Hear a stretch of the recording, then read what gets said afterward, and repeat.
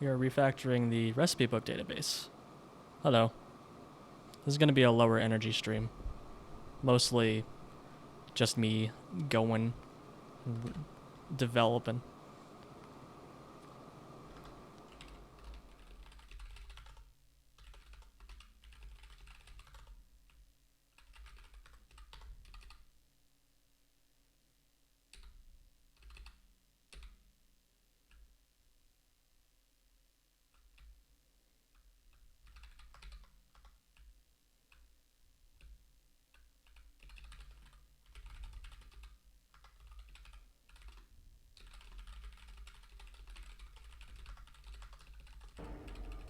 Hello there. The mic. I was, so I know that my last stream I said there wasn't going to be many streams this week. Things changed. I'm actually already home. I was expecting to not be home until tomorrow or Friday. But as a consequence of some of the stuff I was doing this week, I have 7 different bandages on my right hand. Well, actually 6 on my right and 1 on my left. So using my mouse right now is really difficult, so I don't want to play games right now. So instead I am programming. Theoretically, I should probably be working, but I told them I was going to be taking most of this week off, so I'm going to take advantage of that to do some modding.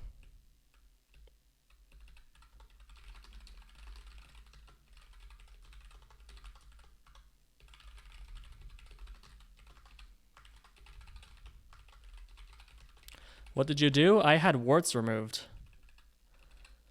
A couple of years ago, I got some warts on my hand, and ever since then, I keep getting them taken off, and they keep coming back again. So I got them all removed again. Unfortunately, that's pretty much all you can do. Oh, thank you for the tier 1 gifted, Crackalakin TV. Appreciate you.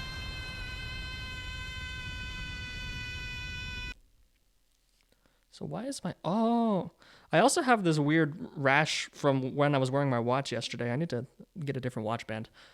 Apparently I'm allergic to this one or something. So yeah, I got a bunch of warts removed, and so my right hand is covered in band-aids right now. It's really hard to hold a mouse. Fortunately, I have been in the habit of using a keyboard-based editor for a while, so... Ha!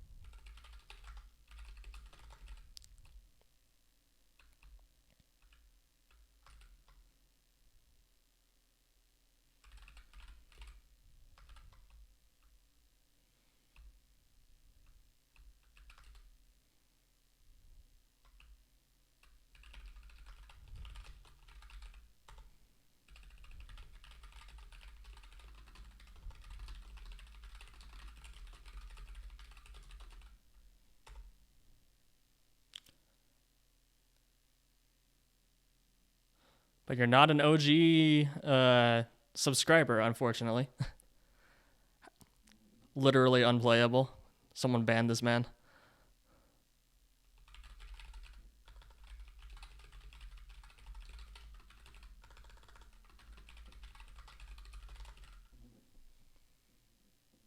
This is annoying.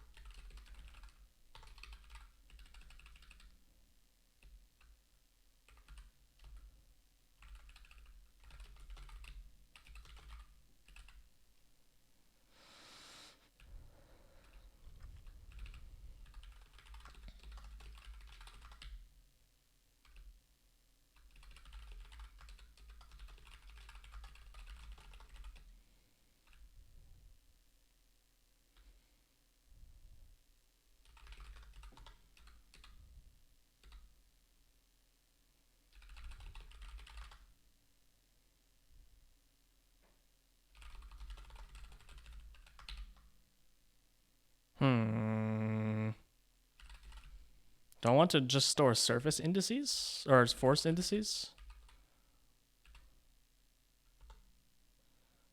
No. No, I also need the forces technologies, so I can't do that. I want to thank you for continuing to work on recipe book. Still have not gone back to my 500 plus hour Pi save since 2.0 because I'd read the idea of Pi without recipe book. Yeah, no problem. I was really freaking hoping that I wouldn't need to work on recipe book anymore, but such is life. Factoriopedia is not a capable replacement. That being said, Recipe Book 4 is similar to Factoriopedia. It just fixes a lot of Factoriopedia's problems. Hello, Mechajide.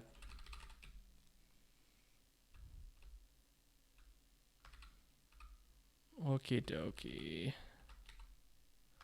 So, what I am attempting to do today with this refactor is I would like to move as much of the database as I can outside of the storage table. And this is a lot easier now than it was in Recipe Book 3 because now prototypes are not locked behind the game global object. Instead, you can access them anytime, and you can also access them during onload. So the only things I actually need to store are related to forces and surfaces so that I know which forces and surfaces are unlocked. Does it replace Factoriopedia if you have it installed? Not by default. Factoriopedia is able to do things that Recipe Book can't. For example, Factoriopedia can be opened when you have the technology tree open. Recipe Book simply cannot do that. So by default, you still use Factoriopedia. Well, actually, by default, Recipe Book uses a different hotkey, although it doesn't appear to be working for some reason. Oh, because I have it unbound. But the recommendation is if you want to use Recipe Book over Factoriopedia, you unbind Factoriopedia and you set Recipe Book to use alt-click, because then it'll open Recipe Book instead of Factoriopedia.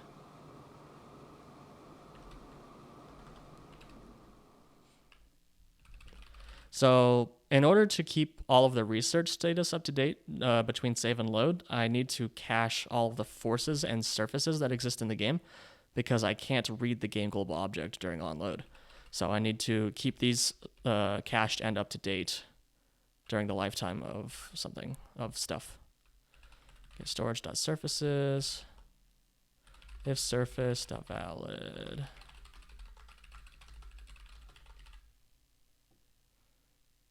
Hey.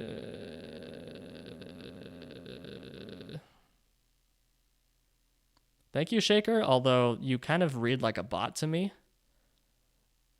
I'm sorry. I was about to ban you, then I realized you might not be a bot, so if you're not a bot, please say so. Otherwise, you're a bit sus. But thank you. Calling someone a cutie pie out of nowhere is kind of strange. Okay, you're not a bot. I'm sorry. I'm pretty skeptical these days. In fact, oh shoot, I just realized. Oh no. Oh, I forgot. Oopsies. I was supposed to get a cardiac monitor, and I'm pretty sure I accidentally blocked the number that was supposed to call me about that because I thought it was spam. I need to call them.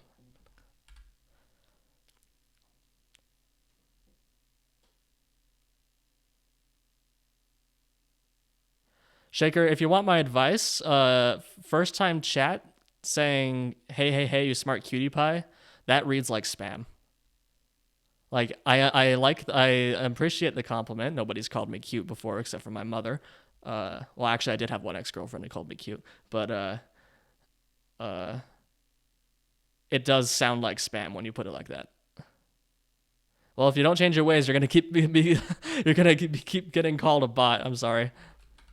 It really reads like one of those Twitch bots, like, "Hey, free followers." Except, yeah, I'm sorry. I don't know. For all I know, you could still be ChatGPT in disguise. Except no, because ChatGPT is not nearly as smart as you. Hello, streamer. I really enjoy streamer game. Can't wait to see some stream title. Exactly. Isn't there a... I swear there's an event for a force being deleted.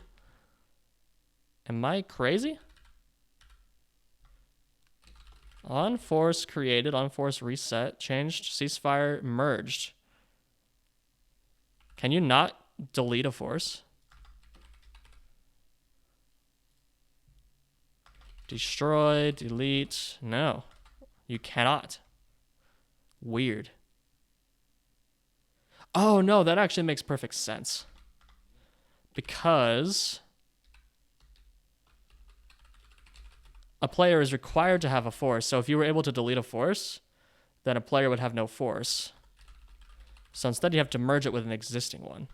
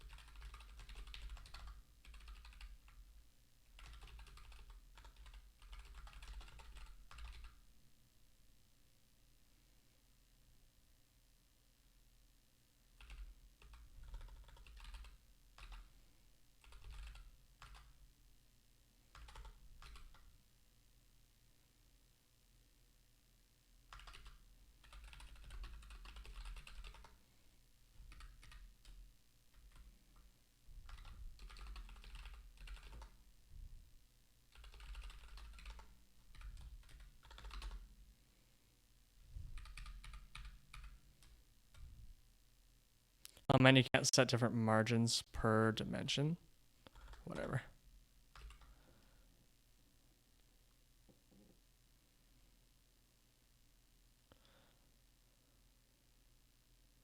Thank you, Shaker. I'm not a bot. I'm a human male.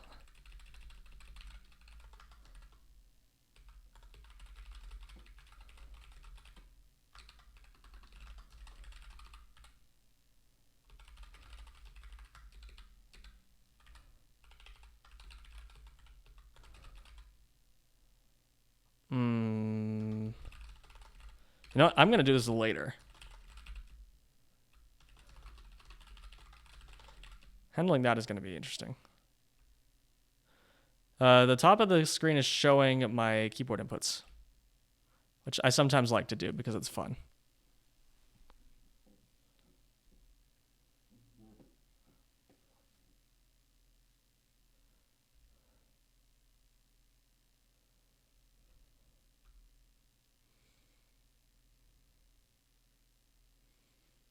Unfortunately, I don't think there's a way to limit the width. No. That's sad.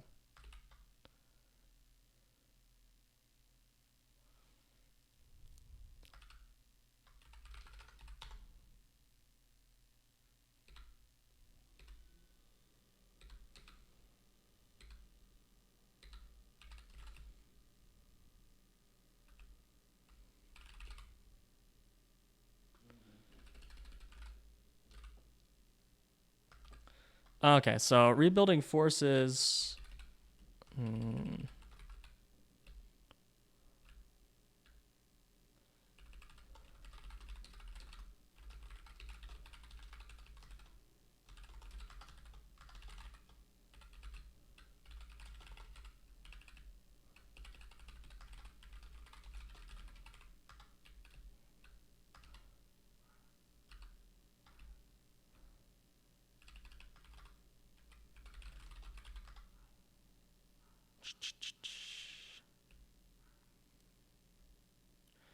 I bounced off programming like 6 times, so I don't see the benefit of that. It's just cool because like I use a bunch of... Wait, why did it stop working? Did it crash? That's hilarious. Like I use a bunch of like a bunch of strange keyboard combinations for things, so sometimes people might.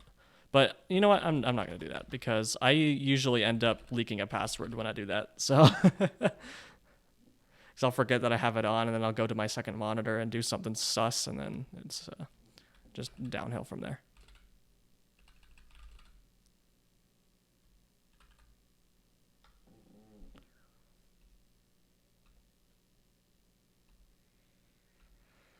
Okay, I think we're good. No, we're not. Rebuild for surface in pairs. Oh, so let's do surfaces first. Storage.surfaces, do if surface.valid, then rebuild research surface.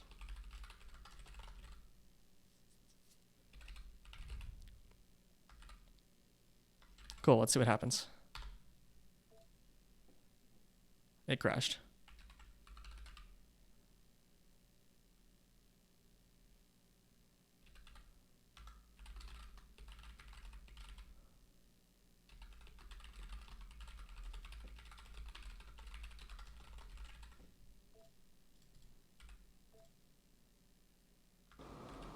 Okay, cool, that worked.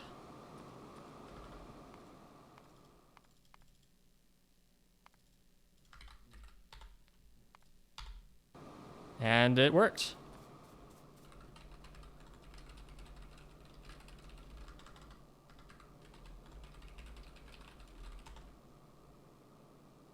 Yay, heavy mode works as well.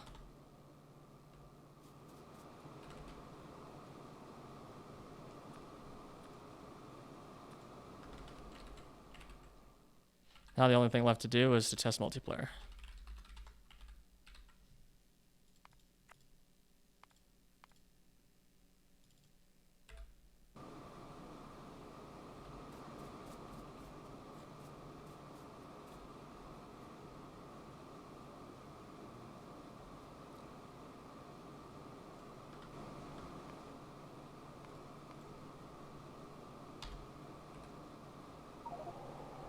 Can you change stuff in factory while save is running?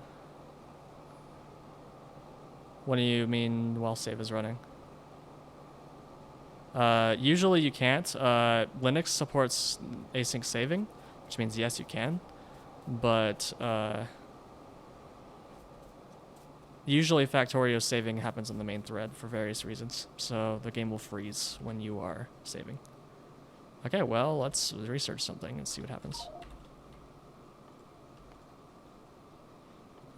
Stone wall. That's something I know where it is. Okay, well, that's not working. But if I refresh this, then it works. Awesome. It's not crashing. 10 out of 10.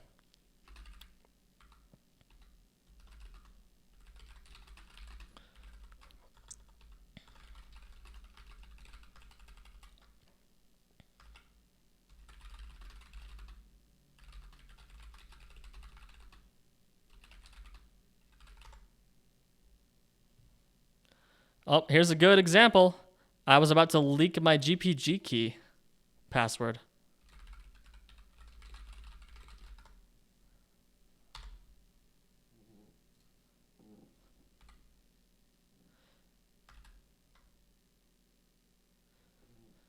Do you work on any other mods besides K2, or is that so big that you realize everything you want with K2? I didn't make K2. I just maintain it, and I have over 24 other mods that I do. Well, actually, it's a bit fewer now. I deprecated a lot of them when 2.0 came out, but I still have at least 20, I think. Yeah, I still have over 20 mods. I have 21, including Crestorio.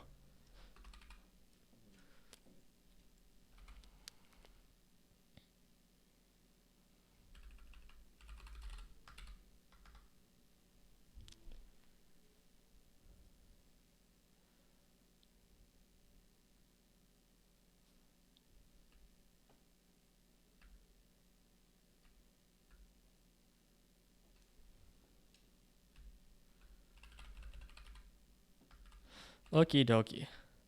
So that's done. So the next thing that we need to fix with this refactor, I'm just gonna delete this actually. Goodbye. Well, I guess I don't need to.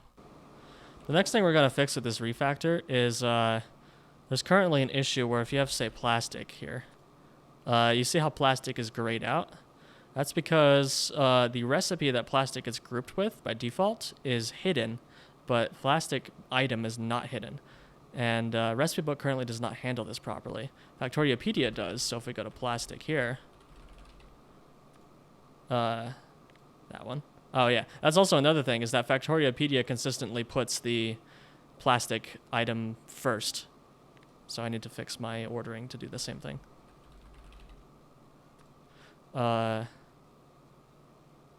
you'll see that in recipe book, the plastic is grouped with a recipe, but in Factoriopedia it's not. And this is because of the difference in hidden. Why would you even want recipe book when they now added Factoriopedia? Because Factoriopedia does not scale well. Factoriopedia does not have the ability to filter based on what you have already researched or not. So you'll see that a bunch of stuff in recipe book is red, whereas in Factoriopedia it's all just the same color. There's no way to know what you actually have researched. So if I want to say, like, I go to Ash and I want to know what I can use it in, you'll see that Factoriopedia just shows all these recipes, and it's kind of hard to know what you actually have unlocked. You have to go to each one, scroll down, go back, go to that one, scroll down. Whereas recipe book, you can filter it. So you can go Ash, and you can see, oh, I can only use it in 3 recipes right now. I can't believe they forgot to add freaking filters. They didn't forget, they neglected. You might not notice, Shaker, but I'm also a Factorio developer. And I told the person working on recipe book a person working on Factoriopedia over a year ago that they needed to add filtering, and it didn't happen. So I tried my best.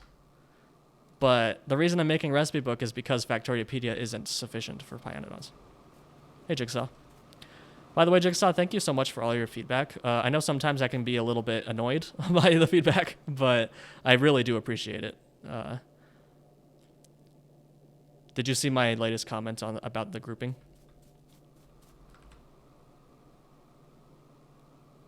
Yeah, so I do the fluid system, and I do modding API stuff, and I do the star map as well. Those are my main priorities. I'm also the Linux guy. That's actually what's taking a lot of my time right now. Last week I spent a bunch of time updating the game to STL3. It's still not a guarantee whether or not that'll be merged for the next major update, but it's looking pretty promising.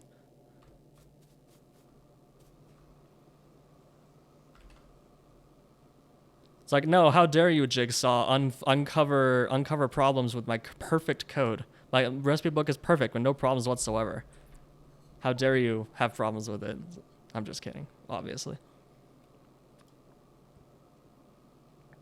And see, like, here's an example where this stone recipe ought to be grouped with this, because this looks to be like the primary quote-unquote way of getting stone, but it's actually not, because the internal prototype name is different. And recipe book is unable to read the icons or the localized names of things, so I have to use internal prototype name. That's also what Factoriopedia does. But like, Pyanodons should either make these group together or give this a different icon and name. And like, this should be like Ash from Coal Gas or something. It should have a little coal gas icon, because if you're not going to group it together, then it should be distinct from the item.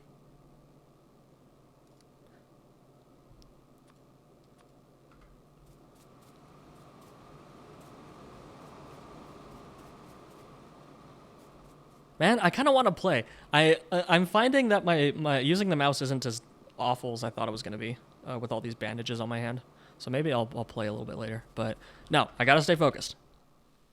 I even moved my keyboard over like I was going to start playing. What's wrong with me?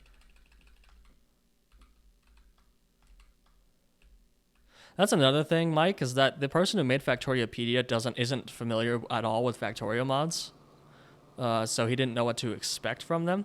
Factoriopedia was specifically designed for Space Age, with Space Age in mind. And so it works at Space Age's recipe scale, but not at something like Pyanodons. Whereas if I was the one who was doing Factoriopedia from the start, I would have done it exactly like this, because I know what to expect from things like Pyanodons and stuff, because I've been working on this game longer than that other developer has in terms of modding, I mean.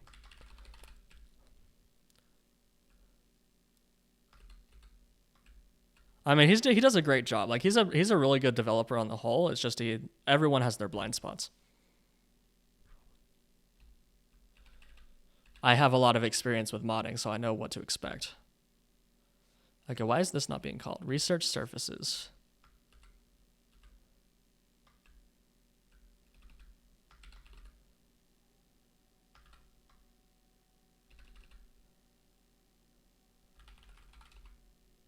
It's because it's already done down here.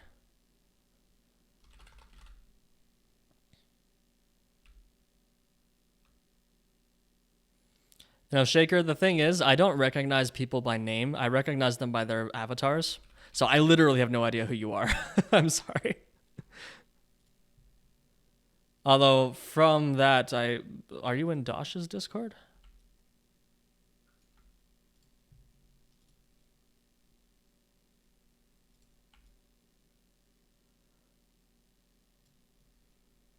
K2? Oh.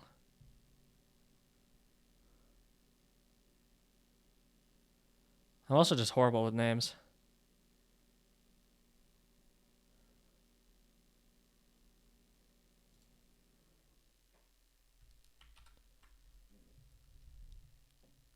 Yeah, sorry, I did not recognize you at all.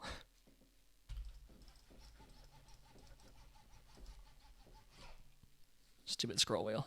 Okay. So I was writing this function, and then I got distracted. I don't think I need it, though. Goodbye.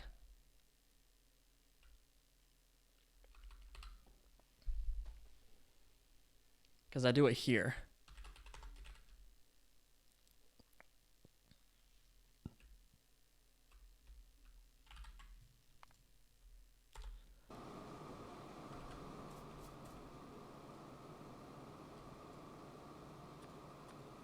Okay, cool.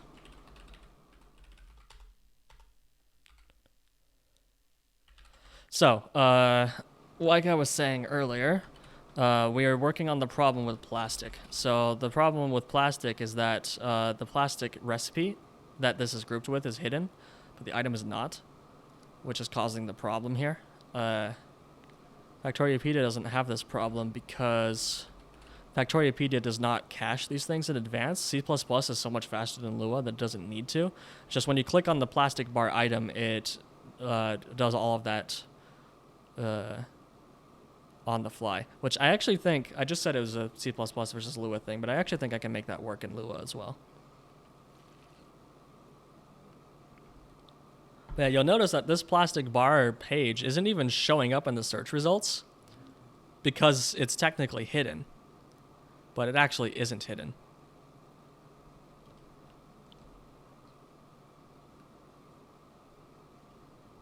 So how am I gonna do this?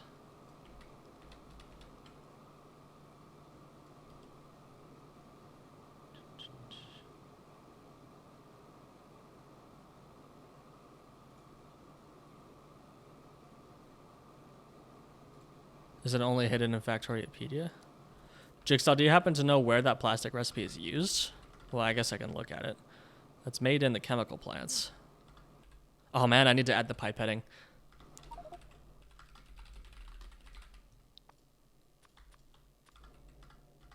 Get out of here.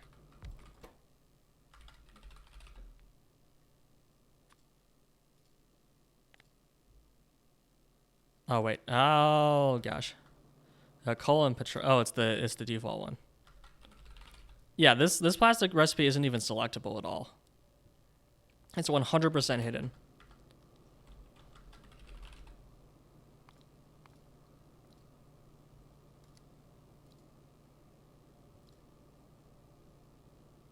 See, like, here's an example. This recipe should be named nylon plastic instead of plastic bar because it's named nylon plastic in the code. In vanilla and Crastorio, things usually, well, in vanilla, it's 100% of the time things match up with their internal names. But mods didn't get in the habit of doing that because it wasn't really an issue before, but now it is. So yeah, this plastic bar recipe is 100% hidden, so it shouldn't show at all. I mean, obviously it should show if I show hidden, but it shouldn't be grouped with the plastic. Actually, pretty sure I did a thing about this. Database hidden Oh, I have a should group. Yeah, here we go. Yeah, it's right here.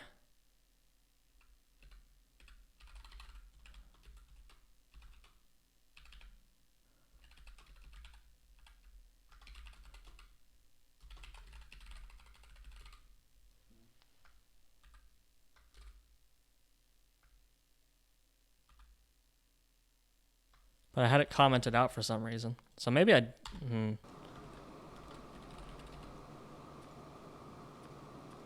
Well, actually, I need to rebuild the database. So let's start over. There we go. Plastic. Oh, yeah, see, there we go. Now it's separated. And then if we show hidden, then that's over there.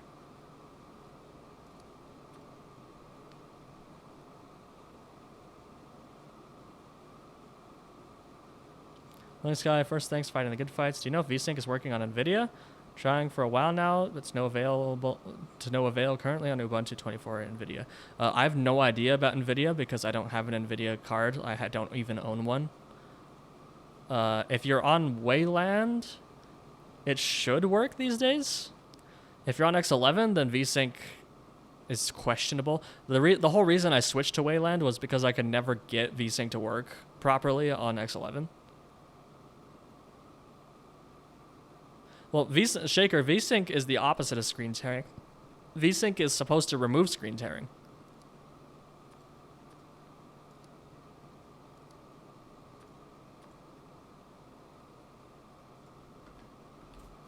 So if VSync is causing screen tearing, well, the whole thing with VSync is VSync syncs the output of the game's frames to the flipping of your monitor. So the game will build a frame and then it'll wait to present it until the monitor asks for it, or until the monitor's ready for it. That way, the whole frame will be complete. And then if the monitor requests another frame, it'll wait to update the display until the game provides it one. So that's how VSync works. Without VSync, you can get screen tearing because the game will just submit its frames immediately, and it won't like cache them on the back end. So like, hold on.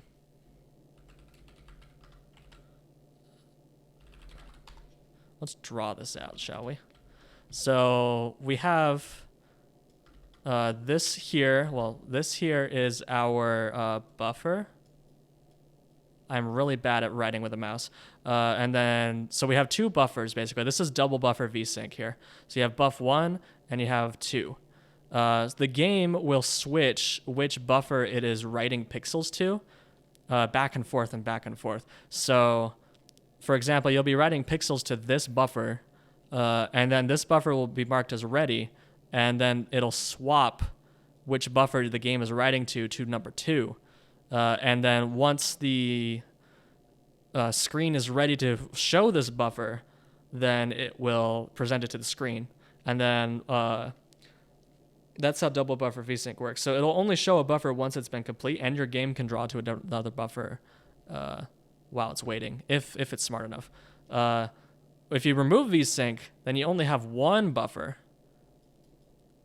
that the game is always writing pixels to, and then whenever the screen updates, it takes pixels from that and displays them to the screen whenever it feels like it. So you could be like updating, you're updating each pixel row by row, and then suddenly here, bang, it requests the screen to be updated. So suddenly this half of the screen is newer than this half of the screen. That's what causes screen tearing.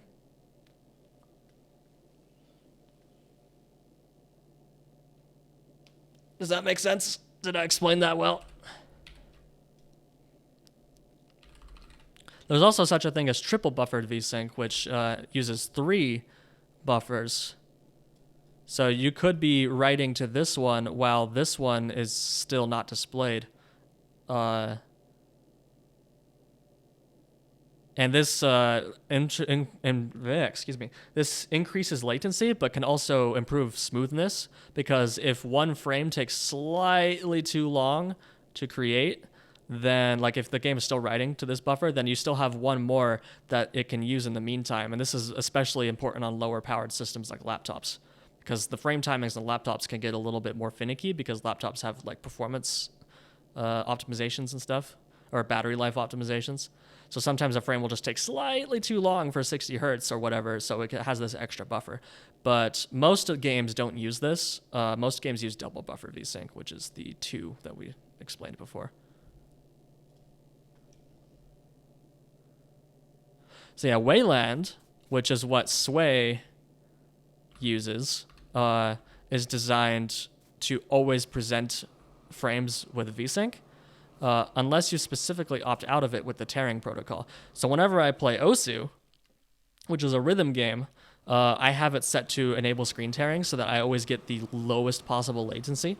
But if I'm playing something like Factorio doesn't require like good reaction time, so I keep VSync turned on, and so it looks better. But I'm also running a 60 hertz game on a 180 hertz monitor, which means that the frame timing can be a little, or the frame pacing can be a little off.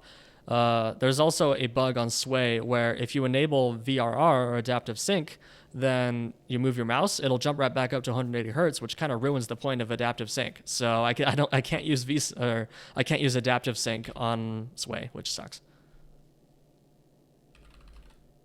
Anyway, this might just work? Question mark.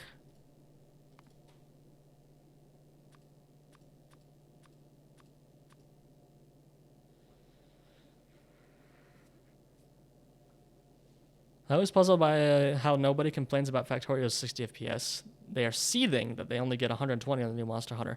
Well, Factorio is a more chill game, and it's a simulation game. Well, even simulation games like City Skylines, for example, people want to have high refresh rates. I think people just don't care as much because it's sprite-based, honestly. And it doesn't require good reaction time. Like something like Monster Hunter, you want reaction time. Like I've never played Monster Hunter, so I don't know how important it is, but I imagine it needs some reaction time. Whereas with Factorio, the most combat you ever do is holding spacebar, so.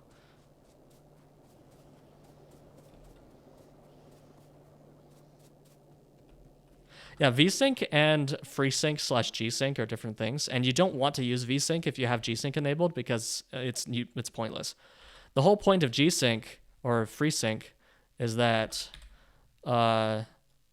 the monitor, instead of the monitor just pulling pixels, so this is the monitor, this is the buffer.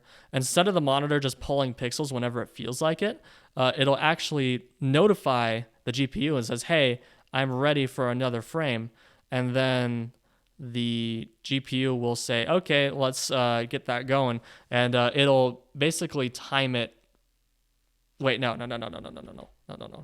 Sorry. That's how it normally works. Normally the monitor is like, hey, I want a new frame, so the GPU will switch which back buffer the monitor is reading from. The way that FreeSync and G-Sync work is that the GPU will notify the monitor when a new frame is available. So the monitor will adjust its refresh rate depending on what the game is actually outputting. Sorry, I almost did a really dumb thing there. And what this means is that you don't actually need VSync if you are using FreeSync or G-Sync or adaptive sync, as I like to call it because it's more generic. If you're using adaptive sync, you don't need VSync because there's only one buffer, and it'll just tell the monitor when to update it. Or maybe there's still 2 back buffers. There might still be 2 buffers, because then you can write to the next one while this one is being sent to the monitor, because everything takes a little bit of time. But the important thing is that your graphics card, that's a graphics card. Your graphics card will tell the monitor when it has a new frame available. But yeah, Factorio is never going to be more than 60 hertz because it's a sprite-based game, and the frame rate is directly tied to the simulation speed in like a very intricate and intimate way, and there's no way to change that at this point. It's just not feasible.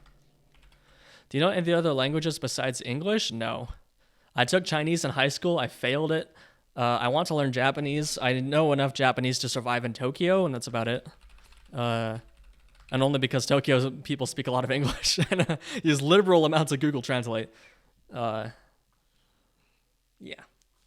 Okay, so this is working to fix that particular plastic problem. Maybe we don't need to refactor the database. But no, we do, because Yeah, Soulbird, I can't read that at all. I'm sorry.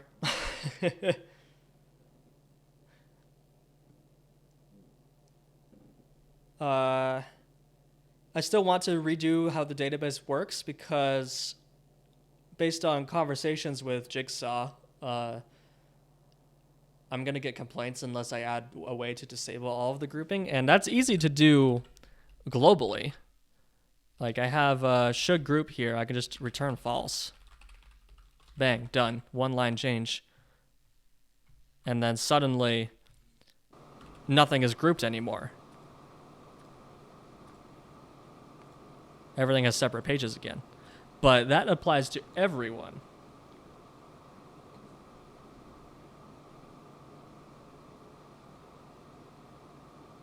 Tokyo speaks English? I think we're in different Tokyos, maybe. Well, I went to a bunch of the tourist places where they speak more than average English, but also just a lot of Google Translate. So no, I don't know enough Japanese to survive in Tokyo because Google Translate's the only reason I survived in Tokyo.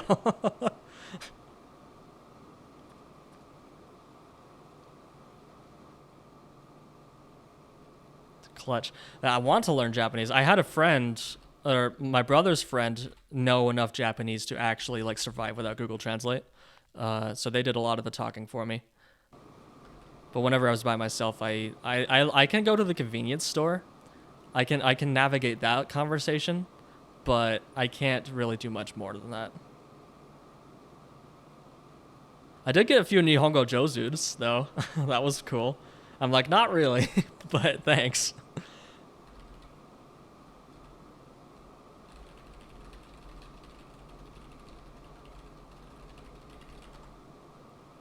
It didn't save it.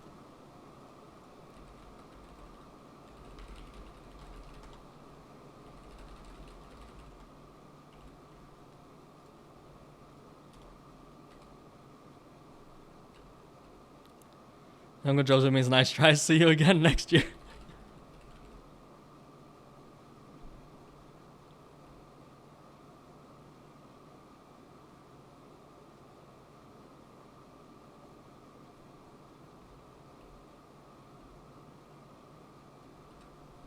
Okay, so I've done the research stuff. That is no longer stored in storage. But now I want to move the entire database outside of storage, which should be actually easier. But while I do that, I need to redo how it all works. So basically, I'm going to have to rebuild the search tree. That's what I'm going to focus on first. The search tree is going to differ depending on what the player has selected. If the player wants, I'm going to add the setting first, actually. That's a good starting point. So there's going to be a setting, type equals bool setting, name equals RB, use grouping.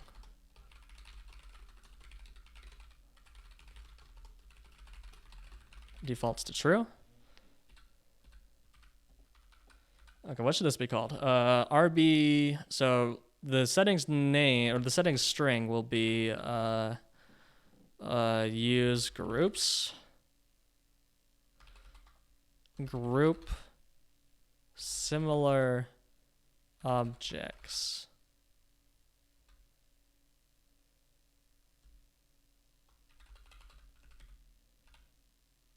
I'll just name it groups for now.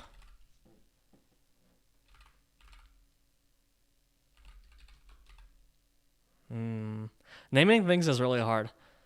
So basically, when the setting is true, it'll act like Factoriopedia, where things are grouped together, like recipe, item, and entity. But if you disable it, then these won't be grouped together anymore. It'll act like recipe book 3. You can call it legacy mode for Jigsaw. No. RB. Yeah, I'll just use groups.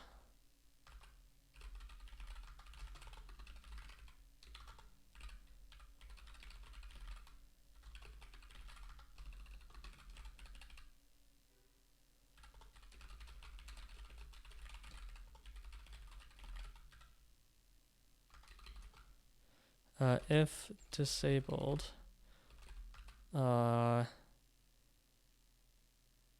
objects, or if enabled, Objects with a direct relationship will be grouped together. For example, the recipe, item, and entity for assembling a machine 1 will appear as a single object. Sure.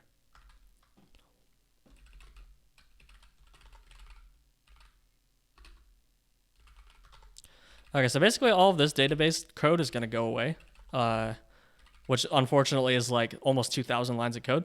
We're going to have to refactor this because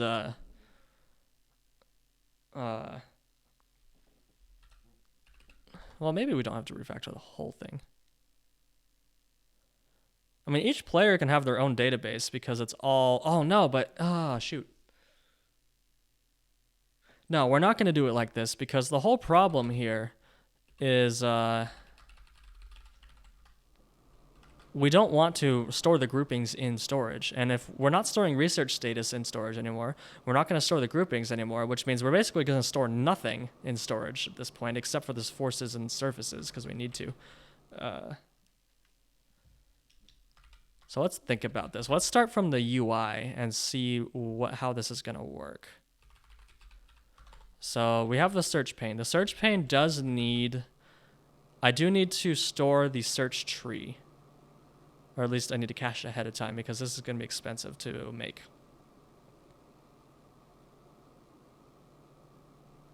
Well, yeah, Soulburn, the whole reason I regained my motivation to work on Recipe Book 4 is because I started playing Pi again. And Factoriopedia is freaking useless with Pi. So I wrote Recipe Book for my own use. And that's the whole reason why I made most of my mods.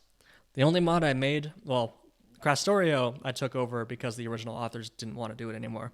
So that doesn't count. But the only mod I've ever made that I made not because I wanted to make it, but because I was asked to, was LTN Manager. And I very quickly passed that off to somebody else because I didn't want to work on it anymore. The whole reason I make mods is because I want to use them myself. That's like my entire motivation. So when I don't want to use a mod myself anymore, I lose motivation to work on it. For example, Mouse Over Construction, I don't use that mod anymore, but I'm still keeping it up to date because a lot of people like it.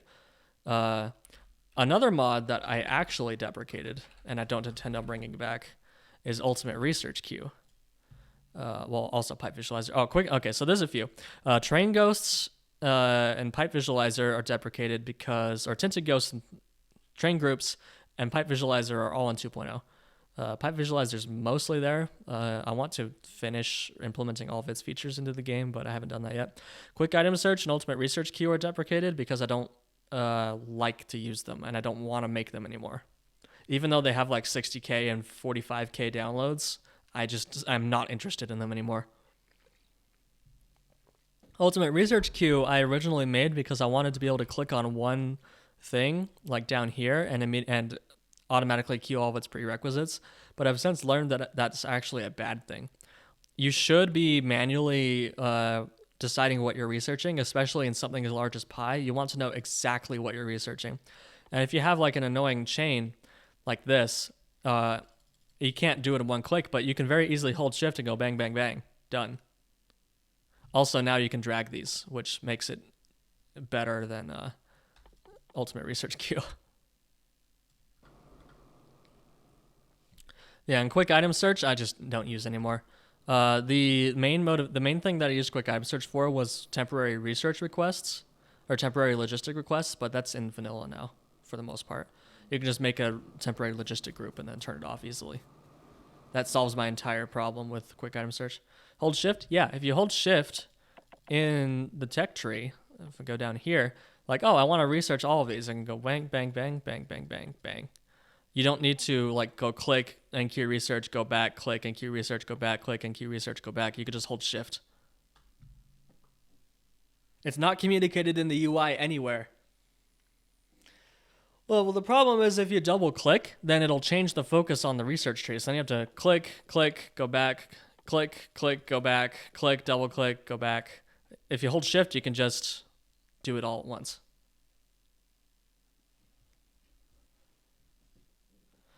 Is there a way to search items across all planets, or do you have to search all separately? If you mean the logistics network, you have to do it all separately.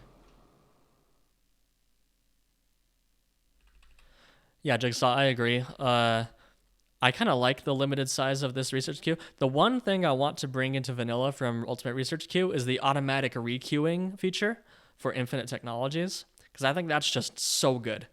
Because then you can truly automate your base with infinite technologies. I think that should be in vanilla, and the logic is pretty simple as well. It's just every time you have an infinite technology and it finishes researching, it'll add the next level of that technology to the end of the queue, which means you can mix and match. Like you can have like 2 mining prods and then 1 follower robot count. Oh, thank you for the tier 1, Crackalakin. Appreciate you. I need to fix my Twitch payouts so I can actually get paid for all these subs you guys are giving me. I have like a zillion dollars sitting in my Twitch account. Thanks for the gifted, Crackalakin, as well. Appreciate you. Monetization, subscriptions, wait, content, wait, where? I can never figure this out. Analytics, revenue, earnings. Yeah, I have...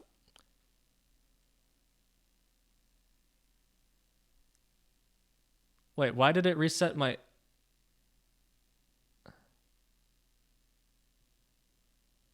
Uh-oh.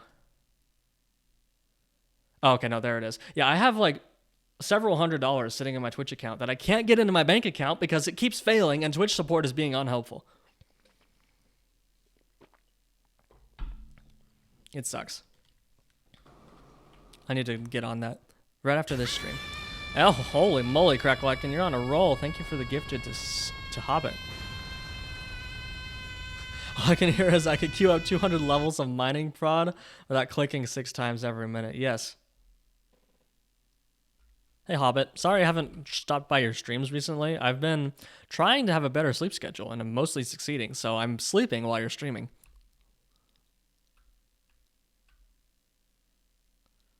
Okay, I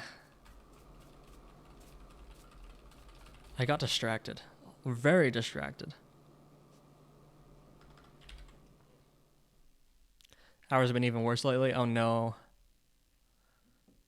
Your internet died halfway through the stream? Oh, no. Was it shifting from 2.0? No, it's been there before.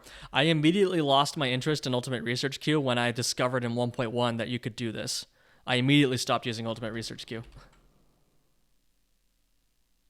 Are you succeeding in going to the gym also? We don't talk about that.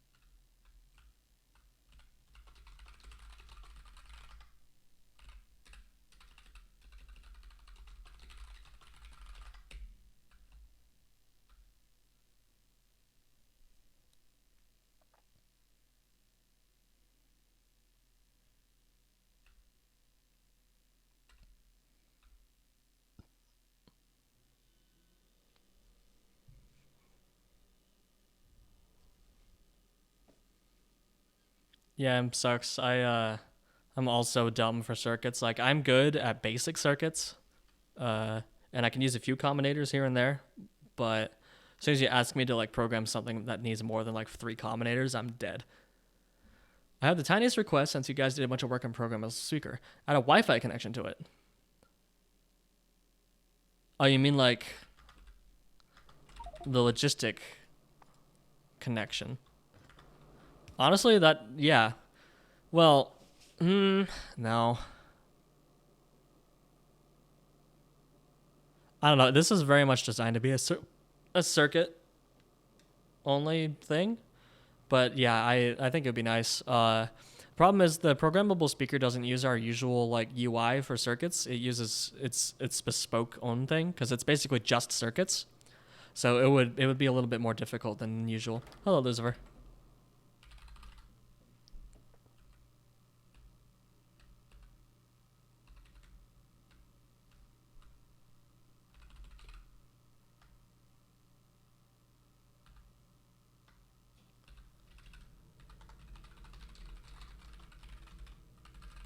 So basically the first thing I need to do here is start converting everything to use generic prototypes instead of my bespoke database objects. Somebody added Lua schedule? Yeah, you can thank our setting for that. Here's a little bit of a spoiler. There's going to be another release in a little while because there's something broken about Lua schedule, and we need to get a hotfix out before anyone uses Lua schedule because it's freaking broken. Oh, actually, it just got released. Actually, it got released an hour ago. I'm freaking blind. So yeah, the whole reason that 2.0.37 came out today was because Lua schedule was broken.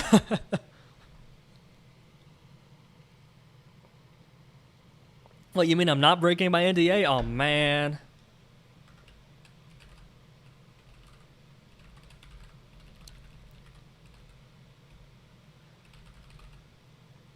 Okay, so if prototype to object name, turns out that equipment is hard-coded into this item group.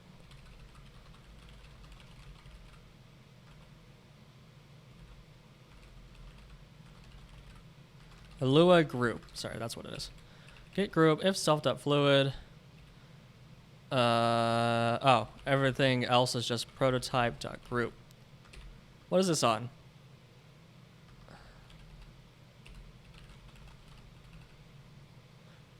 Does everything else have a group? So what has a group? We have Lua item prototype. What? Item doesn't have a group? No, it does. Oh, Lua prototype base. Okay. Everything has a group, except for equipment, for some reason.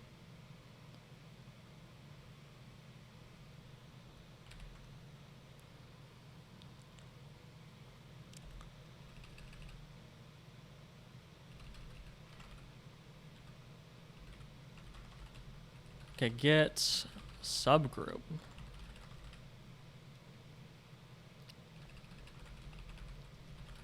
What is special about subgroup? Yeah, it's its own thing.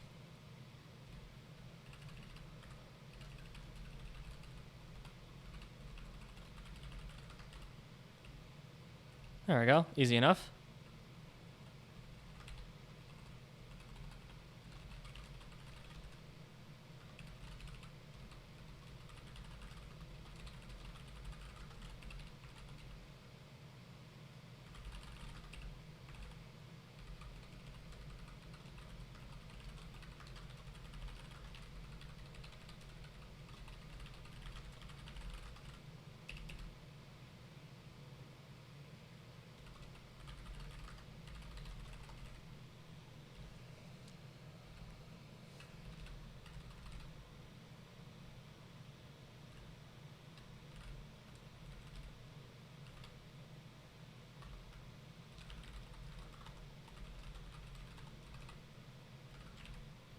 Oh, order is also a prototype-based thing.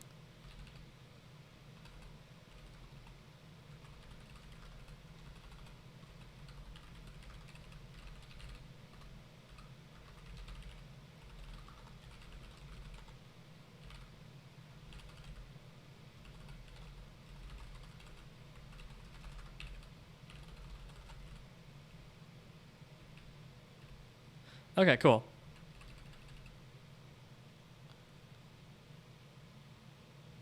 Code's so little my job anymore that I forgot many of the Vim navigation commands already. Well, lucky for you, I'm not using Vim. I'm using Cocoon. Get hecked. But I mean, it's HJKL is similar across both, so yeah. Oh yeah, the arrow keys do work for me, but HJKL is where it's at.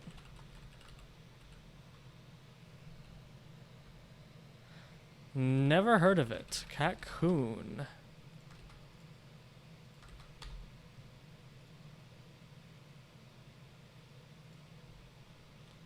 It's very niche. You know, I just realized that the chat is covering code. So for this stream, does Twitch have a native chat overlay yet, or do I still have to use Stream Elements?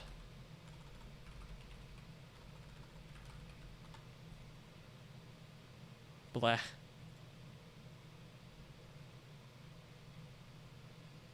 This will allow Stream Elements to run commercials on a channel, manage your channel's broadcast configuration, perform moderation actions, read a list of all VIPs.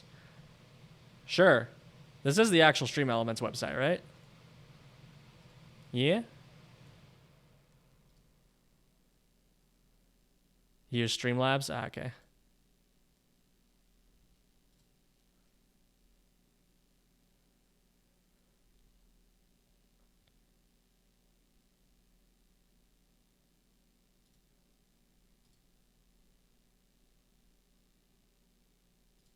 Pretty sure I'm using the ultra wide one, which is not correct. Actually, no, I'm using the 1080p one. Yeah, so now I have to,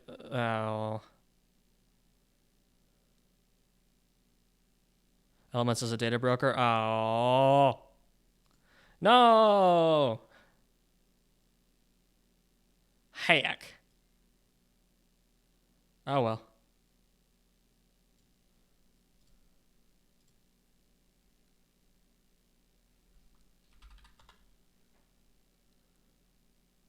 It didn't work. Didn't heckin' work.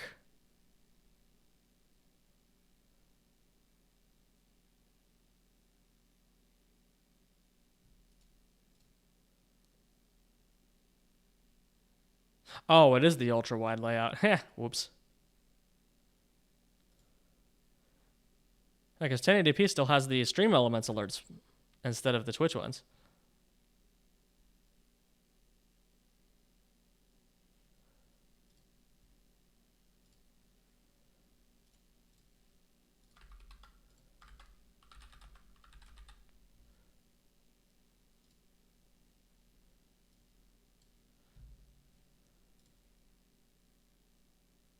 There we go.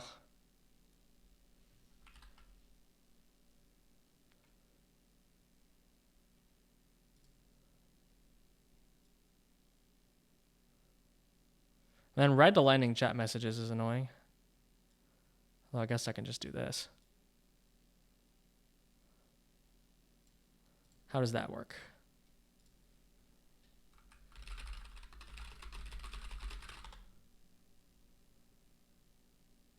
Oh, so close.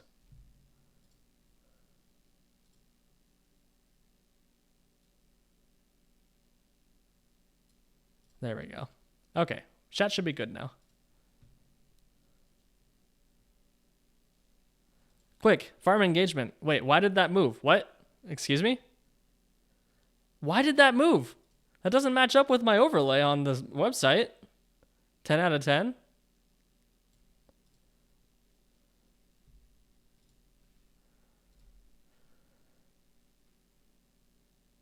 The heck? Stream Elements is cursed.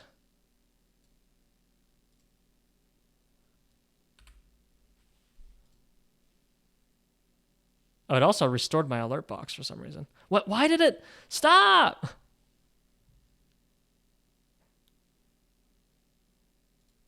What the heck?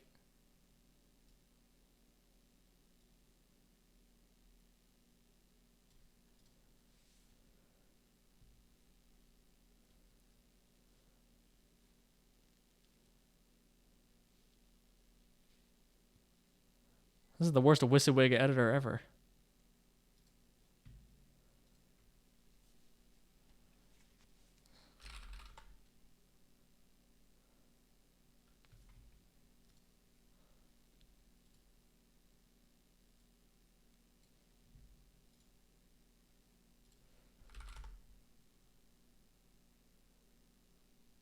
Oh my gosh, this is so tedious. There. Okay, I'm calling that good. And I'll make it taller.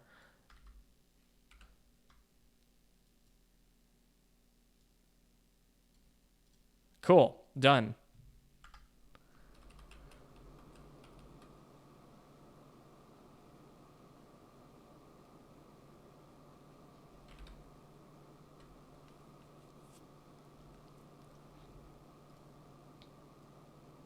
Not quite done. Okay, now it's done. We'll see. What you see is what you maybe get.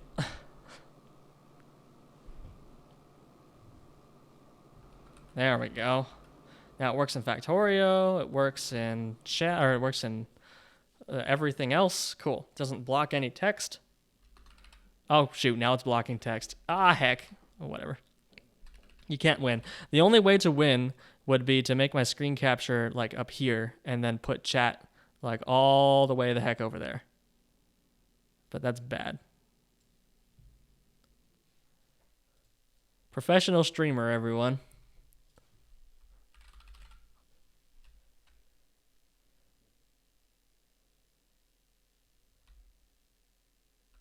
Okay, so doing this will have completely destroyed a search tree.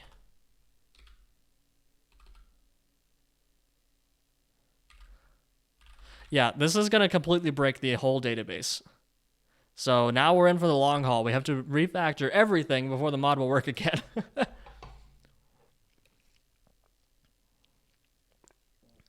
know, instead of doing that, let's make a different file. Undo everything. Class search tree new. There we go.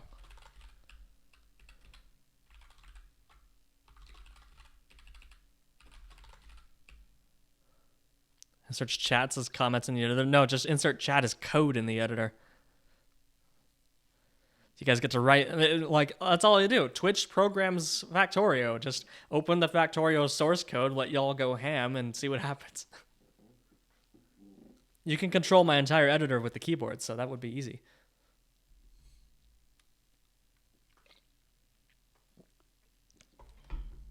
I'd also get fired in about 2 seconds, so...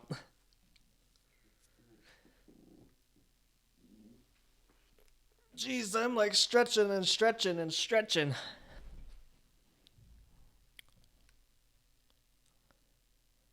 Ooh, big stretch.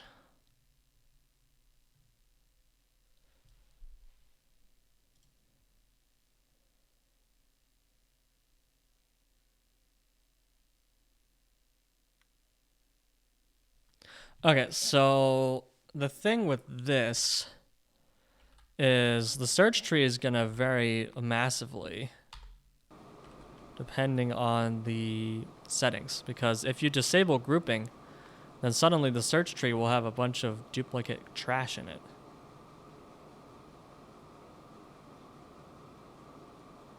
Control-C RMRF actually would happen pretty quickly. Now Control-C CD root sudo RMRF, type in my password. I'm sure you guys could figure out my password. Actually, no, you couldn't. Well, maybe you could, because I have typed it on this stream. You could figure out my... you could take the audio from my keyboard and use that to deduce my password. That's actually possible to do. It's just really hard. Fortunately, you don't have my GPG private key, nor do you have access to my computer, so it wouldn't do you much good anyway.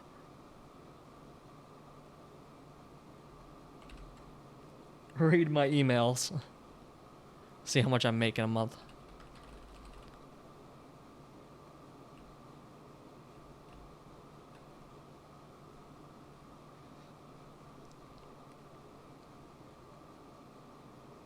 Gosh.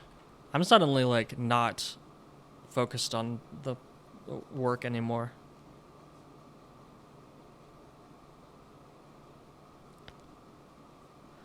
I just got completely distracted by chat. It's all your fault, chat. This is why you shouldn't program on stream. You lose your flow. I was in a flow state for a little while, And now it's gone. Focus! Maybe I'll just close chat. Y'all don't exist anymore. Who needs chat anyway? Professional streamer, everyone. Okay, so this has been changed to use generic prototypes. So now we need to add generic prototypes to this tree.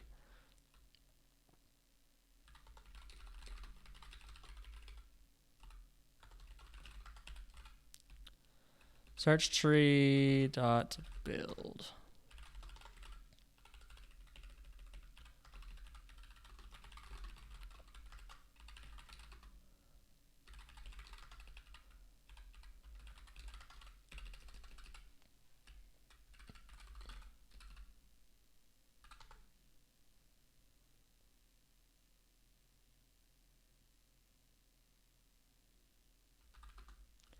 Okay, so I need to add... this is a lot of work. I didn't want to refactor the database. I thought the database was going to work fine. I didn't expect to need to support this use case. Wait, am I just being an idiot? Hold on.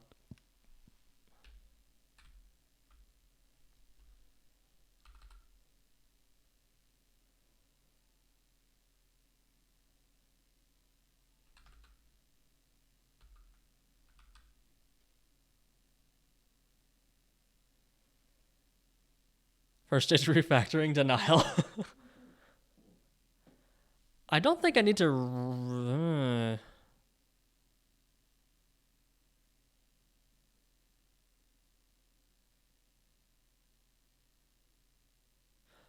I already have this set up so that...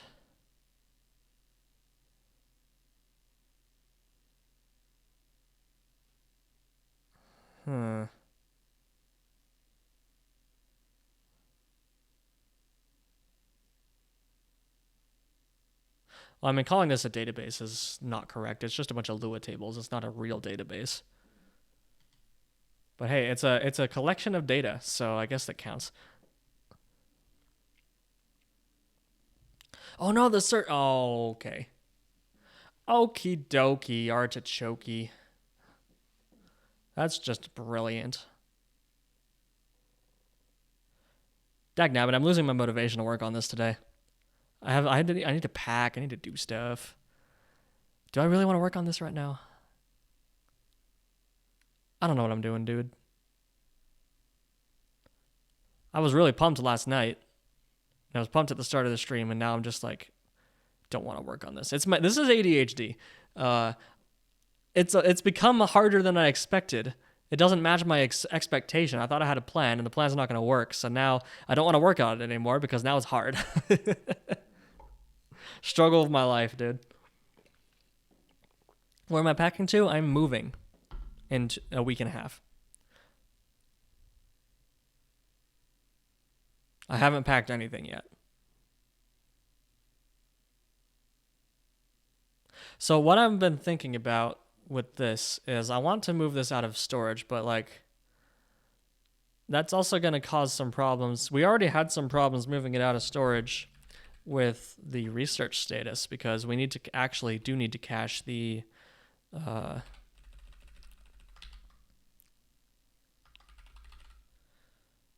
we need to cache the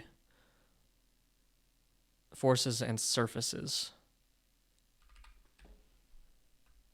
And this is all pretty easy to do with just prototypes. Yeah, well, I don't have that much stuff can do. If I just do like one room a day, it'll be done in like 4 days. I live in a single bedroom apartment and I don't have that much stuff. It's just doing it at all is I'm procrastinating it.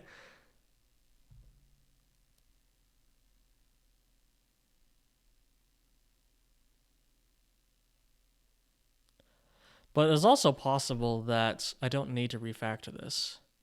Am I looking at this the wrong way? Like my whole code base has been designed with the idea like I could technically make multiple databases. Because this database, even though I'm using it as a singleton in storage, it's an object with a meta table. So I could just create another database and have that one have different settings, and it'll all work.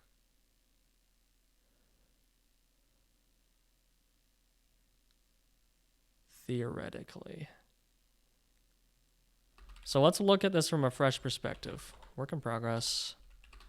Let's undo all of that. Let's take another...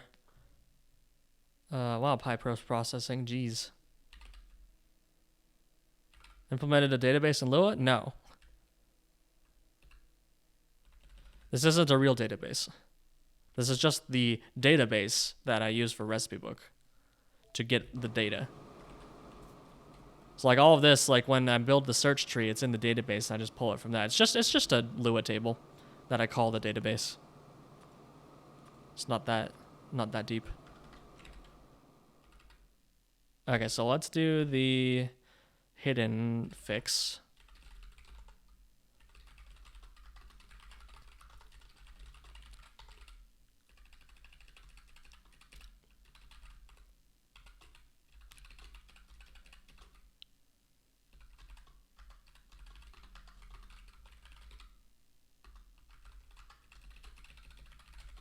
Actually, do I need this group with overrides anymore? This thing has some nice links between items, etc. Yeah, so the nice thing about this database that I made over 2 years ago now is, yeah, I've been working on Recipe Book 4 for over 2 years, is it's all like methods on objects. So like you create an entry, and the entry has a base prototype, but it also has all the other things in that are grouped together in the same like table. So you have an entry for recipe/iron plate, for example. Well, actually, let's do this without Pi. It'll be easier to explain this way. If fuzzy search over translations is a solved problem, I have a flib module that just handles it all for you. As people say, every man should build his own database, write his own game engine, create his own programming language. I'd extend that to every programmer. We like to be inclusive. Okay, so for example, you have this. This is grouped together in, well, actually, even a better example is assembling machine 2. So you have assembling machine 2 in the database.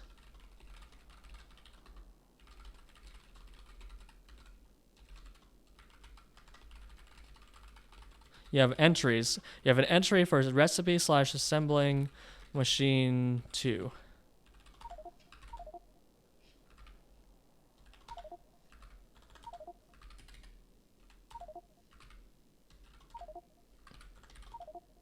Heck. What did I do? I can't. Wait. Oh. There we go. Okay, so oh, we need to log this actually because I can't read that. Okay, here we go. So if we ignore the whole database, yeah, this has the whole database. It has a reference to the entire database. So let's just get rid of that. So here's the structure here. We have a base prototype, which in this case is the recipe, because you have a precedence order. You have recipe, then material, then entity/tile. And then technologies above recipe. So the base prototype, quote unquote, is the one that's used for the icon, the display name, and the hidden and subgroup ordering checking. And then you have entity, item, recipe. These are all in the recipe/assembling machine 2 entry. But if we also do entity/assembling machine 2, you'll see it's actually the same thing. It's a reference to the same table. So it's the groupings are like coded into the database like this. If I want to add an option to disable grouping, then I either need 2 entirely separate databases, or I don't store the groupings like this at all. The way that Factoriapedia does it on the C++ side is it collects all of the What order does it do it in? I think so. When it builds the search panes, like this is obviously like a generic C++ class that we have. I don't think you can see it here, but this is like a generic search interface that's reused, for better or for worse, in a very object-oriented way, across all sorts of different things, and it's really complicated. But this one iterates over Factoriopedia IDs, and I'm pretty sure what it does is it first iterates over all items and fluids, and it adds those to the table, and then it'll iterate over every recipe in the game, and every recipe that is not directly related to its main product, in the sense that it has the same internal name, it adds those. And then it adds all tiles, and then it goes through and adds entities in the same way. So what I need to do is, if I'm going to refactor this to be based on prototype, like generic prototype objects instead of like just bespoke recipe, or instead of these group objects in the database, then what that means is I need to copy Factoriopedia's methods for grouping. So like Factoriopedia, okay, what I'm trying to say is this. Factoriopedia does not have the concept of a persistent data store at all. It does it all on the fly. So when you open the Factoriopedia GUI, it figures all this out every single time you open it. And then you click Turbo Transport Belt, so when you click Turbo Transport Belt, you'll see that this tooltip that is in Factoriopedia is the item tooltip, whereas in Recipe Book, it's the recipe tooltip. That is a difference that I noticed. So Factoriopedia actually uses the item ID here. And then based on the item ID, it'll say, hey, does this item have a recipe that produces it like directly? No, actually it's even easier than that. Is there a recipe with the same internal prototype name as this item? If so, then add that, and then the same thing with the entity. Is there an entity that has the same internal prototype name as this item? If so, then do that. So our new search tree needs to be based on items first, and then it adds recipes. Like uranium processing, you'll see that it has the recipe tooltip, whereas this one, since it's an item, it has the item tooltip, for better or for worse.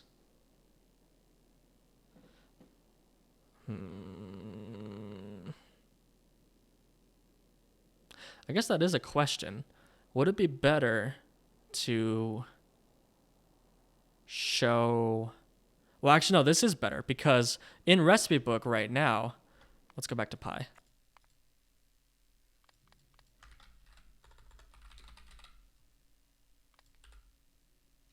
In Recipe Book right now, it's really difficult to tell which entry in the search results is the item, or the grouped thing, and which one is just pure recipes. Would it work well for mods where recipes don't always correspond to a single item? Well, that's the thing, is what the game does and what mods are supposed to do is, if an iron plate, for example, has, so like here, I can't tell which one of these is the grouped thing, but if this one showed the item tooltip only, then I would be able to say, oh, that's the group. Anyway, the Pyanodons, you'll see that there's multiple ways to make iron, and they're not really distinguishable. So when you... I need to... Iron plate. There we go. It wasn't showing all of them because the translations weren't finished yet. It's hard to tell which one's the one that has the item, as well as all of these have the same icon, and they're not really distinguishable in this search results. So like, okay, which one is the one I'm looking for? Oh, it's this one. What Pi needs to do is make unique icons for every recipe in the mod. That's basically the solution. These ones are easy because you can just add a little processed iron ore to the corner. This one could have a borax in the corner, and this one could have an iron oxide in the corner. So that's easy to solve, but it's not always that easy. So like in Space Age, if you have heavy oil, for example, heavy oil doesn't have just one bespoke heavy oil recipe. It has 3 different recipes that can make it. You can do advanced oil processing, you can do simple coal liquefaction, and you can do, well, there's one other. But all of these things have unique icons and names separate from the heavy oil, or in this case, iron plate, item name and icon. And that's how it's supposed to be done. Like, that's the intention. But unfortunately, mods never did that because before 2.0, it didn't really matter. because you would never have, in the vanilla game, you'd never have an interface where you're mixing recipes and items, but now you do. Actually, now you do even worse. It's not just Factoriopedia that does this, it's constant combinators. And basically anything, it's signals, anything that needs a signal. So if you go here, you go iron plate. Oh, actually, it does deduplicate that. Hold on. How does that work? You can't specify a specific iron plate recipe. Really? Can you do it on the output? How does that work?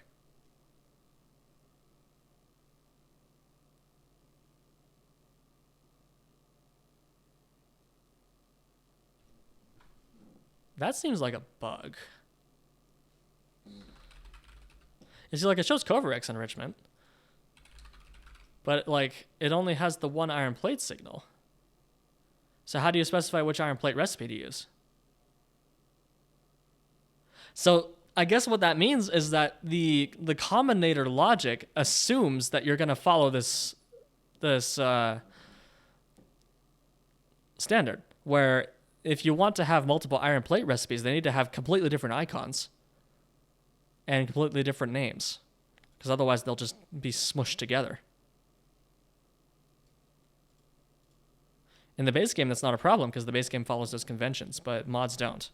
So that's actually, I think the game should try to handle that better, but also Pyanodon team need to fix that.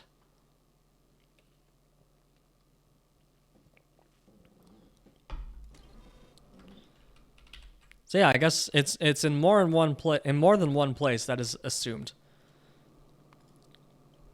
Okay, I've been rambling for a while. So what is our next step?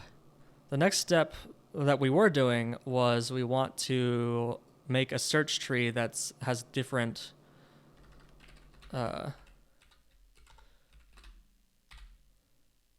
behavior. Same way if you send full barrels as a signal to an assembler, it doesn't know if you want to empty or fill it.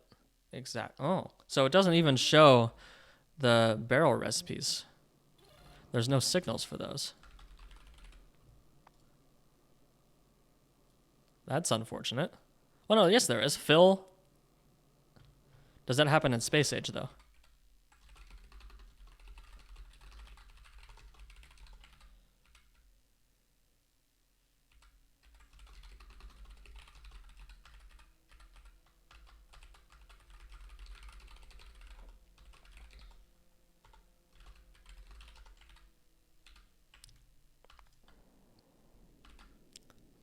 So in Space Age, if you have a combinator barrel, yeah, you can specify fill and empty.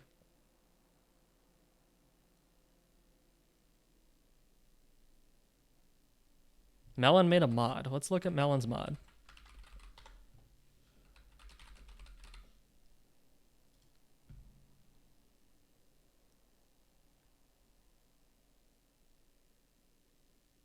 Oh, interesting. Pyanodon's industry graphics is under Melon's name instead of Pi's. Did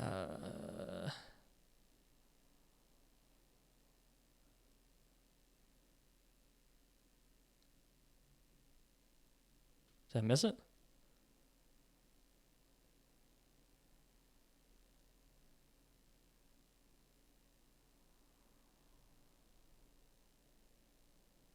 I don't see it. Oh, he made extended descriptions. I didn't know that. Interesting.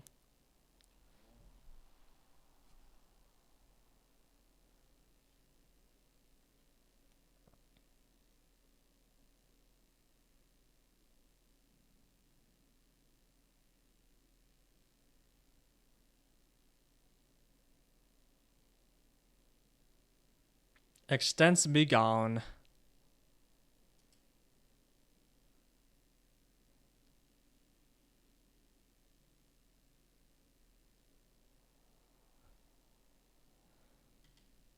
Just tuned in is about calculating the Factoriopedia. Yeah, so basically.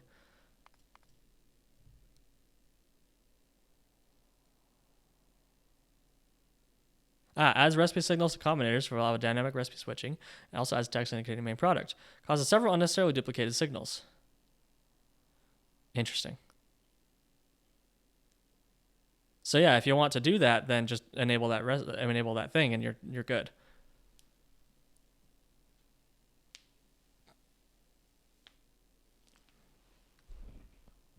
But that's interesting.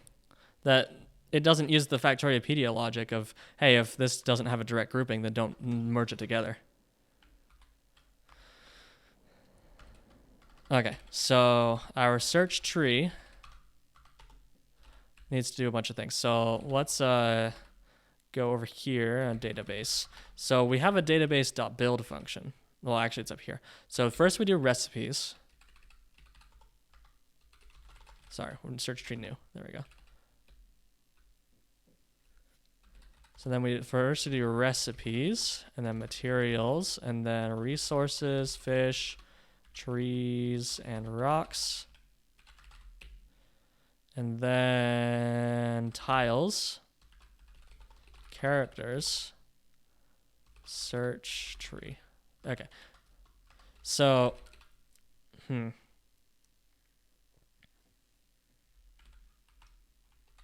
I'm really tempted to just look at the Factoriopedia code and see what it does. So first, let's just do materials. So for fluid, name fluid, in pairs, prototypes, fluid, do. So we basically do we just want to add every fluid? Because, okay, right, so there's some stuff here. So the reason that the current database starts with recipes instead of materials, like Factoriopedia apparently does, is it determines which materials to add based on what recipes exist. So it doesn't add every item in the game. It adds only the items that are obtainable from recipes. I think I did that for the purposes of the unlocked by stuff, but it turns out that I don't need to pre-cache any of that in advance, so I don't think that's necessary anyway. The research stuff does originate on recipes, but it follows entirely different code paths now because it has slightly different logic.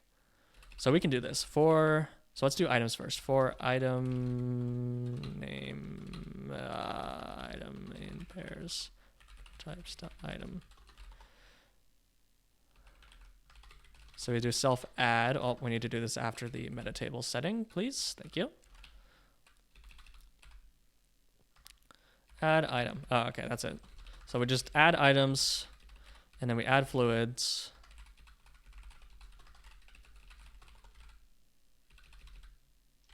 Oh, it'd be so much easier if I didn't want to add hidden stuff too. Okay, and then for the recipes, we want to only do that if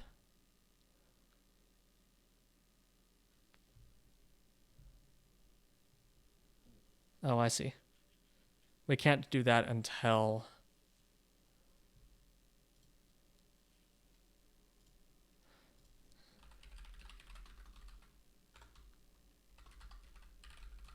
okay, so lookup will be keyed. Well, maybe I can just do that here now. Thanks for the follow, Droxor. Appreciate you. Lookup is table of sprite path to generic prototype. So that will be when we add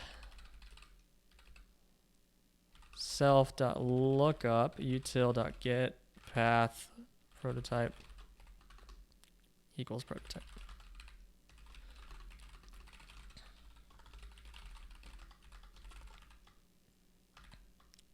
Okay, so if self.lookup util.get path does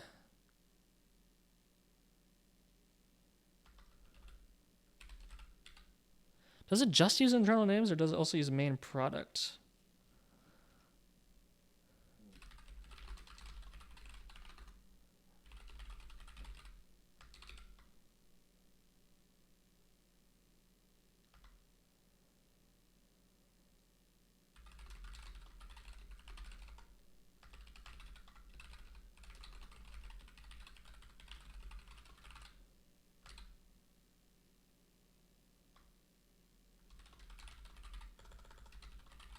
Oh wait, no, that's no. So if not self.lookup fluid / recipe name and not self.lookup item / recipe name, then we add it. That's it. So what that will do is it'll add any recipes that are not grouped materials.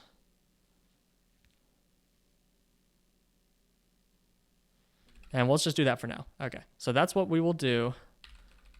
We need to use the grouping at some point.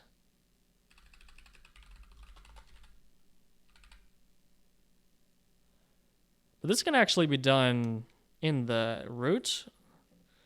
But no, we need different search trees per player though, because they can have different settings. But this will be kept outside of storage. And regenerated when the player needs it.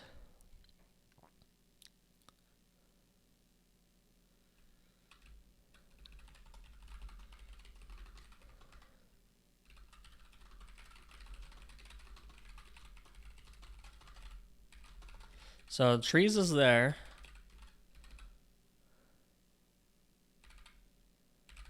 Okay, we're gonna make this not be an object anymore, I think.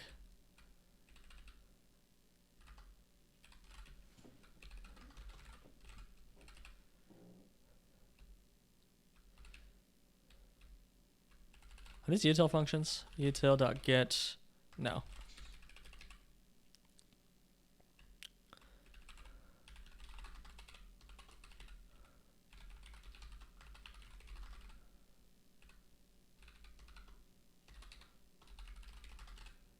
There we go.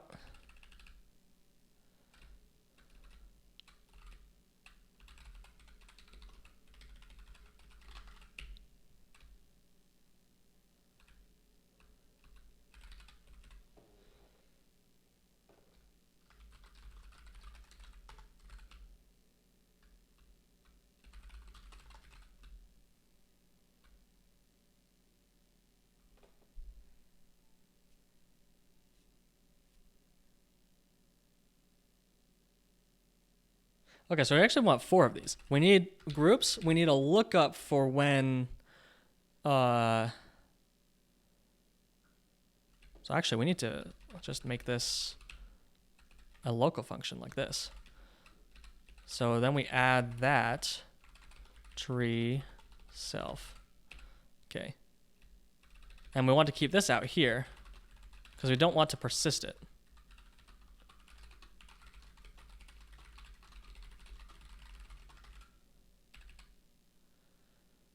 Okay.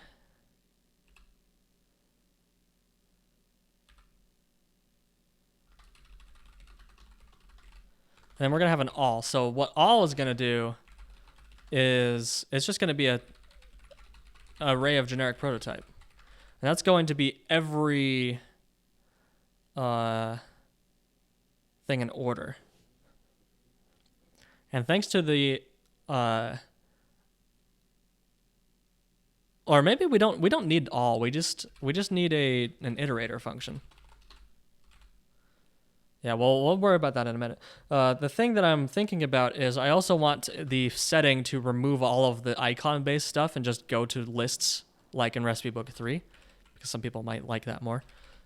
So I'm going to support that as well. So, but we definitely want lookup outside because we're only using it for the purpose of this. There we go. Oops. That's also wrong. Don't know what I'm doing. Okay.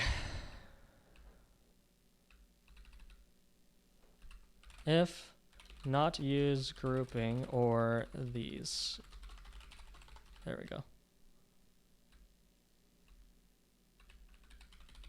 Okay, so for now, let's get rid of this meta table.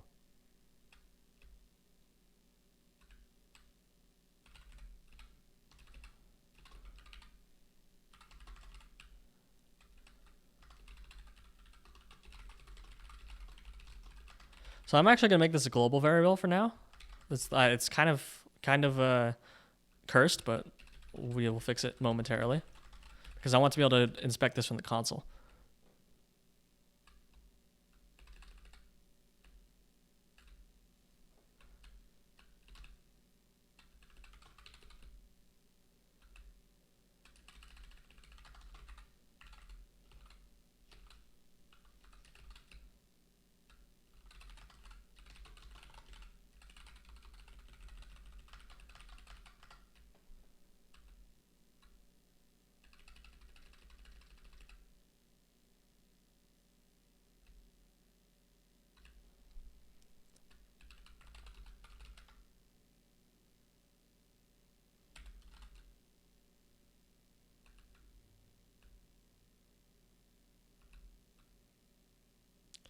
Okay, so for group name, pairs self.groups.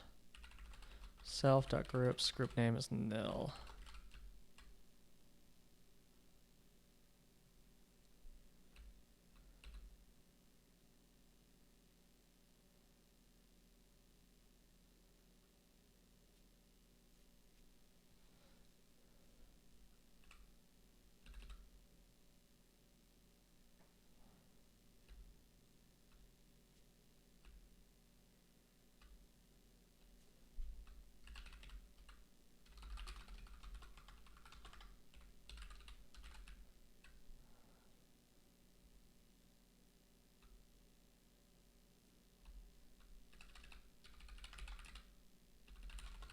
Okay, cool. So now we just do, let's get rid of that for now.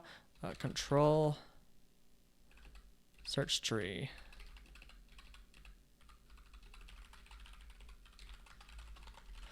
So these are not going to be made until they're needed.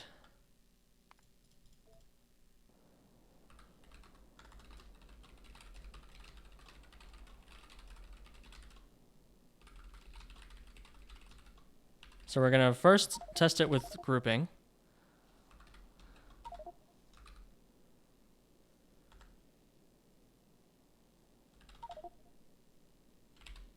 Oh, it's called build, I think, right? Yeah.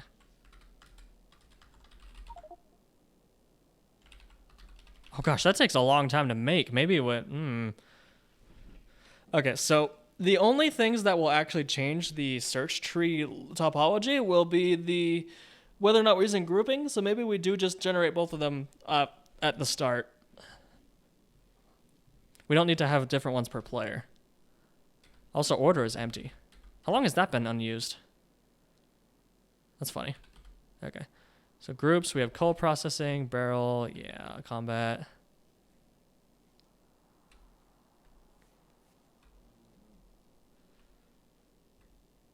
Okay, well, it appears to work. Cool, so now we want to use this in a UI so we can figure that out. Well, so that we can see the differences, because seeing it in a table is not the same as seeing it in the GUI. So let's now refactor the search pane to use this. Okay, so class search trees.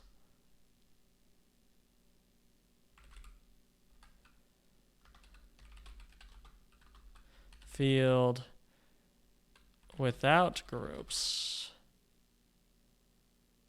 Search tree new. Is order even used anywhere?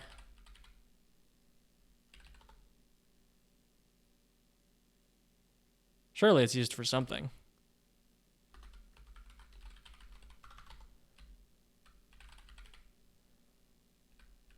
No. Oh, well, yeah. Oh, it's display order. Okay. Because what is this used for? That's used for sorting can craft. Oh, right. That's a global order. It's different. Yeah. Order is, yeah. Okay. I see.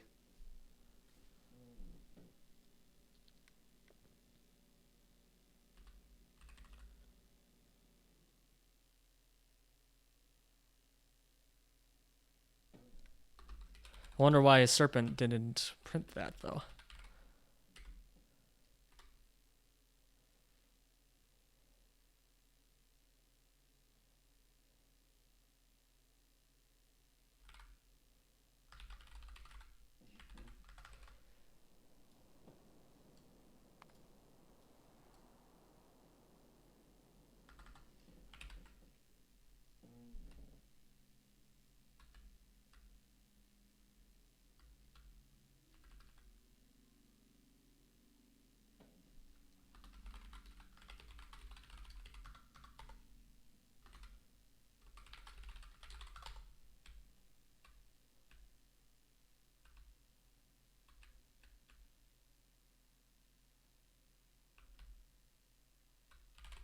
Okay, so I just need to change this. So we do search tree dot build. We'll just do true for now.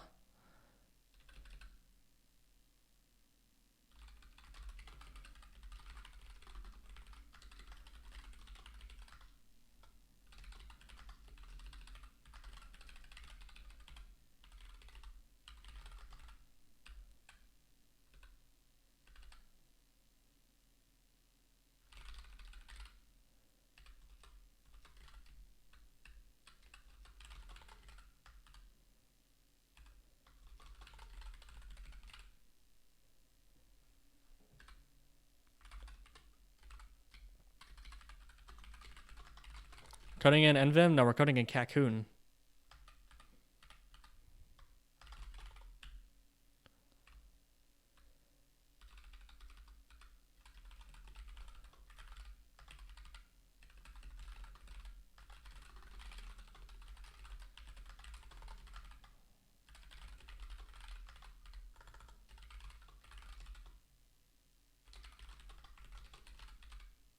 So entry should be a generic prototype, yeah. Prototype. There we go.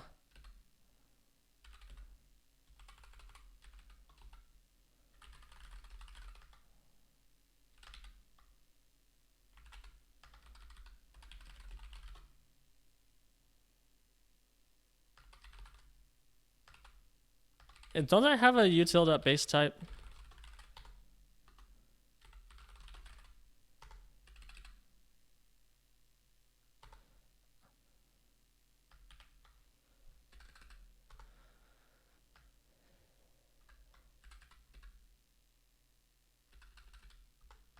Guess not. Yeah, thank you, Jigsaw. Oh, here it is. Object name to type.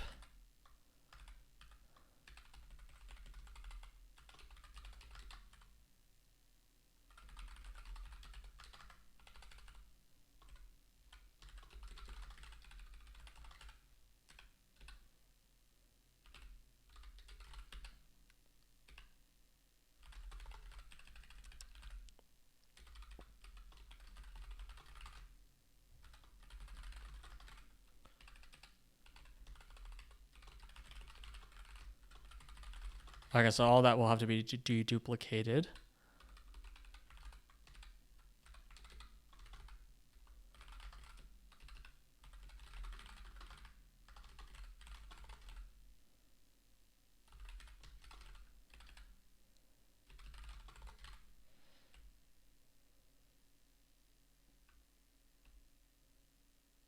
Oh, gosh. Okay, so now we need to update this stuff.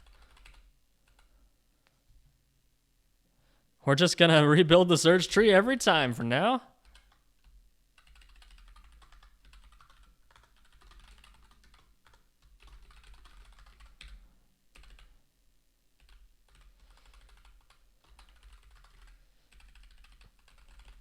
Okay, so right now I have a separate like hidden from search attribute, but I don't think I actually need that. It's not used for anything that I need. So now we need to do prototype.hidden. Sorry, we need to rename this to prototype first. Okay, so is hidden is prototype.hidden or prototype.hidden in Factoriopedia.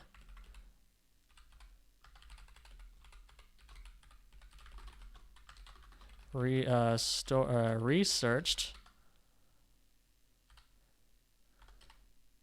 is. Hold on, where's researched? Let me find global research. Okay, yeah.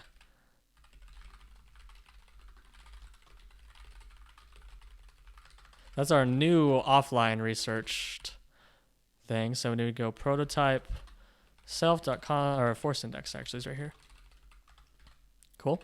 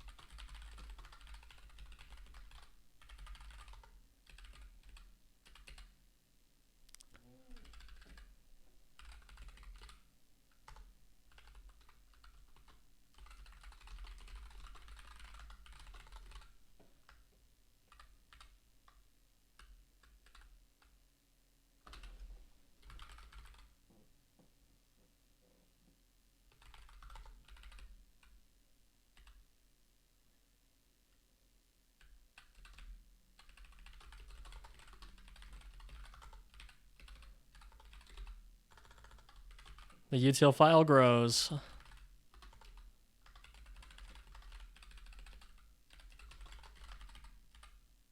Everyone has their common util file that just gets so out of control eventually.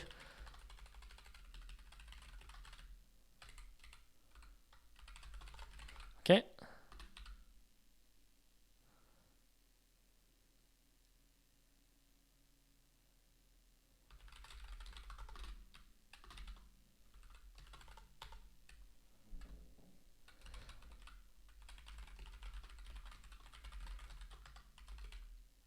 Oopsie.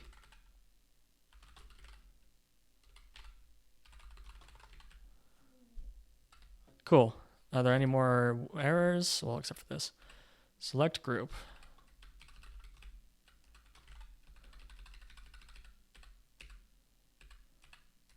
Yeah, that should work fine. All right, let's see what happens.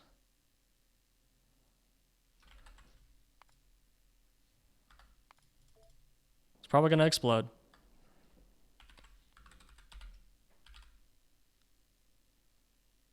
Oh.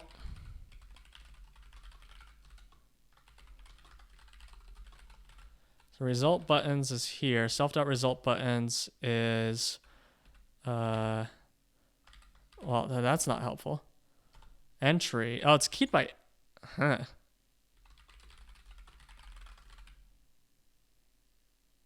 Interesting. Okay. So it's actually keyed by prototype. That's spooky.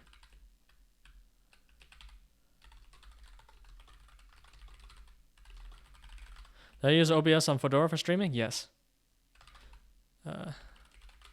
There's my fetch if you want to look at it.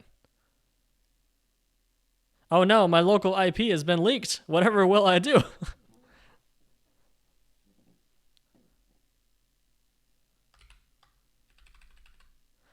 Any big issues? Yes, I have to use CPU encoding because AMD GPU encoding is trash. Like absolutely unusable trash. So I just use my CPU.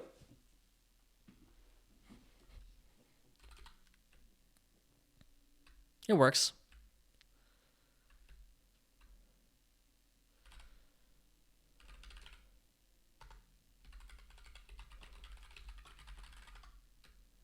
Okay, so result buttons. Yeah, that is keyed by prototype.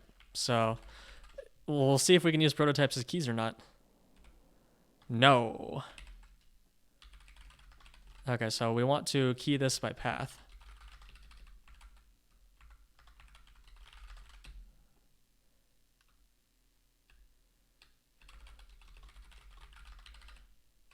I find it really sus that I was keying that by entry before. I should probably also make this an a sprite path. So I don't want to keep prototypes in my GUI. New system parts coming and plan to go Garuda and give that a shot. Ready to give Microsoft the middle fingers. Congratulations. Good luck. Just bear in mind that you are going to run into problems, and but also keep in mind that most of them can be fixed.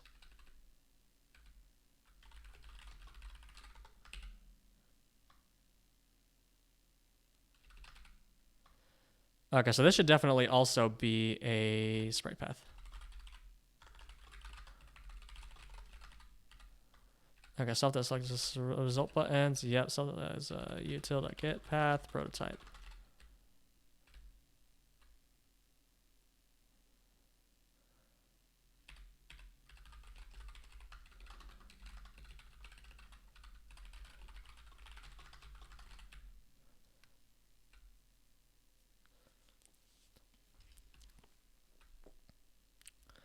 A laptop with Garuda and a second desktop with Mint, so not entirely unfamiliar, but running it as main rig for gaming is mildly more scary. Yeah, it is pretty scary, but check this out.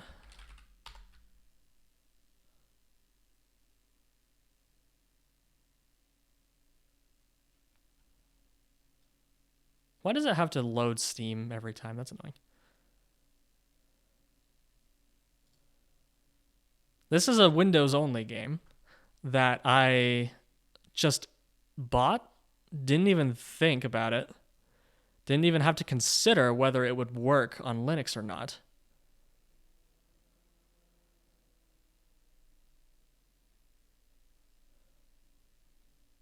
And yet it just works. See?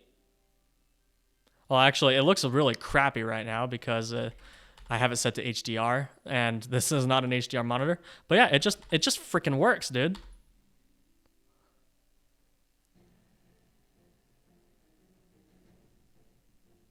See? No problem. Oh, it doesn't capture my mouse cursor? That's hilarious. Well, here, let me turn off HDR so you can appreciate. Oh, okay, I need my controller. 1 second.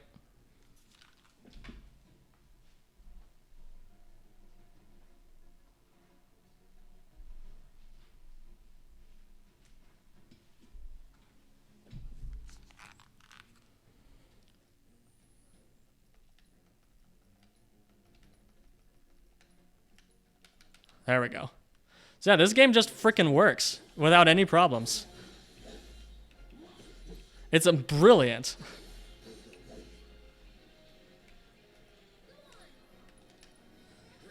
I didn't even have to think about it. So Linux gaming has come a long way, dude. Also, that game is incredible.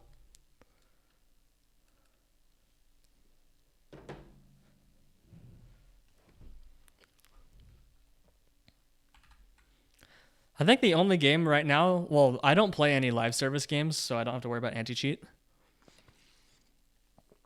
But I think the only game that legitimately was not able to get to run on Linux properly is, well, I mean, Warcraft 3 works, but I can't get it to work with internet. I have to play LAN. So whenever my brother and I want to play Warcraft 3, I have to go to his house. Thank you for the tour. I need to lurk a bit. About to have a call with Red Hat about their Ansible platform. Oh, well, good luck.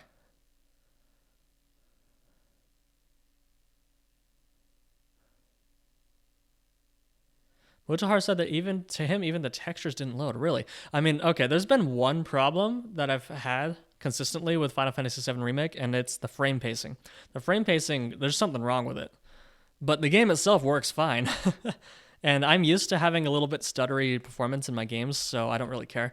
But I can run that game at 4K 120 on my 6800 XT. Like, the optimization of that game is actually really good.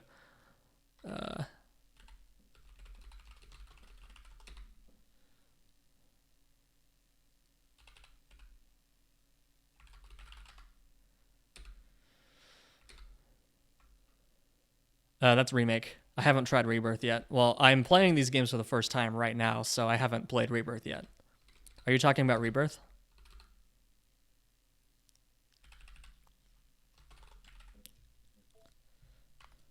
Also, by the way, chat, don't talk about Final Fantasy VII spoilers because I've never played that game, despite how old it is.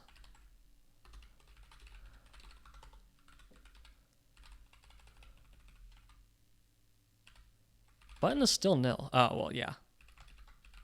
Why doesn't Lua LS tell me that that's illegal? It even knows that's an unknown thing.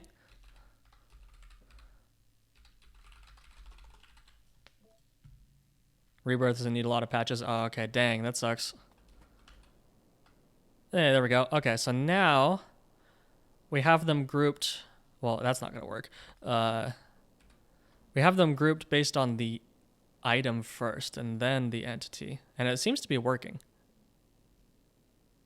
So like now if we hover over these are showing the entity and item info, but not the recipe info. But then if we go over something that's purely a recipe, like any of these, well, actually, these are all fluids. See, like, that's already better, because now I can immediately tell, hey, this one's the actual fluid, whereas these two are just recipes for that fluid, even though the icons are the same, which they shouldn't be, but I digress. But now, if we change all of our trues to false, it should no longer group things at all. Yeah, there we go. Oh my god! You have to follow Sosa22 comment. Appreciate you. All right, cool. So let's get rid of the old search tree then. And replace it with our new one. Now we need to make this not be a global object.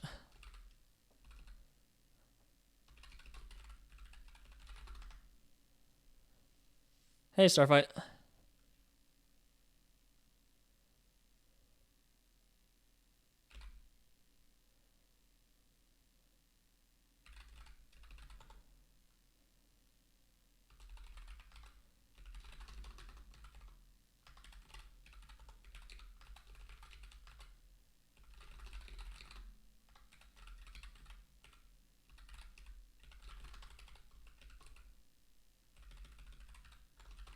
So all of this, none of this uses game stuff.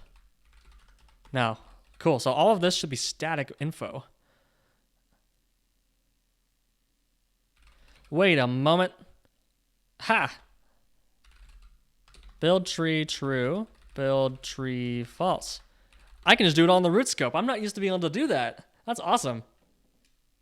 Factorio mod dev stream's running right now. Can barely follow along with one. Oh, what else is running? I didn't actually look at who else was online. Oh, Chiwa is playing.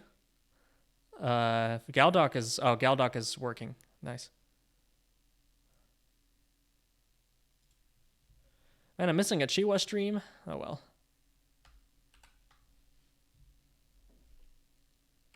Hanging with Code Green. Nice.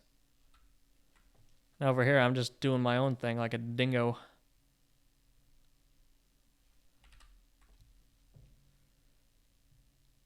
Primary idea is just more customization versus Factoriopedia. Yes, that's pretty much. It's like Factoriopedia as it should be.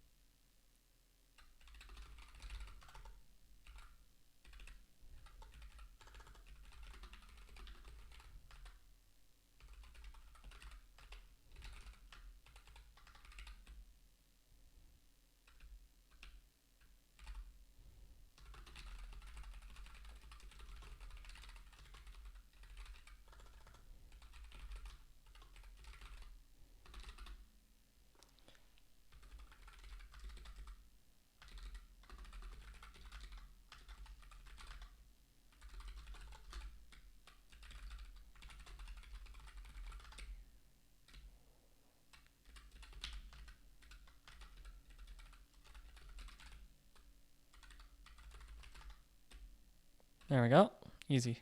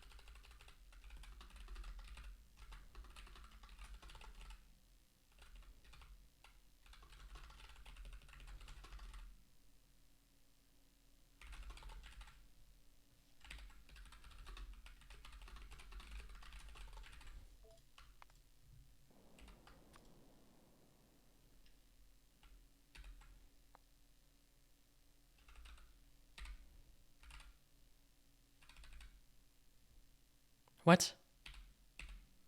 How is that invalid?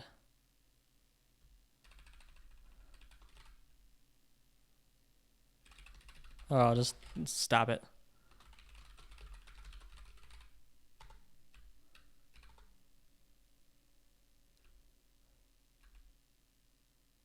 Oh gosh, oh. Yeah, that's a big yikes. That's a pretty big yikes. Not gonna lie.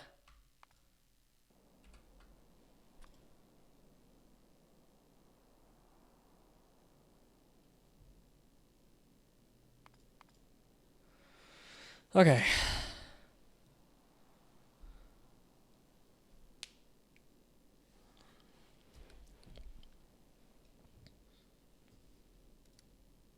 Oh gosh, yeah, the amount of results in Factoriopedia has gone up from 6,900 to 11,000 based on the new logic. That's brilliant. It's 11,000 GUI elements. I also need to refactor the search pane to be more efficient about that. Because right now, all of the things always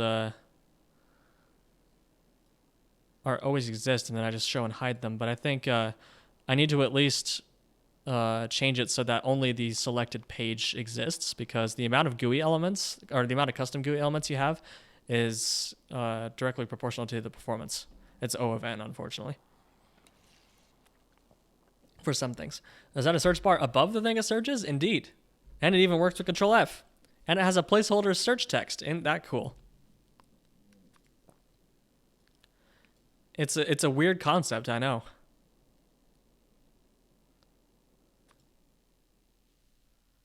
Okay, well, the info page is borked, but that's fine.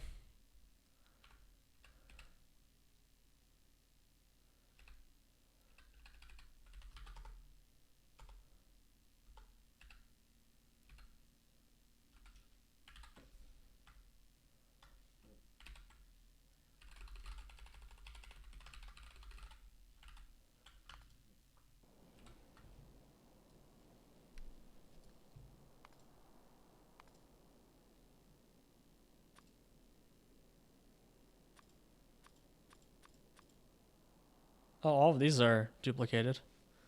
That's neat.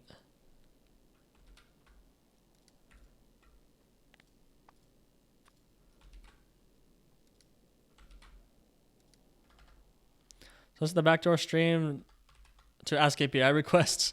Well, you can ask. Can't guarantee that you'll get anything, but you can ask.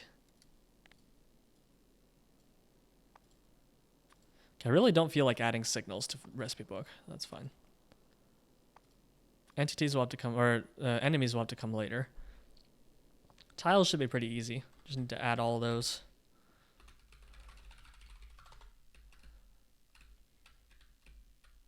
Add all of those normally.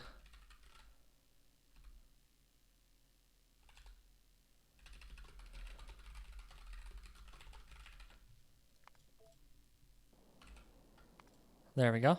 Easy. Let's make sure that this matches up. Factoriopedia. Oh, no, it doesn't, because I need to implement alternatives. I forgot about alternatives. Heck. Oh, heck.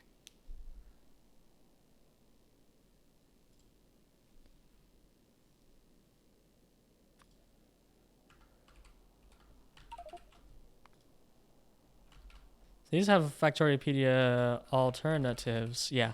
So the thing with alternatives is when you select an alternative, it'll actually change what is selected in the search pane. So like all of the sands have an alternative for the one sand entry in Factoriopedia so that it doesn't get super cluttered. Same thing with barrels, actually. Barrels, well, that's the other thing about Factoriopedia is there's a lot of hard-coded functionality specifically for vanilla and space age. For example, recycling recipes are hard-coded and barreling recipes are hard-coded, unfortunately. I'm hoping to prototype a better system in Recipe Book where mods can actually define custom things to categorize things in.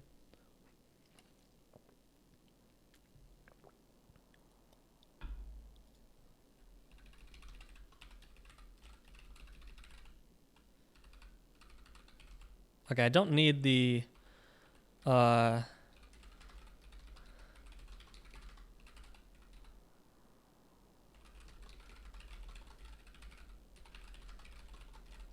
we go.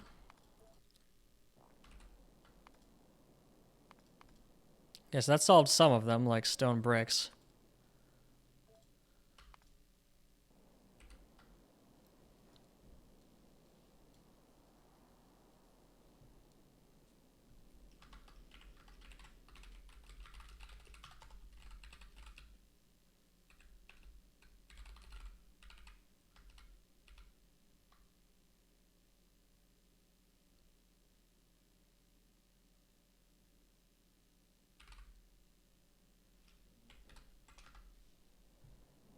A mod can tell a game which recipe categories are recycling recipes, though. Still somewhat hard-coded, though, in that it's only for recycling recipes. Oh, I didn't know that. But yeah, like, my idea would be a data stage API where you can do, like, extend... here, let me make this even bigger. I don't know if you guys were struggling to read it. Yeah, like type equals Factoriopedia category. Name equals, like, crushing recipes for Crastorio, KR crushing recipes. Order equals blah. Okay, so you would do that. And then later on, you'd have a recipe name equals KR crush iron plate.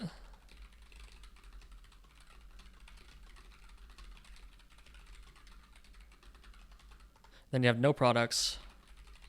Then you would do Factoriopedia category equals KR crushing recipes, like that. So what that would do is then when you open Factoriopedia to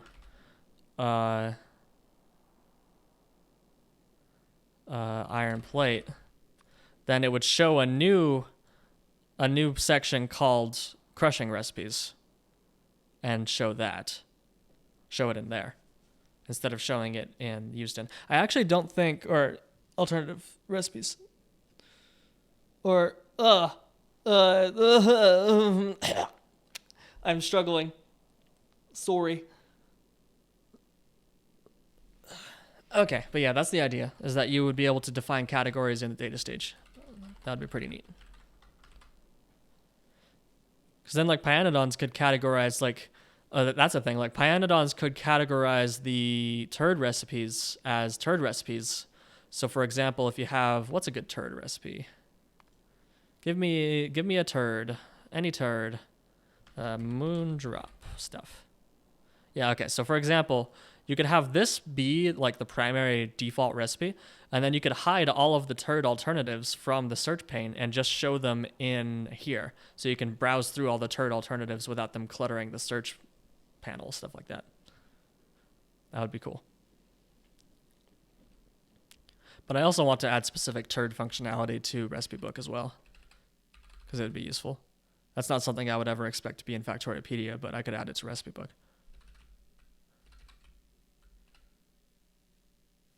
Okay, so this tile grouping works slightly differently.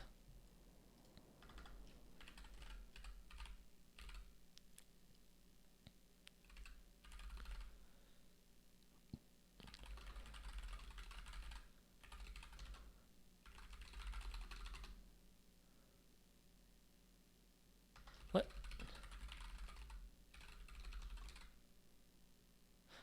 Oh, you're kidding. I can't read Factoriapedia alternatives. Huh. Oh, wait, no, I already solved this. I know that you can't do that, and I need to make that into the API. But yeah, alternatives is here. So I just need to unpack the alternatives again.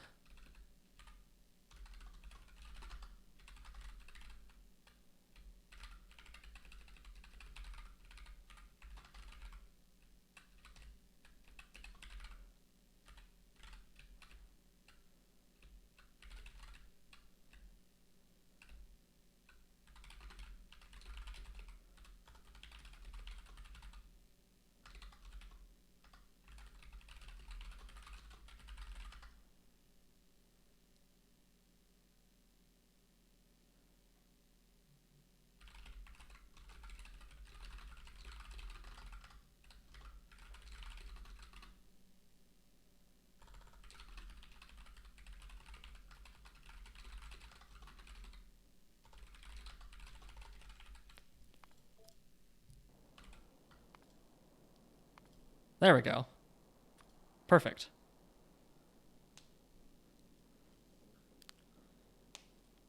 So I need to add to my to-do list to add Factoriapedia alternative read to the Factoria API. Oh, but the return type is going to be fluid. Oh, man. The return type is going to be different, so I'm going to need to add a generic prototype union to the API types. Woo! Ugh. Are you using the exact same GUI styles as Factoriapedia or tweaking them? I am tweaking them, because Factoriapedia could do stuff better. Like, let's open the same thing in Factoriapedia. Where am I? PyTank. Why isn't it showing it as selected? Hello? Why is PyTank not showing up in the search results? That's funny. Oh no, it's there. Oh, it's my my selected is broken right now. I just need to fix that. Okay, so here's the same thing in both mods. You can see it's slightly different, or in both interfaces. Mine takes up less room. I'm also not going to be able to add these simulation windows because that's currently impossible in the modding API, but I don't really care for those anyway, so. Oh, that's interesting. Huh. I have these lines that are hard-coded. Oh, the line width is not scaled. That's a bug.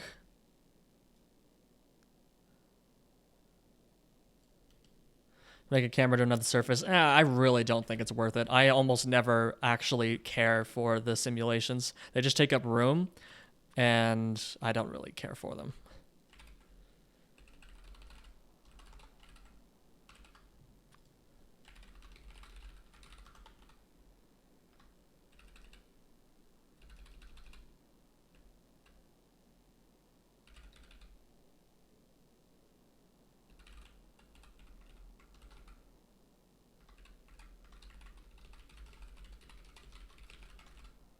Once again, it's a case of Lua LS not warning me when I'm doing something wrong.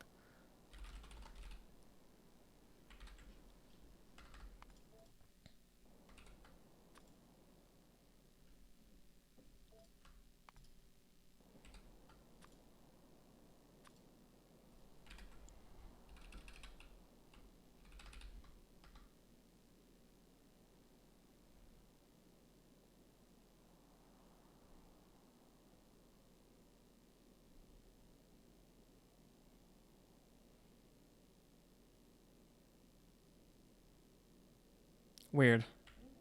I think this has to do with, Oh,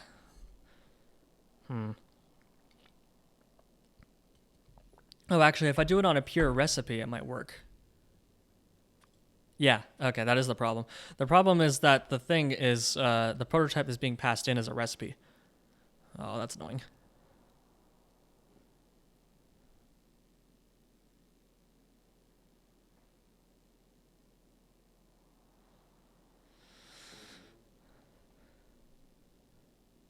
Pine RPG systems have it, but I don't think they're using another Surface camera.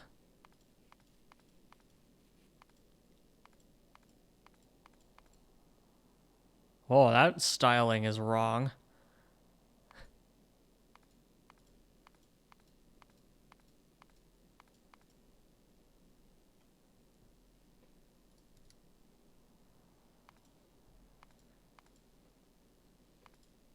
Honestly, most of these could be tips and tricks. Like, all of these could be tips and tricks.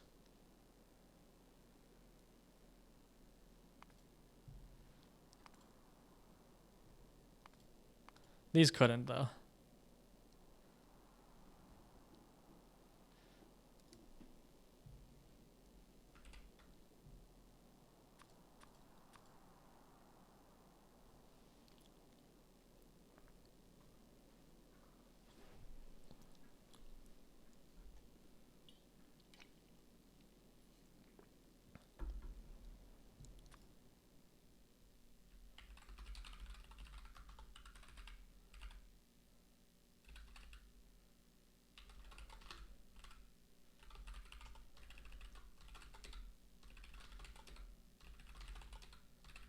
This is gonna be great.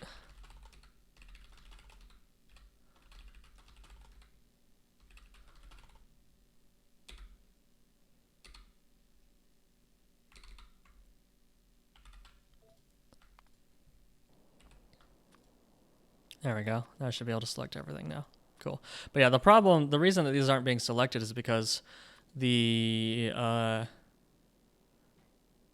function is being called back and is setting the prototype to the wrong, or setting the selected thing to the wrong thing. So I do need to keep track of the grouping in the sense that if you call the set result, I need to like deduce which button to toggle based on the group.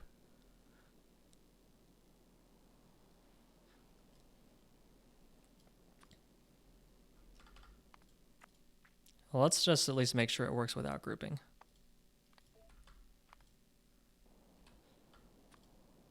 No. Oh yeah, because this doesn't respect that setting yet, because this is using the existing database. Funny, funny. Honey, honey, you're pretty funny.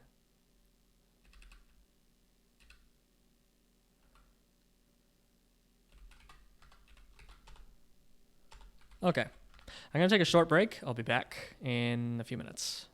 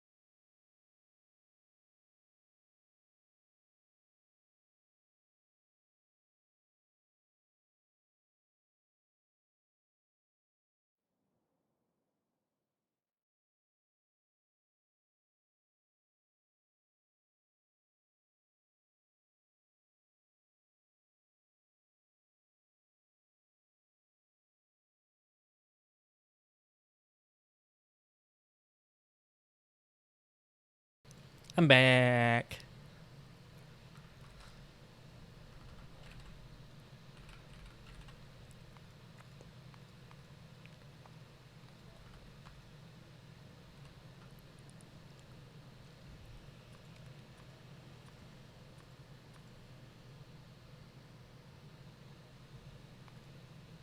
Yeah, the background was drawn by our artist, Albert.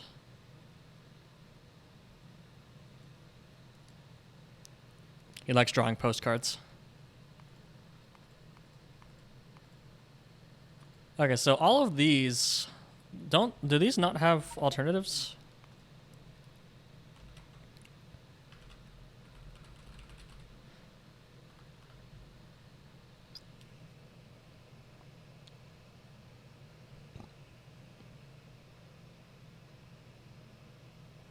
How are those grouped together then?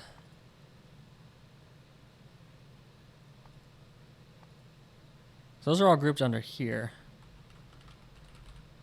So the logic must be different. So we probably need to iterate the tiles like placeable by.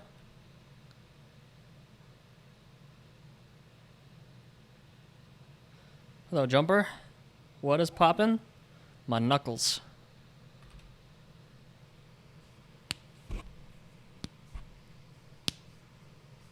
Ah, that felt good. Sorry, I bumped the microphone as well. Also, my heater is blasting right now.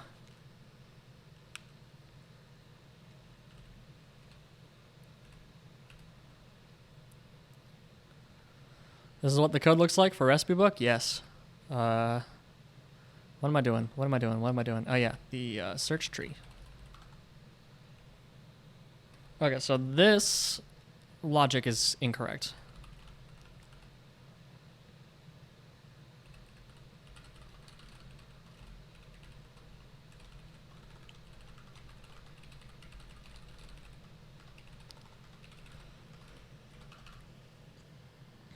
It is indeed code, exactly.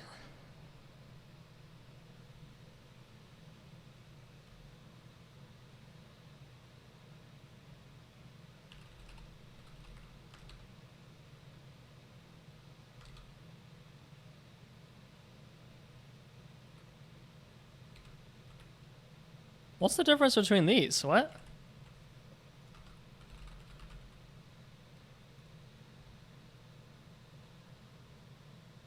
Okay, items to place this as an array of item stack definitions. Placeable by is an array of simple item stacks.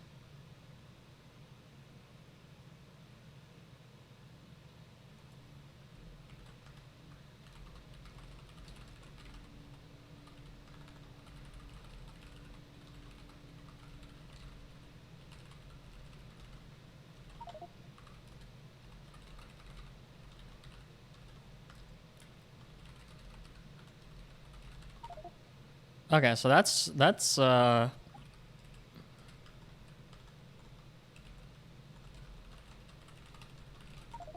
exactly the same. Weird.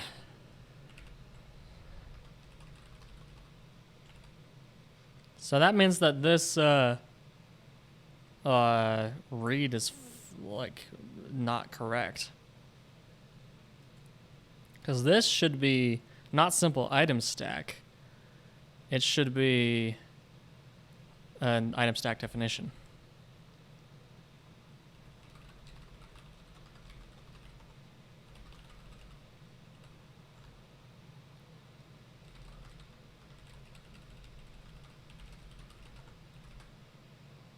Okay, if item def.name equals, hold on.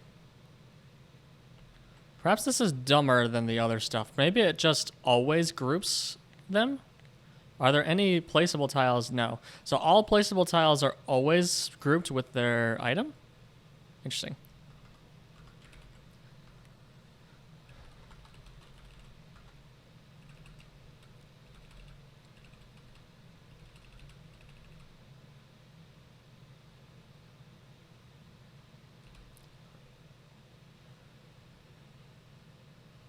Jigsaw is not wrong. Yeah, coding is, I don't know. I've always been good, like decent at it. I've been coding since I was 9 years old. I guess it just always came naturally to me. I don't really know how to explain it because of that.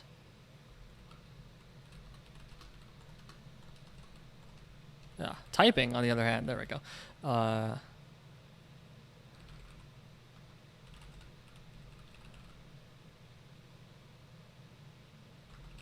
Can this be nil? Yes.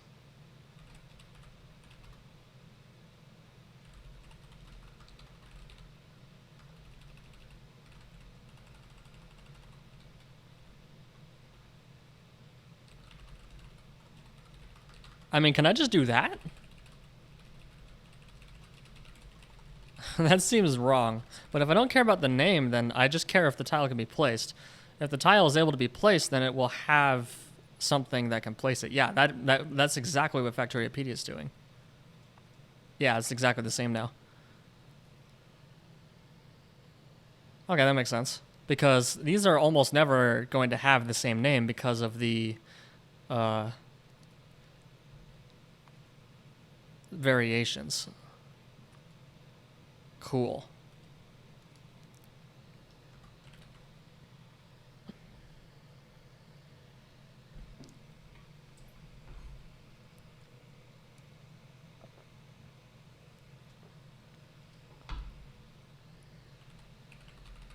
Is nil the same as null? Yes.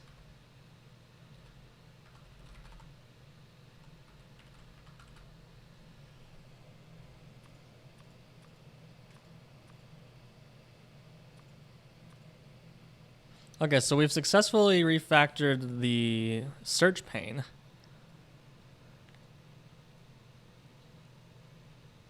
Do we have everything again? We don't have characters, do we? Oh, we don't have any environment stuff.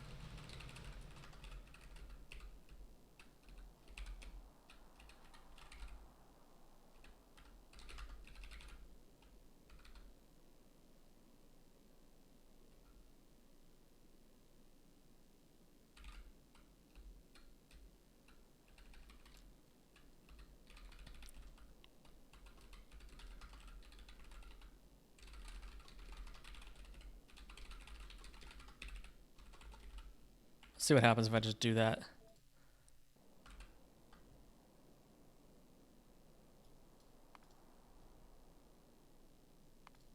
Okay, so that added all the environments stuff. Cool, and the alternatives are working correctly. Okay, there's some stuff missing here.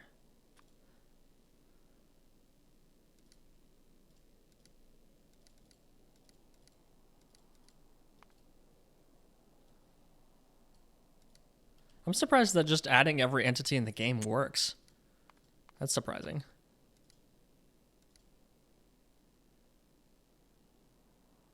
Is the concatenation on lookup faster than the double indexing? What do you mean?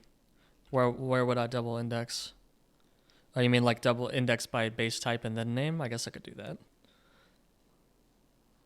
Concatenating is pretty fast, but data access is even more fast. Well, actually, not necessarily in Lua. It's like Pedia, but for modded, yes. It's like Pedia as it should be.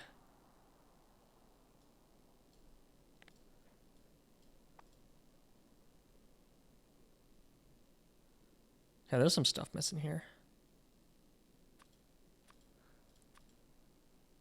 Why are all these missing?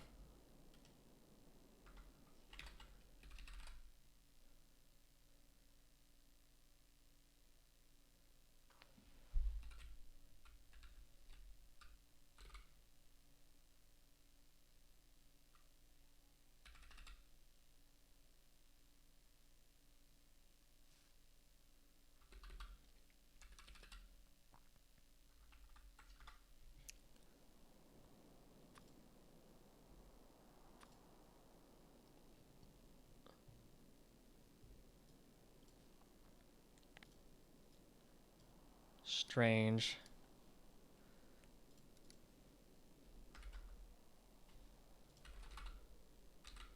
Yeah, it's just not showing them at all. That's interesting.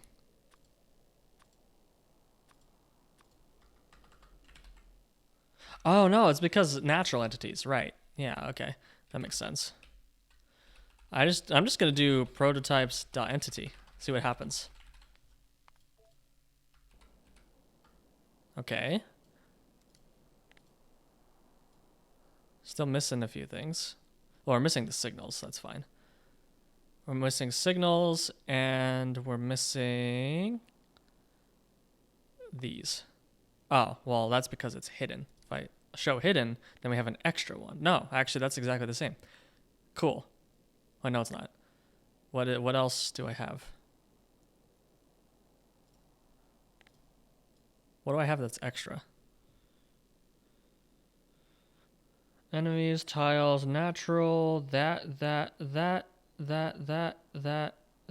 Oh, I have explosions. Effects, I see. Don't need these.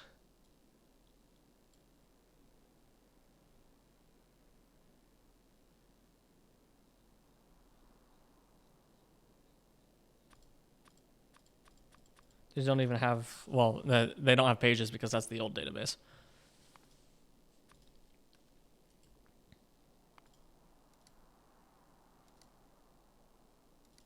Well, actually, the effects are hidden, so that's fine. Yeah, that's intentional. Okay. All of these are hidden. I think that's okay to keep them in.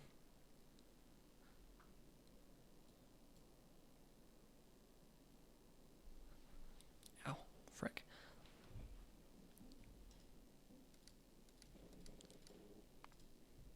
All right, just adding all the entities works. That's surprising.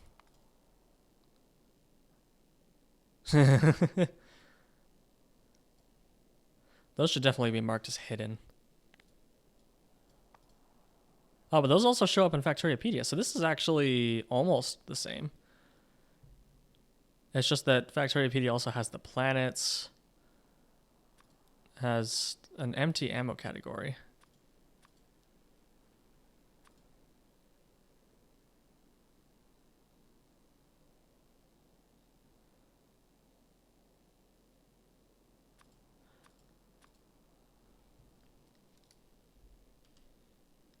Well, I guess that's fine. If Factoriopedia does it, then we are the same. Yeah. Cool. I'm going to choose not to worry about it. Although the thing that's weird is that the parameters are duplicated. But what's the point of being able to see hidden stuff anyway? Just sometimes a mod might have something as hidden. Like you want to be able to search the ash recipes, for example. It'd be a lot easier if I didn't have this toggle, but someone will complain if I don't have it, so.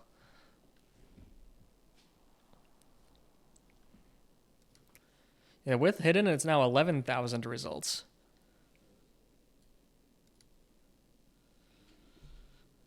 Try more casting. Well, I'm using the whole pie suite, Lucifer. I think that's good enough.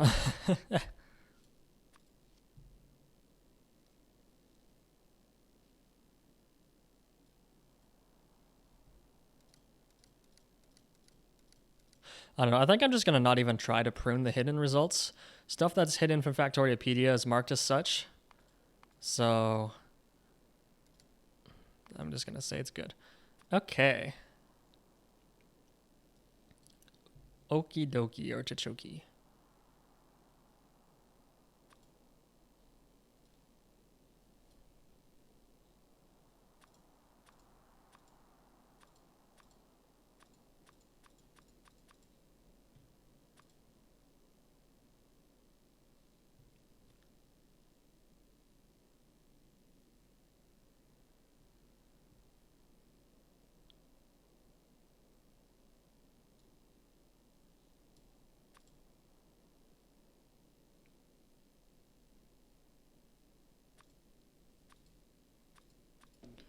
Okay, let's test this with space age and see if it looks good. Oh, this is the forked instance. That's funny. Give me back my real account, please.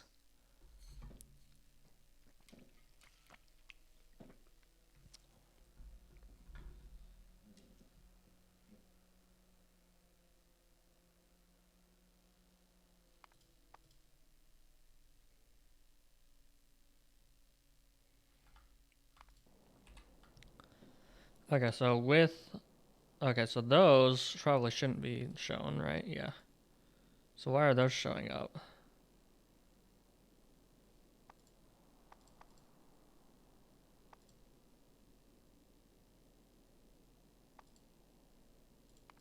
Man, I really wish Factoriopedia could stay open when I click off of it. That is such an annoying behavior. That looks identical. That's good.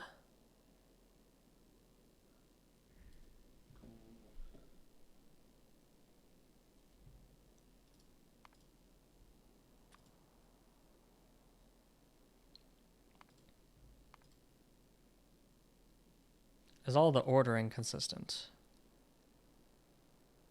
No, the ordering is not consistent.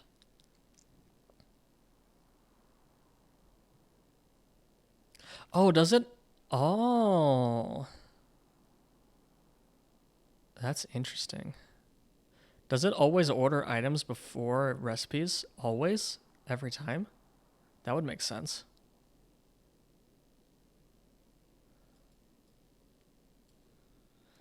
Okay, well, there's a better way to test this.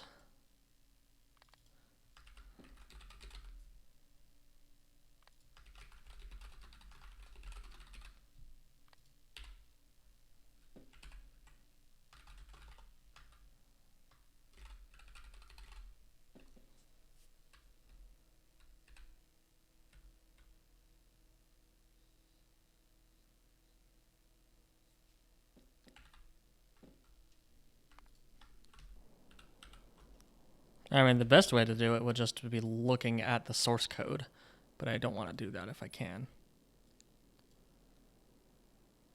Well, no, it doesn't always do that because this is fine.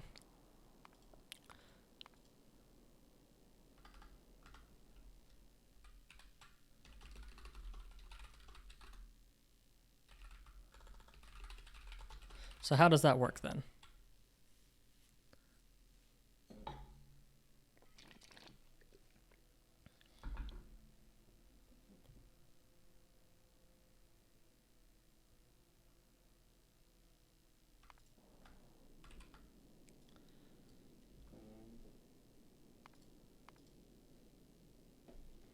Because based on purely on the ordering, so that has an order string of A, uranium processing. This has an order string of A, uranium processing. B, uranium-235. A, uranium processing. Yeah, okay, so this should be ordered before those, but it ain't. What gives?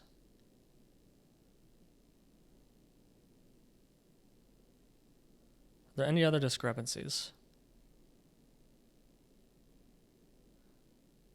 Yes.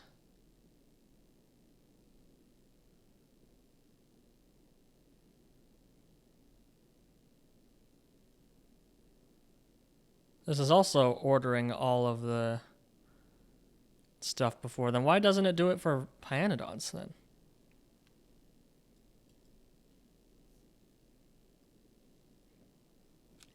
Or is it based on recipe order?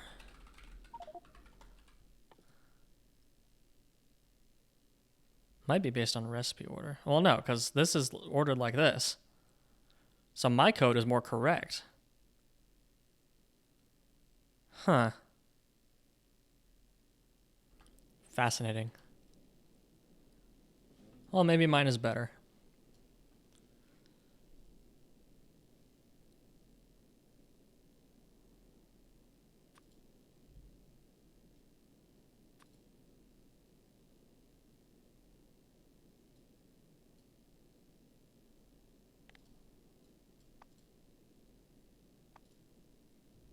Yeah, that's also similarly messy.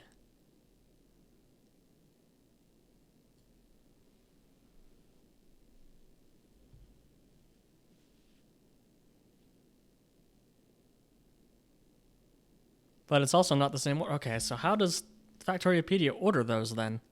That's interesting.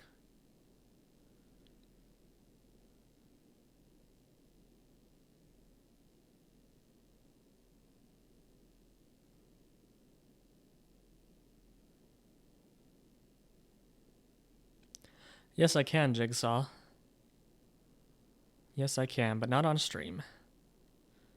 Well, I can look at it on my second monitor. I guess I probably will because I want these to match up if I can. And the way that Factoriopedia does it doesn't make sense to me. What is the purpose of prototype files? So there's something called the data lifecycle.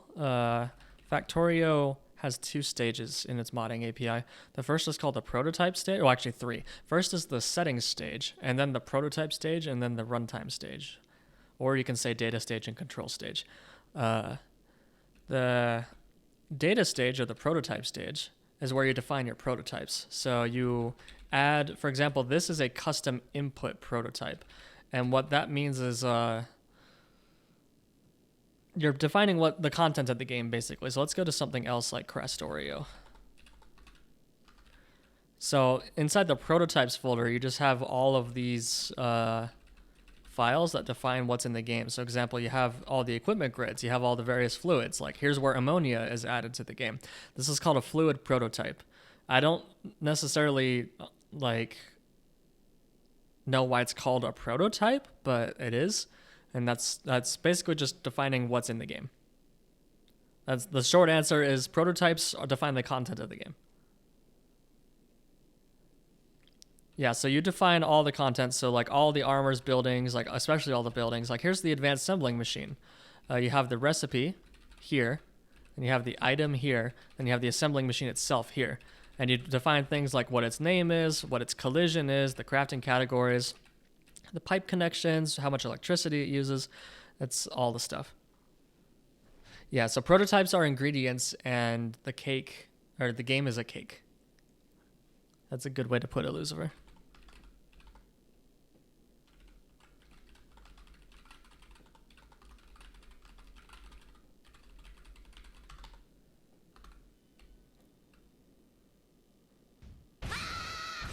Hey, Godok, thanks for the raid. Hello, everybody.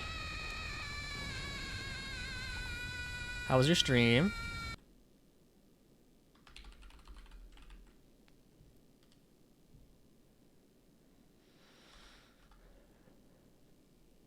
Raid jump scared. got Godok's Manufacturing almost fully ported to 2.0. Well, congratulations. Glad to see you back streaming. Sorry I didn't join you, but I was also streaming.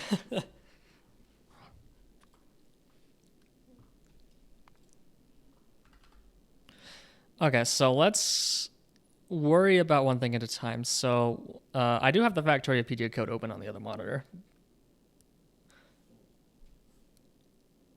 Looks like it iterates Factoriopedia IDs, which I don't understand where it gets them. Oh.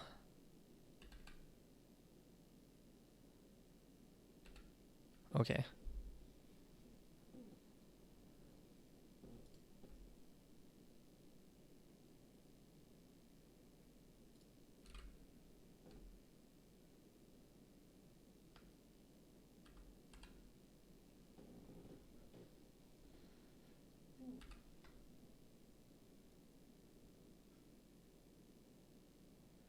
And Lucifer, the alternative is making the rail icons like super short, and that's just no. That's just no. Okay.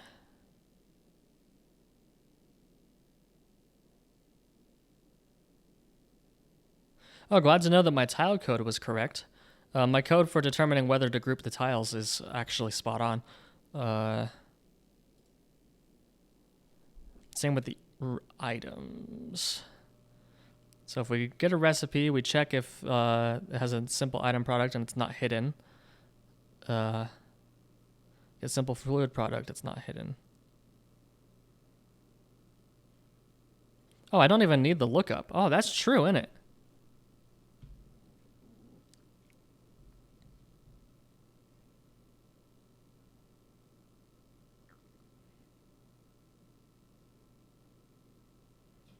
You have it ported? Wow, congrats.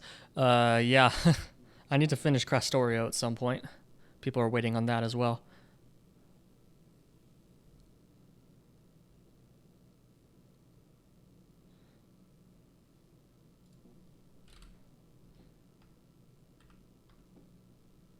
Okay, so it just sorts them based on their subgroup ID. But it does it all in one big giant chunk.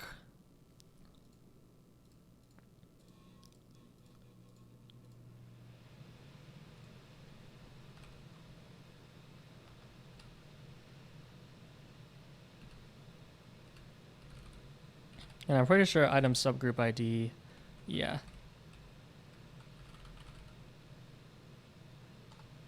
Oh, it actually, has a default comparison operator,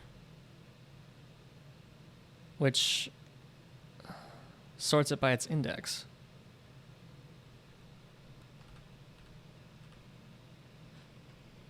Yeah, if Crastorio, if I didn't rewrite Crastorio essentially from scratch at the same time as porting it to 2.0, the 2.0 port would have been done forever ago.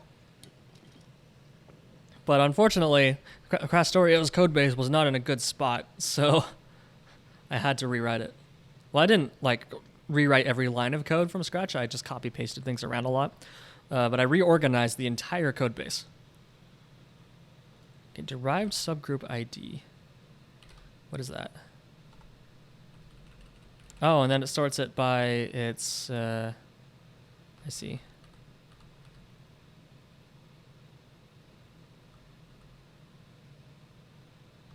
Okay, so it doesn't sort it by its order. It sorts it by the subgroups only.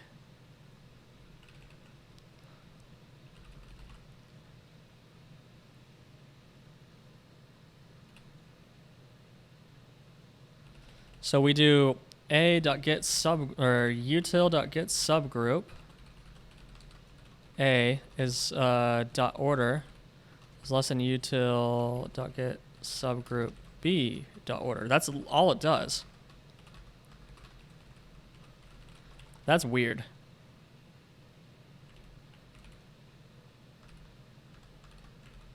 Let's see if that works. No. Okay, that completely screws it up.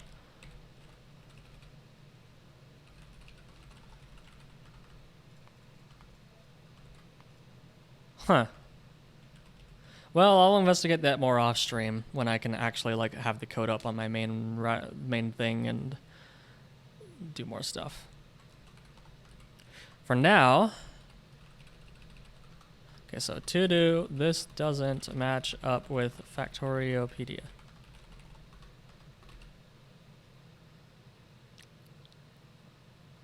Hello, Valnik.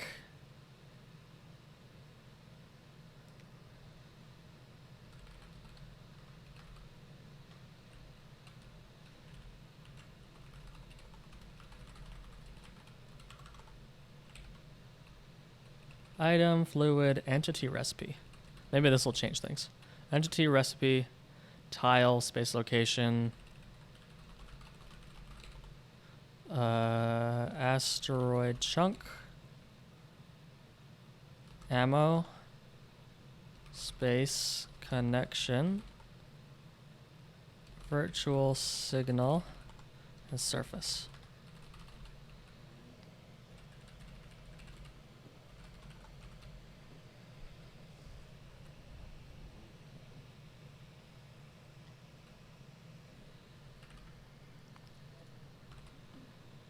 Did that magically fix it? No, I didn't think so. Okay. But wait, ammo... Huh.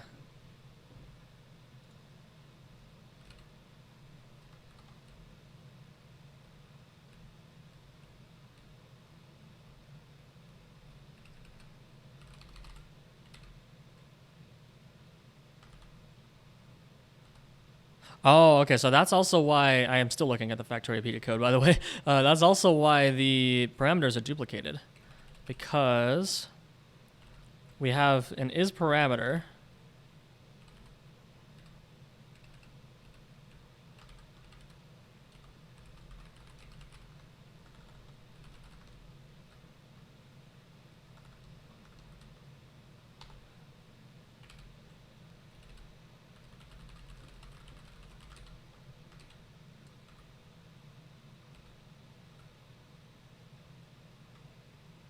Wow, why is there so many weird, like, duplications?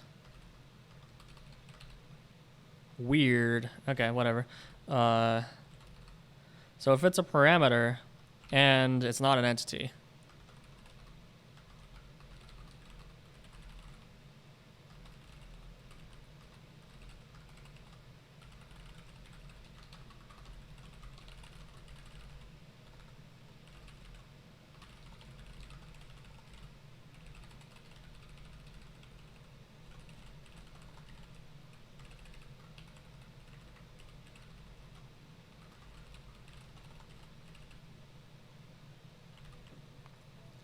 Yes, that should fix the parameters. Yep, there we go.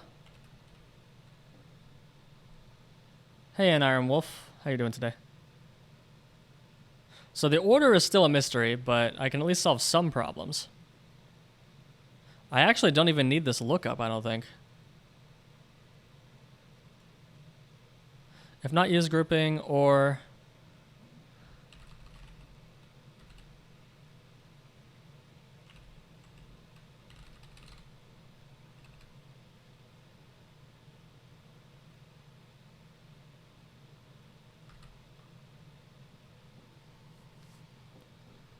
Okay, so this uses simple item product, which actually has more stuff than just the names, which is interesting.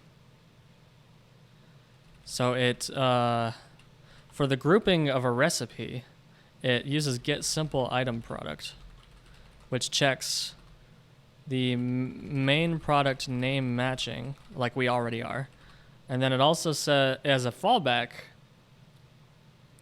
it does, oh, never mind. It's just two different code paths. Yeah, I'm doing it right. And as get simple fluid product,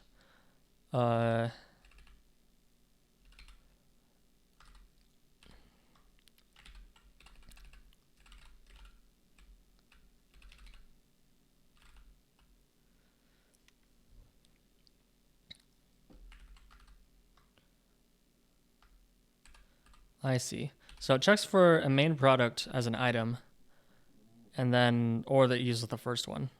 That's fine. And then it checks for a main product. Well, actually, main product isn't checked for fluids. It just checks if it has one fluid that is the same name. So it actually does use the products.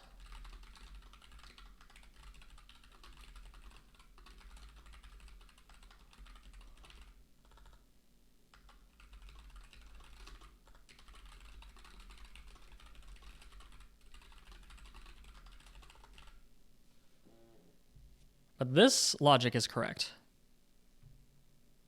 Was there a shortcut in Factorio to put tooltip on the side of the cursor when button was held down? Yes. So there's two settings. Go to interface settings.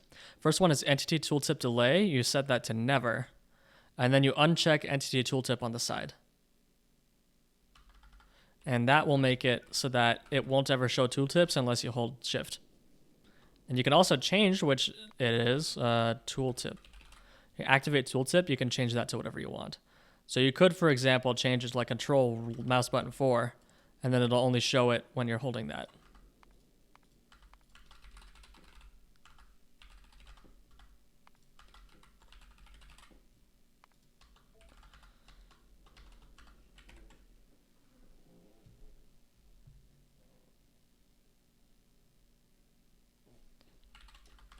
Okay, but the question remains, oh. Ha! I see. Oh, yeah, that would depend on the order. So yeah, we don't even want the lookup here. So lookup is used just there. So let's just nuke it. Thank you. Get out of here. Okay, so for entities, get simple item to build this. It uses the first item to place this. Okay, so what happened to my music? Oh, that was a video. I didn't realize.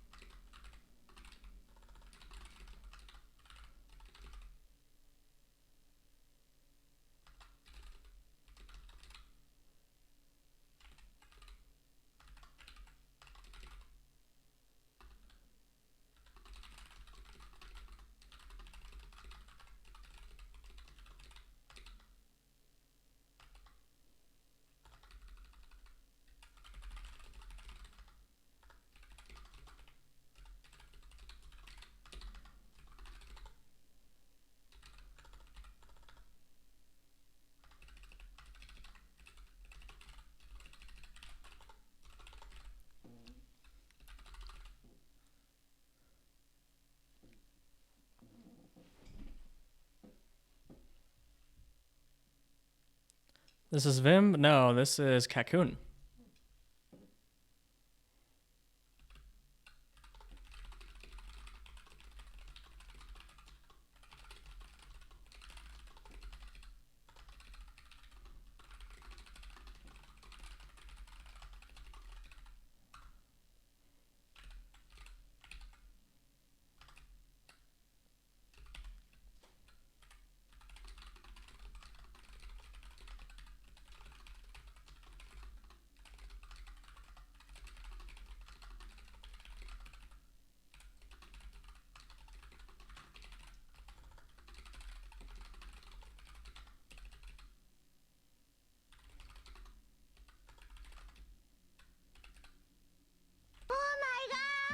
Thank you for the follow, Apollo Theon 1. Appreciate you.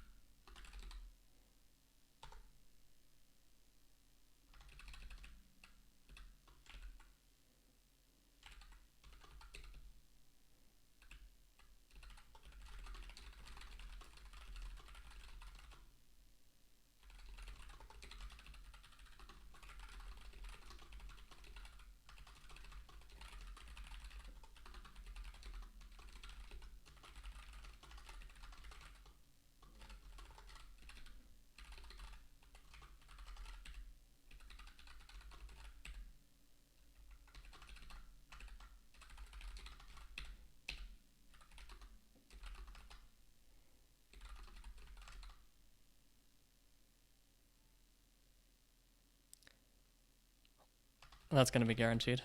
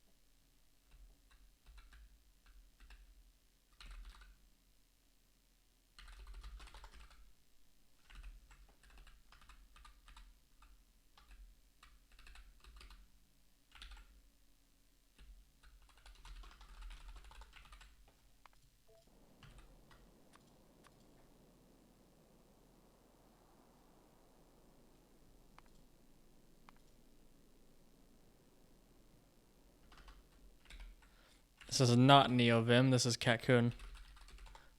I need to add a chat command for this.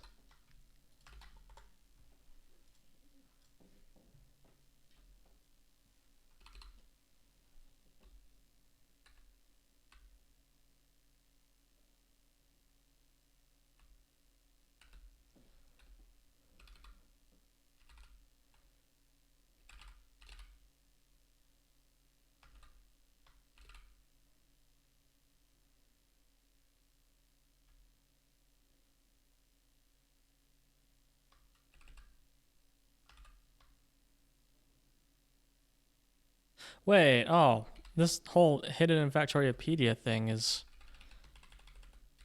not correct.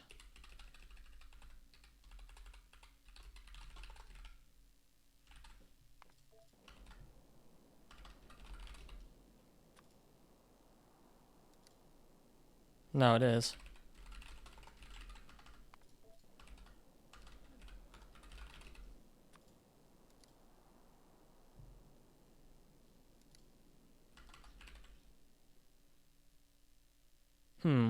Do I really need to show hidden things? It's causing a lot of pain. I think I do. It's been a staple feature of Recipe Book for a long time.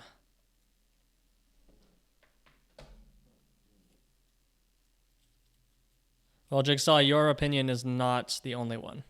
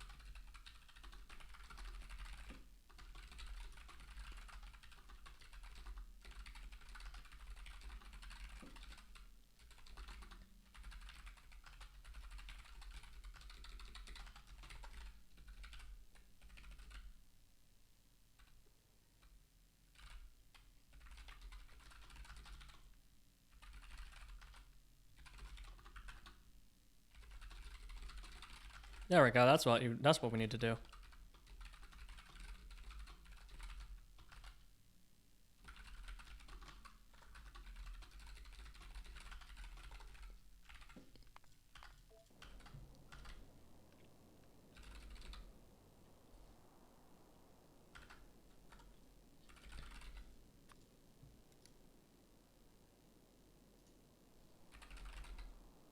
Why isn't it showing the hidden plastic recipe then?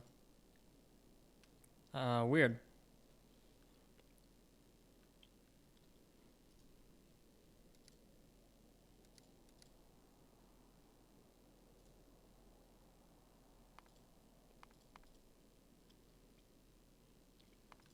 Oh, wait, it's because we're not in Pi. I'm an idiot.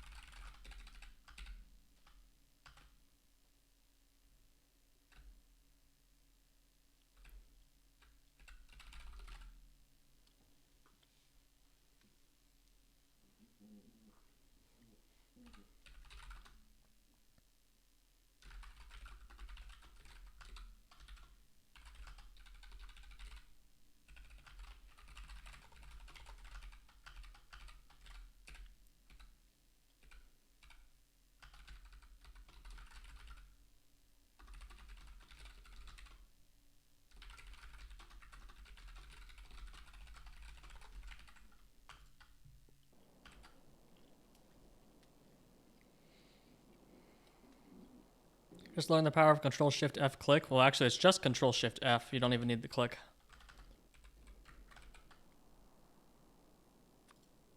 There we go.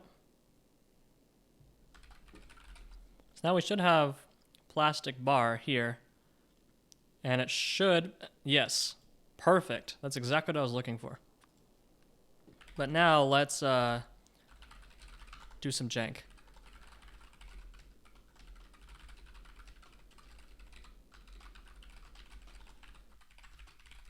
So if we do that, then they should grip together. Also, I don't know why I started eating some gum while I'm streaming. That's a really horrible idea.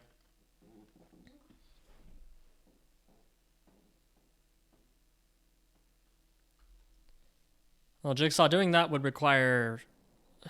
Yeah, no. Changing prototype properties at runtime is no bueno. Okay, so now that is the item, and the item is hidden, and it's combined with this recipe. Awesome. I mean, it's not showing as combined with the recipe over here, because that's using the old database, but... See, now we're getting a discrepancy between what's over here and what's over here, which is funny. And we got rid of the lookup. Why did I just close that? Oh, actually, it's because... yeah, there we go. Awesome possum. So now the grouping logic is exactly like Factoriopedia.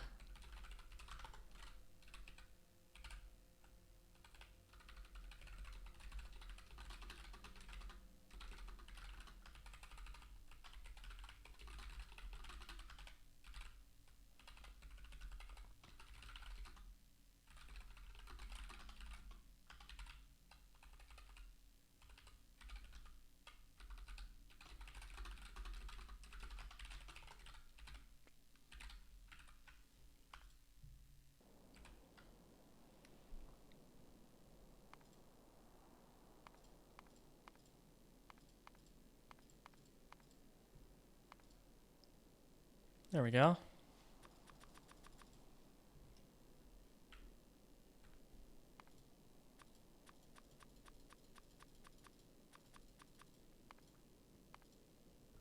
Awesome. Okay, I think our search pane or our search tree is in a pretty good spot, except for the ordering, but I have no idea what's up with that.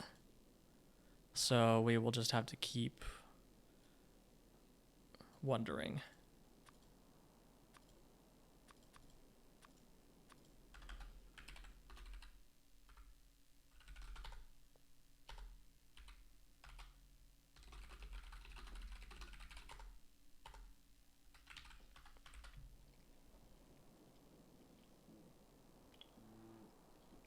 I just want a non-annoying pipeline for testing out circuit connector coordinates where you don't eyeball it and then launch the game. The eyeball the needed change, etc., etc. I mean, you might be able to do something like that. I don't know. Make a simple entity that has a circuit connector of each type of circuit connector graphic, and then let you just drag that entity around. That might be fine.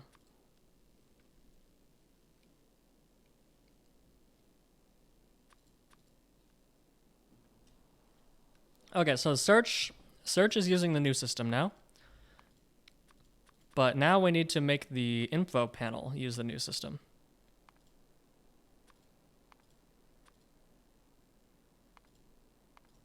Also, we need the alternatives to be stored in the search. Actually, let's make sure again that the setting works.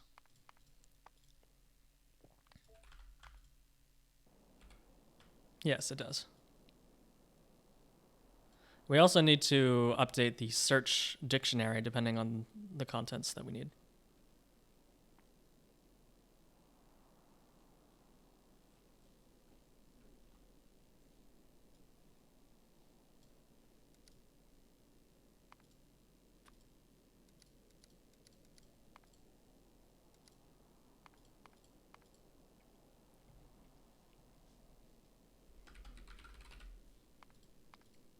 All right, so now since the logic matches, the barreling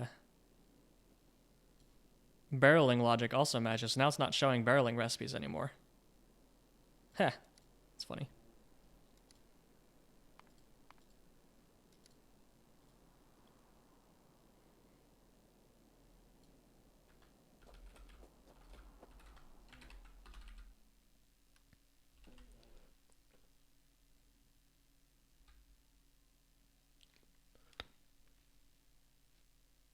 That was my neck.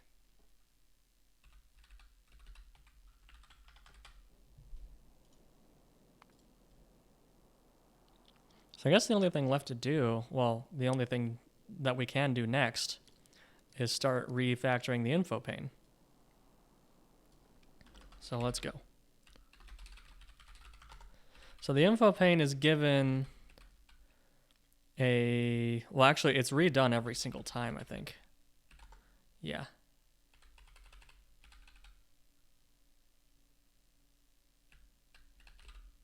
The current page needs to be changed. Wait, current page isn't part of the, weird.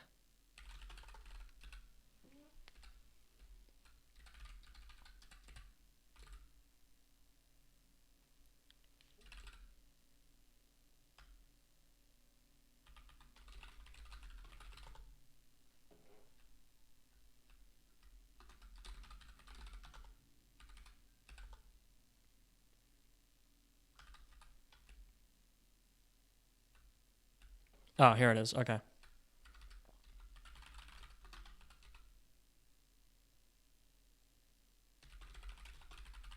Here we go. So stop all of the logic. Just yeet. All logic yeeted out.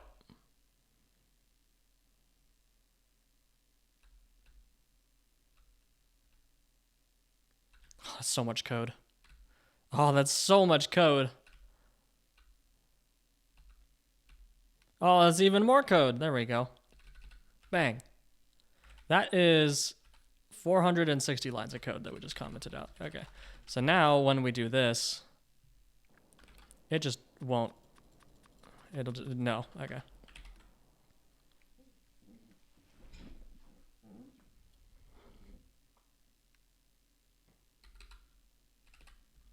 Okay, so one at a time we will start fixing things. So the title label, prototype, generic prototype. So let's uncomment that. So we can have this be prototype, please. Thank you.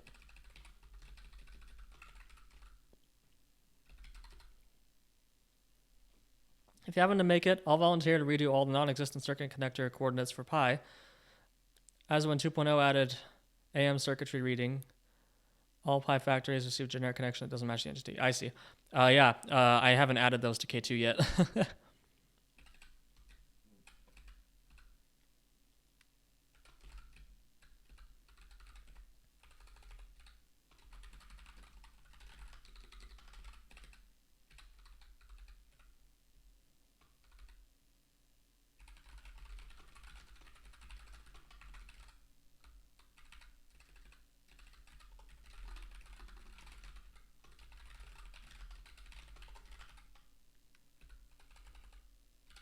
Why is that localized string true?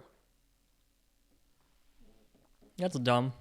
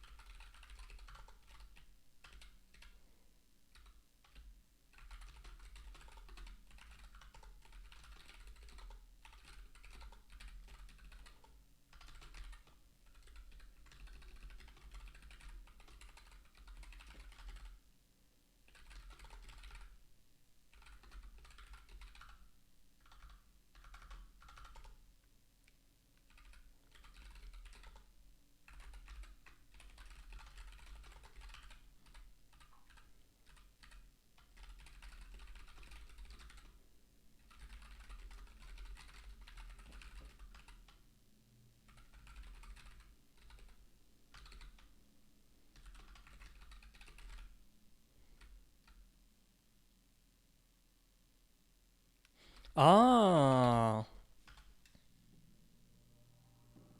I forgot.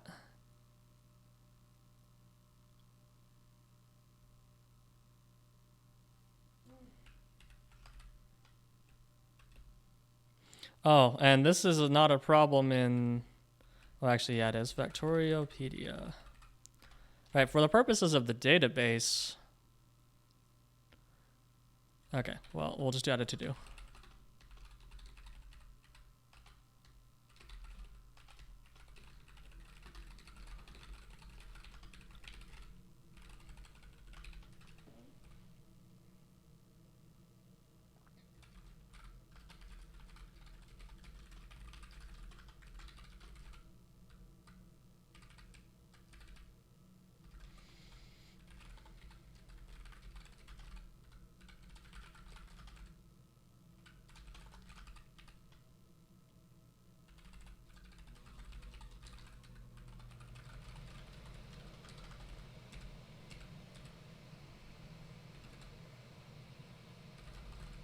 Okay, my heat just turned on. Let me know if that's too loud.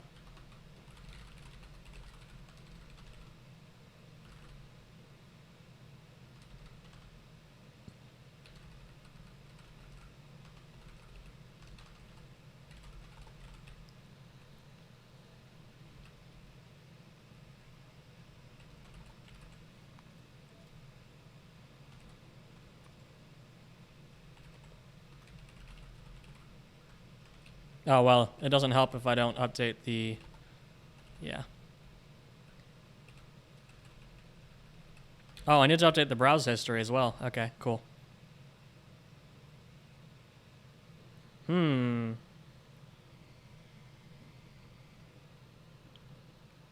that's a problem because I need to deduplicate based on the resulting ID.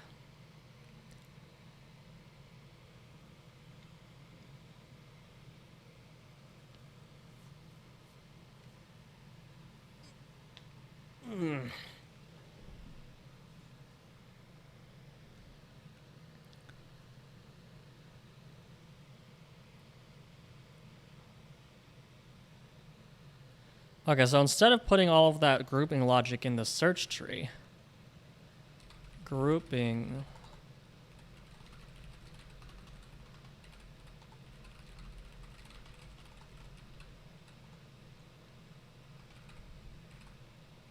I can just do all this in the root scope. So we go search tree.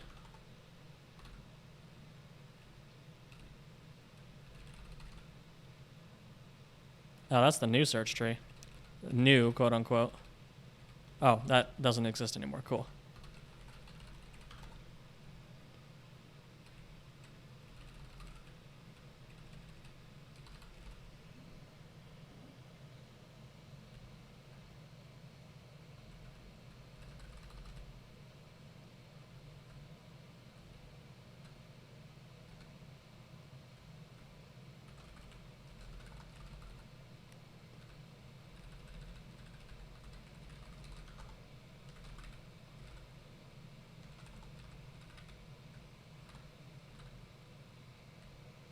Hey, Green.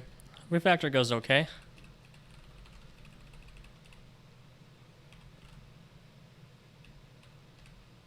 Why did I delete those?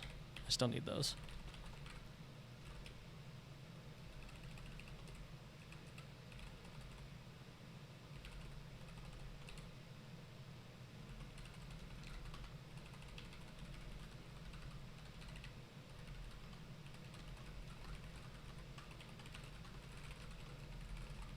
It feels so wrong to do Lua code in the root scope.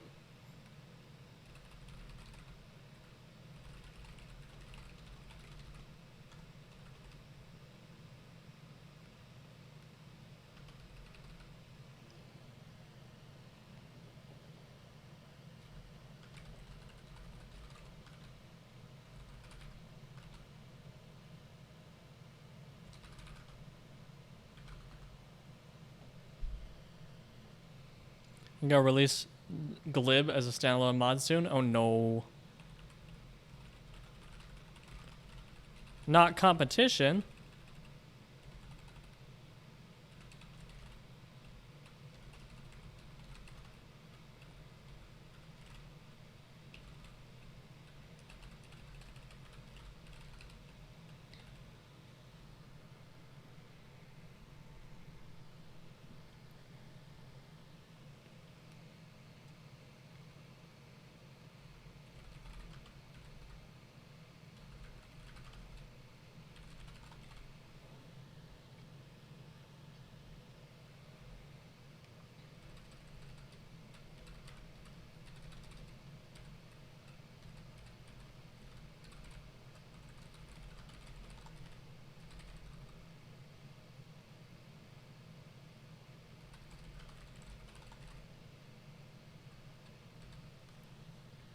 I've had some people request using it previously, and I'm also adding a templating section. I plan to add direct LM class support as well. That'd be cool.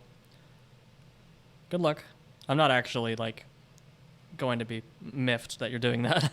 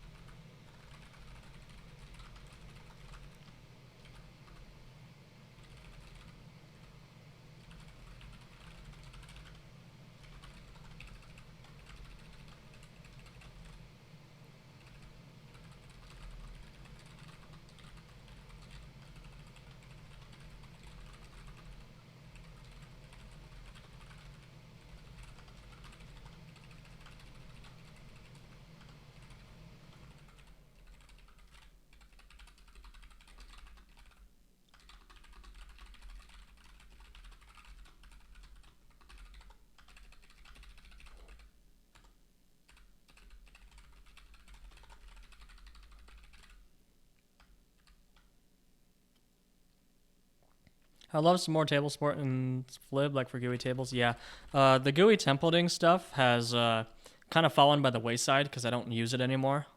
So I'm not really interested in improving it.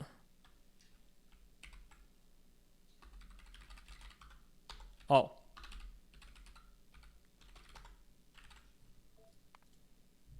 There we go.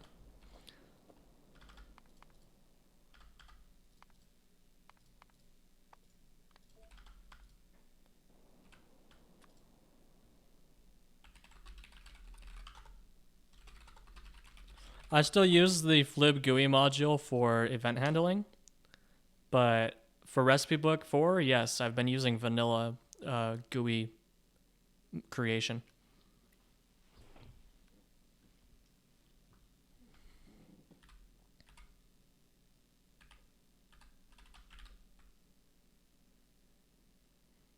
It's actually not that bad. It's actually like forcing me to organize the code better, because what would happen is like in other things, I would end up having a zillion elements all on the same template, like the whole GUI basically. But this way, things are more separated out. Well, actually, I lied. I still think I use it in Crastorio.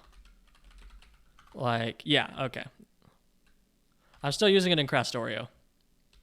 But for Recipe Book 4, I'm not using it.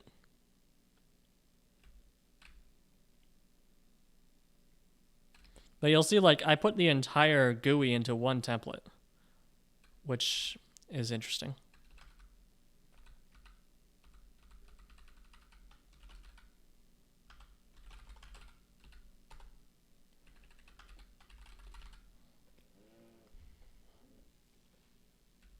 But yeah, I'm not using it for Recipe Book 4, and I've actually found that it's not that bad.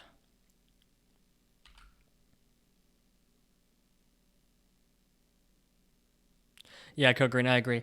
Something neat that the way that it happens in the C++ side is we have, well, I'm not going to name it foo.cpp, but we have something like a GUI. So you can make a class my window, a GUI window, something like this. And then if you have state that you need to keep track of, like you want to keep track of like a subheader, for example, and you do like sublist header, or like a GUI frame sublist header. You do that in the HPP. And then in the CPP, you would only keep this as a persistent thing, but when you're building the GUI, you would do like this, a GUI frame inside shallow frame without padding. Well, actually, no, inside shallow frame. And then if you have a member that you need to add, you just add it. The nice thing about this is that you can make anonymous elements in line for most things. Like, for example, if I want to add stuff to the header, then I can do like a GUI label hello world.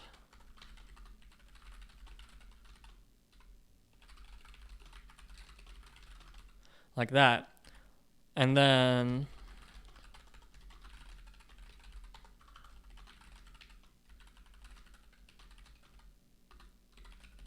there you would put a callback there. So you can have persistent things, and you can also have anonymous elements. I think the anonymous elements would be the single best addition that you can make to, or that we could make to the Lua API. Like my idea would be to actually upgrade to Lua 5.4, so we have the left shift operator like this, and then use that operator.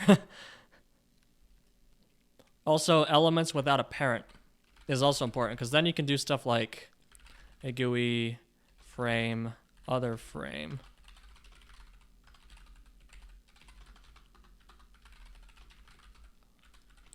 And then you can do other frame, do thing, other frame, on click, whatever.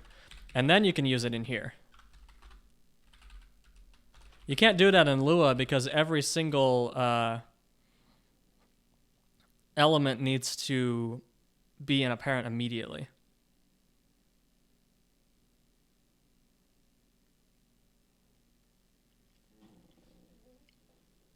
The problem with ads like builder pattern like that, Lucifer, is that it's harder to specify the structure. You'll notice that when I use the operators, I'm actually using parentheses to define where things are. So like this is all being added to the sublist header, And then these are all being added to this. Whereas if I remove these parentheses, then suddenly all of these are being added to this. So you can use order of operations to... Oh, sorry. I think I bumped the microphone. My bad. Mic is right in front of me. Give me a break. But you can use the order of operations to determine the structure of the GUI, which is pretty cool. But yeah, like I've been doing it the manual way, and it's not terrible. I think I now agree with Theranos. Like event handling 100%, I use the lib for that, but actually adding stuff manually one at a time is not completely terrible.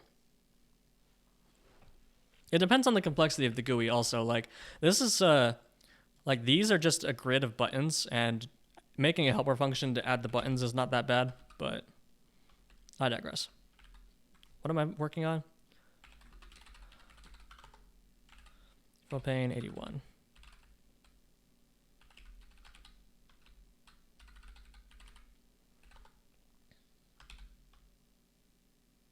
Right, I need to do the browse history.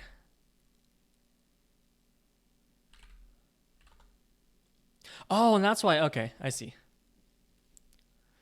The HTML would be nice. For our next game, or next project, or for the next thing I work on, I want to try to propose us to use some sort of like HTML or like some sort of GUI system that has the actual structure of the GUI separate from the code, so that you can change the structure of the GUI and hot reload it.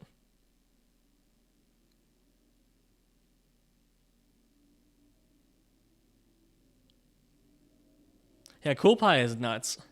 Emilua LS, I'm not using it because it doesn't work.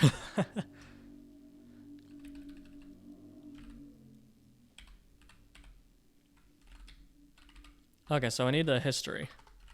The history here is going to need to be integer entry index integer. So integer needs to be a sprite path.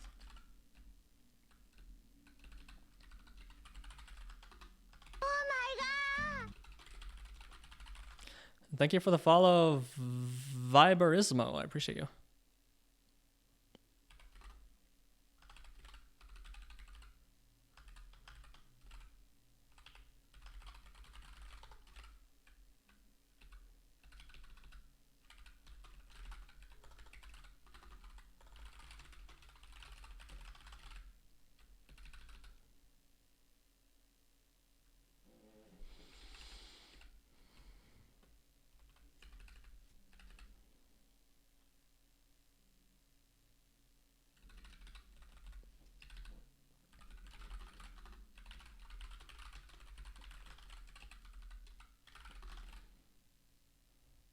Oh wait, you can use equal equal. Never mind. I don't need to use paths.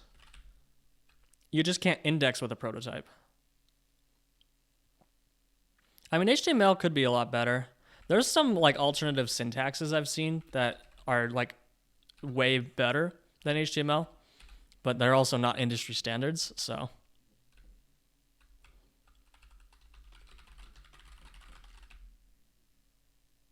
I also make it so that you can, oh wait, no, it's a fundamental. You can't use Lua objects as indices, like, at all. Sedge.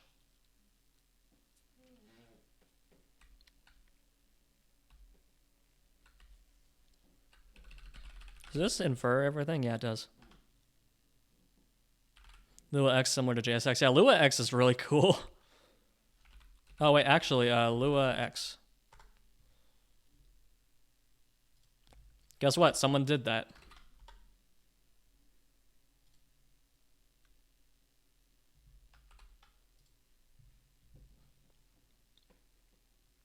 And the website that you're reading that article on was written in Lua, using Lua X. Which is pretty freaking cool. I really wish... It's sad that Lua is so underutilized, because I would much rather do web dev in Lua than JavaScript. But if Lua was the internet language, then it would be way worse, because people would keep wanting to add stuff to it. No, keep Lua simple. Make Lua simple again.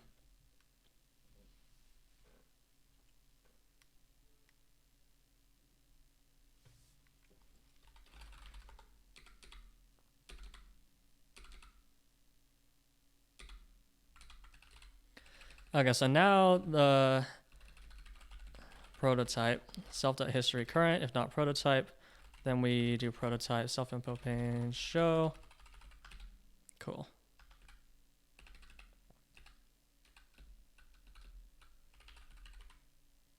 So I just need to go through every usage of history.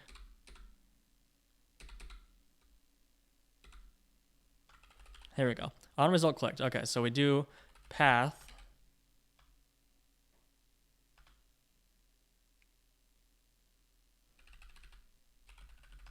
How did that work? Oh boy.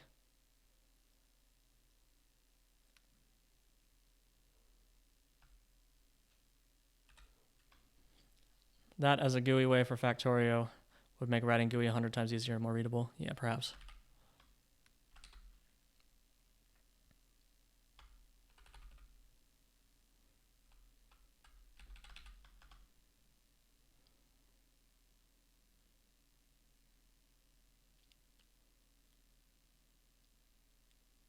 Yeah, the whole problem, like the other problem with the way that Factorio does things is that you can't pass anonymous closures as event handlers because they have to be stored and persisted across save load, which is really annoying.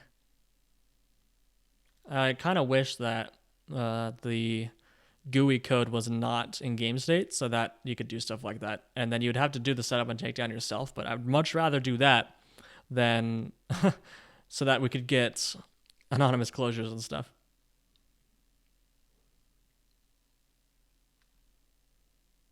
Yeah, Starfight, you're correct as well.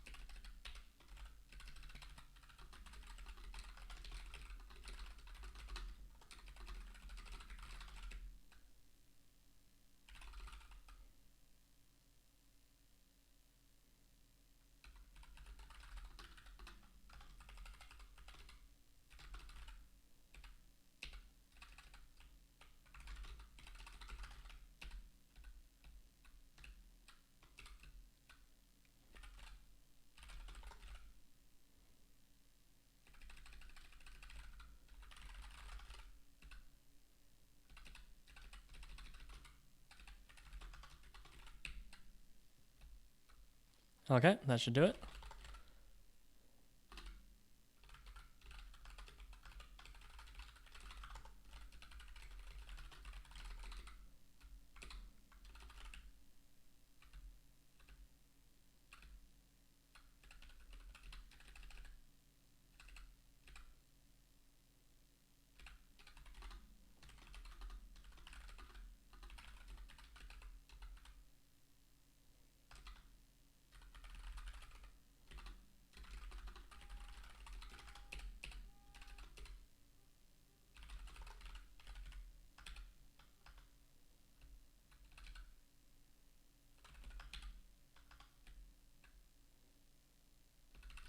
This is some really cursed code right here.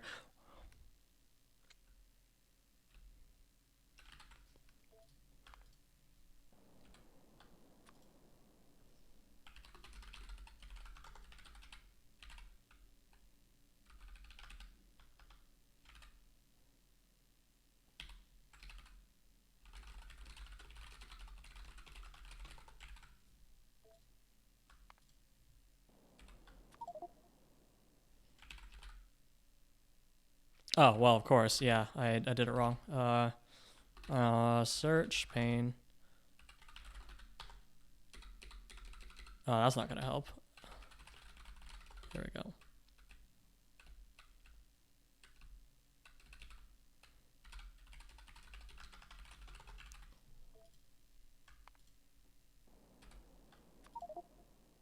There we go. Name transport belt type item. The item prototype doesn't. Yeah. What? Why is it? Huh?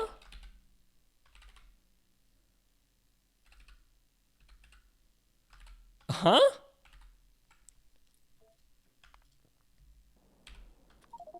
Lua item prototype does not contain key get path.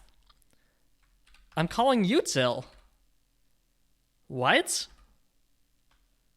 This is some really cursed garbage.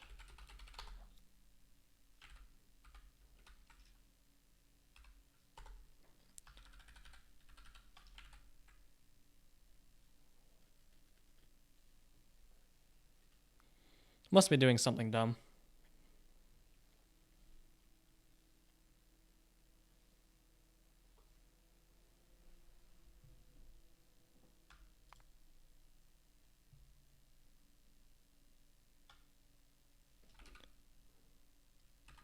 Gosh, it's so slow with the debugger on. Oh no, it's gonna take 10 years. There we go.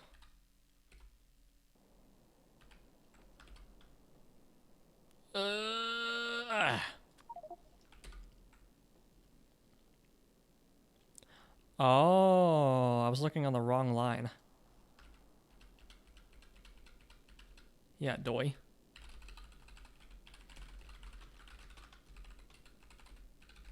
Read the stack trace, idiot.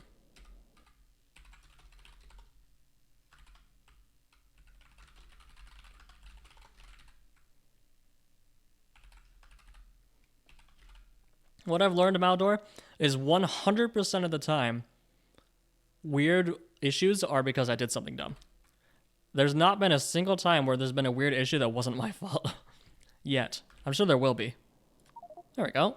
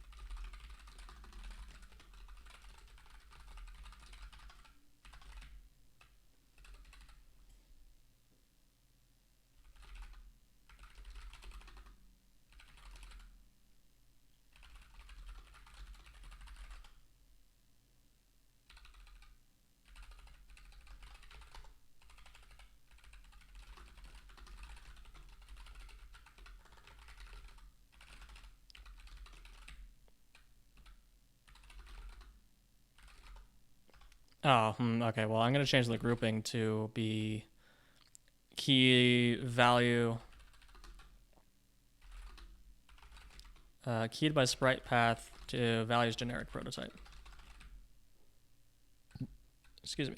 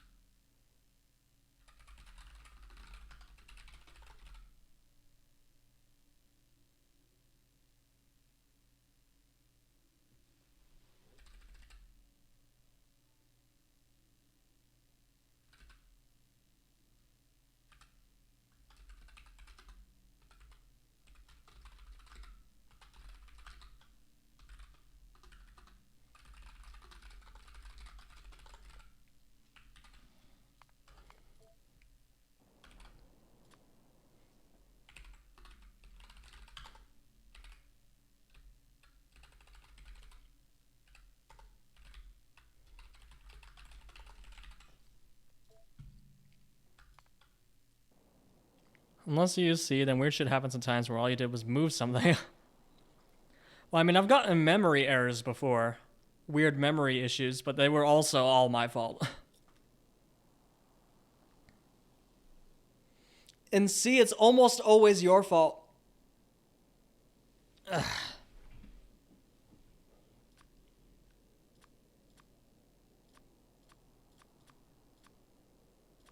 Cool beans.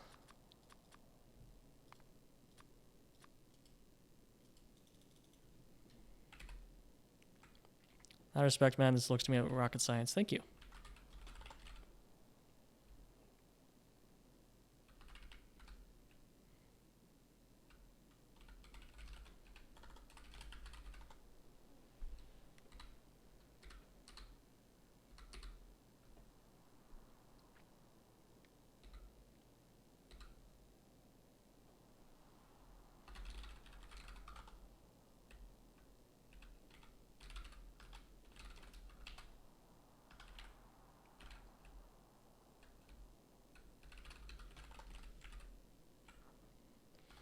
You're developing a mod? Yes.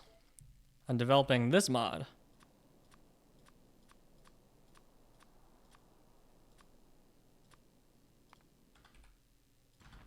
Did I fix alt click? No.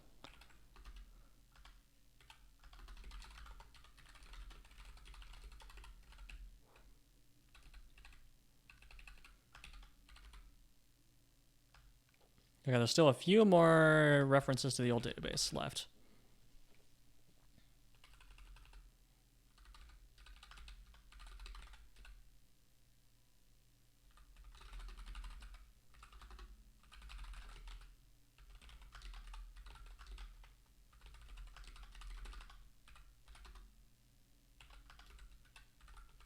Well, that should be fine.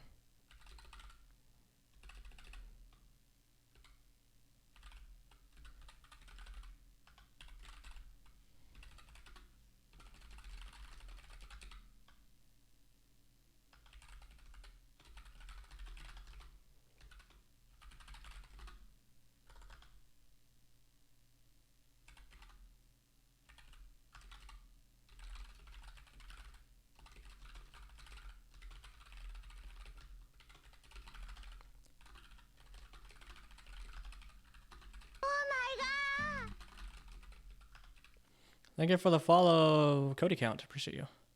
Body count.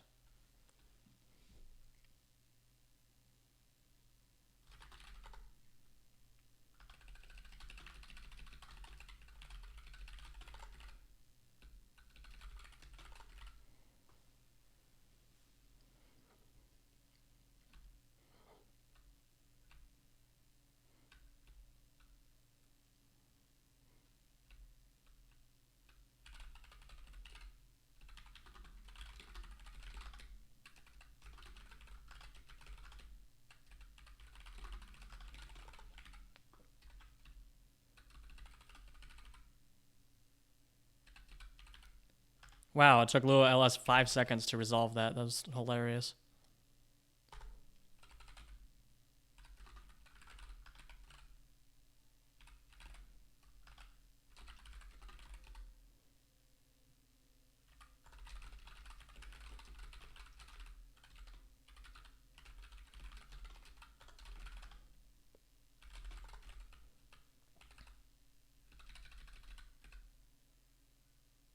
Oh, actually, I can't even do this right now.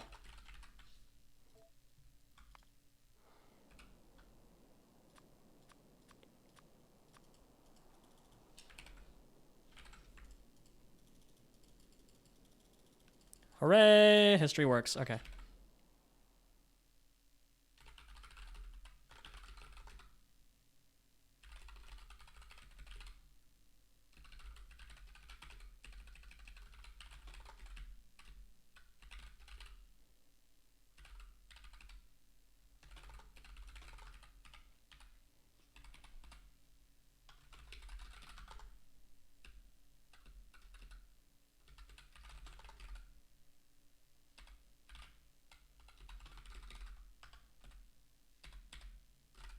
Yeah, I'll just keep this the same.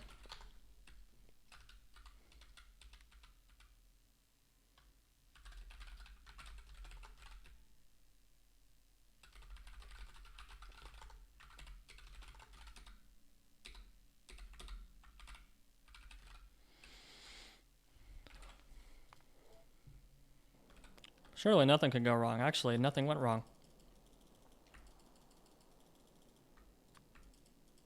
Awesome.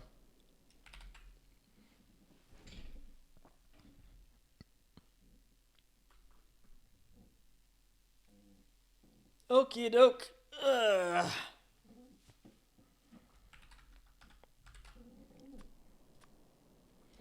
So the next step is to start displaying info again.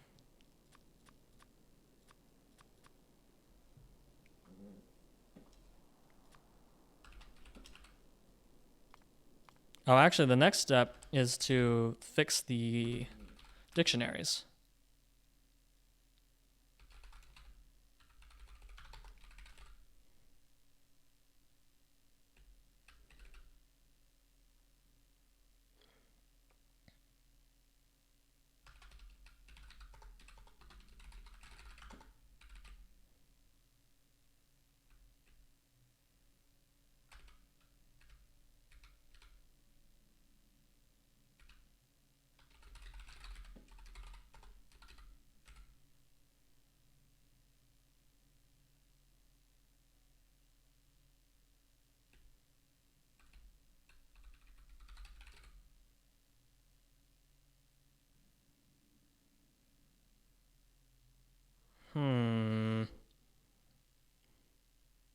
Good job, Code Green. With the advent of prototypes in the root scope, this dictionary system is actually kind of annoying now. Do I smell another rewrite of the dictionary system? No, I don't want to do that again. I refuse. I will not do that. Although one thing that I have grown to be annoyed with is that the dictionary system assumes that you're going to know everything up front. So there's no way for you to like defer translations until you actually need them.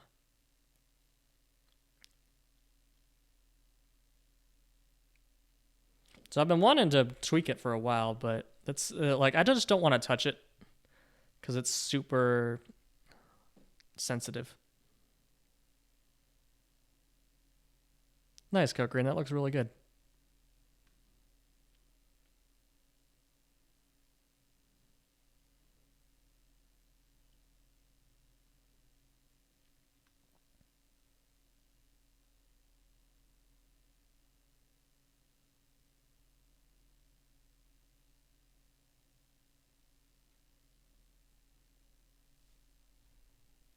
Good job.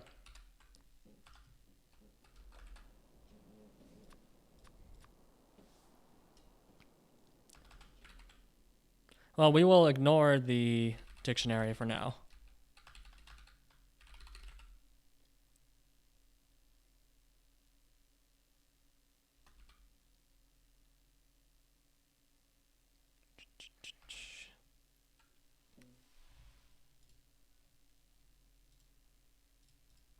You know, maybe I will make a bespoke dictionary system specifically for Recipe Book, and then I'll eventually merge that into Flib. Because what I really want to do is I want to store the dictionary in the root scope. And then handle it. Well, actually, it might be fine. We'll see. I'm going to ignore it for now, though.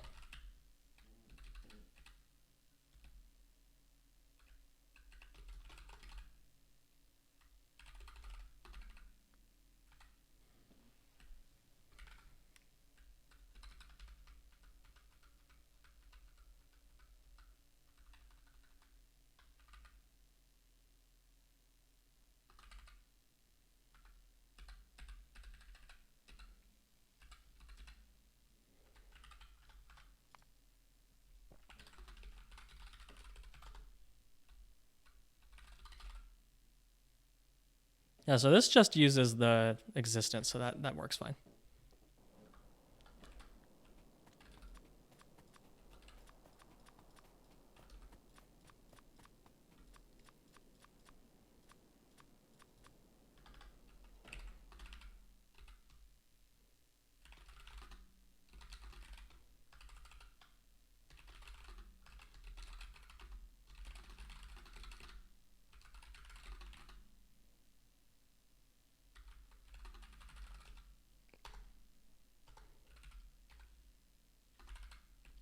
Gosh, look at all these to-dos. So much to do. No pun intended.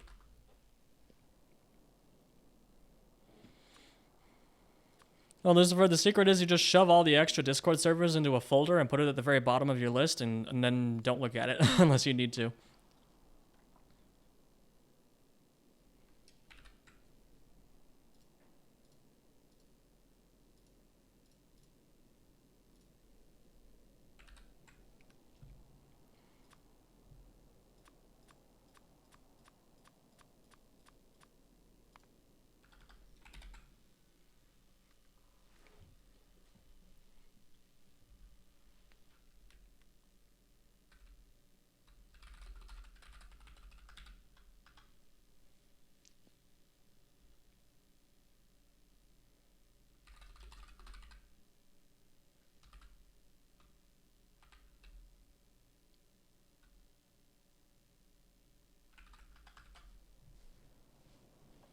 Oh, by the way, Jigsaw, if you're still here, once I eventually merge all these changes, it's going to break recipe book, like in existing saves, so you'll have to remove the mod and then re-add it again in order to fix everything.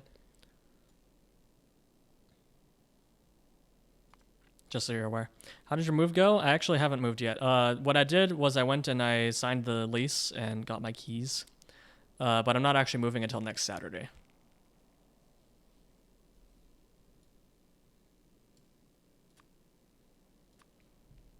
I thought I was going to be gone a lot longer this week, but I ended up coming back pretty soon. But now I need to start packing.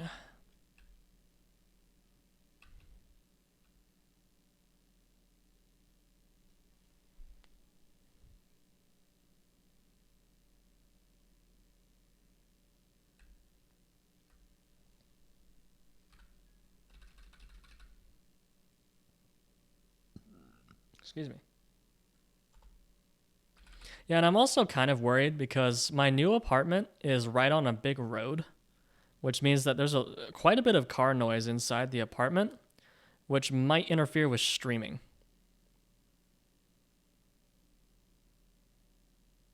Also, there's a lot more car noise than I was expecting, which is really unfortunate. Where I am right now is practically rural, so I don't have to worry about car noise very much. But, yeah, not looking forward to it. But the layout of the new apartment is great, and it's in a good place. So we'll see. I have lived next to roads before, so even though I'm not looking forward to it, like, not even just for streaming, like, it's going to be a lot louder in the apartment in general. Because cars are freaking loud, dude. But I have lived right next to roads before in my student housing places, and that was I got used to it. So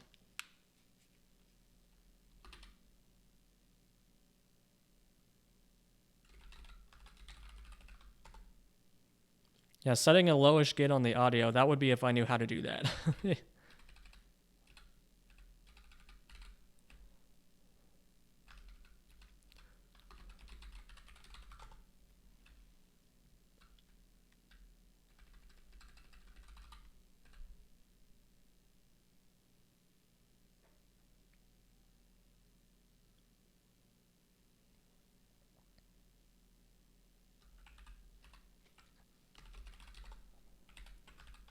Okay, so next thing is the type label, I suppose.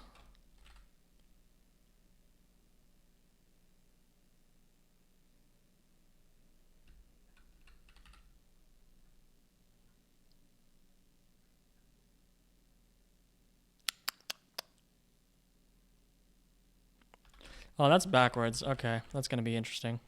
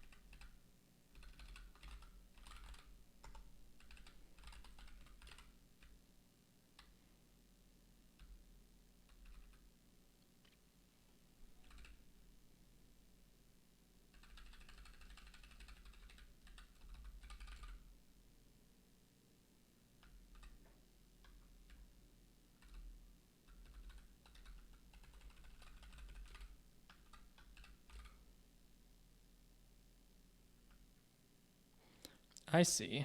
Okay, well, goodbye, Code Green. I'm actually probably going to call it here. There's a pretty good stopping point, and it's been over 4 hours, which is the longest I like to stream for. I don't like to go over that if I can.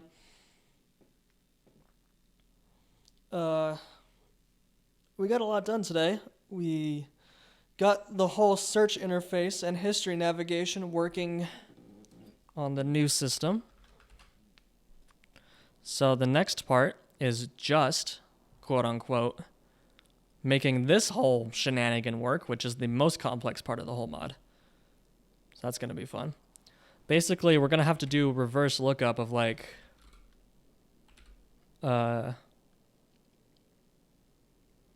we start with the item, or if we have an item, then that means we have a grouped thing.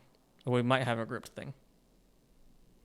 So we're going to need to check for grouped recipe or placeable.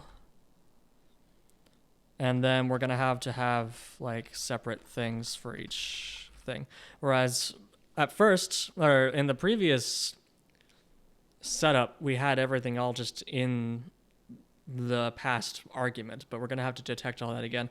We can't use grouping here because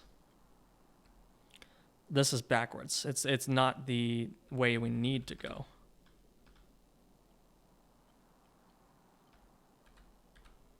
So we're going to have to like get grouped recipe. Well, let's just sketch this out actually. I feel like going a little longer.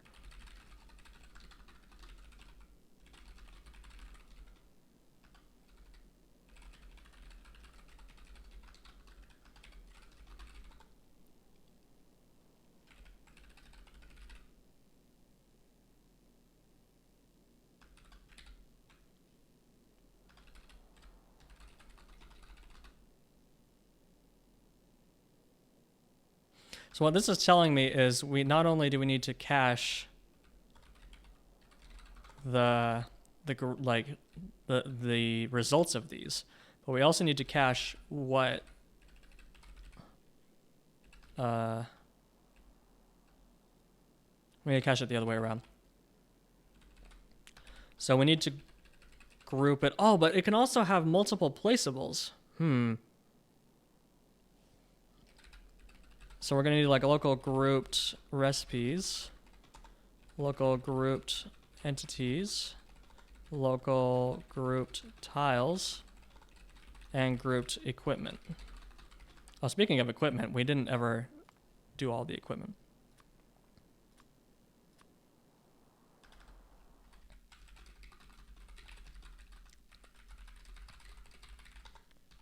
Oh my gosh. I wanted to do space age. Please let me space age. Thank you. Each of these will be a type, table, name, or string, generic prototype. And what this will do is like you get a grouped recipe is keyed by the item name. Same with entities, tiles, and equipment. So all of this is keyed by item name.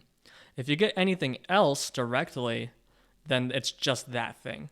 But if you get an item, or an item or a fluid, then it can be all of those things. Well, an item and fluid. So this has to be a sprite path. We'll just make all of them sprite paths, honestly. It's a nice system. So this one can be fluids or items. And this one is just items. Or the rest are just items.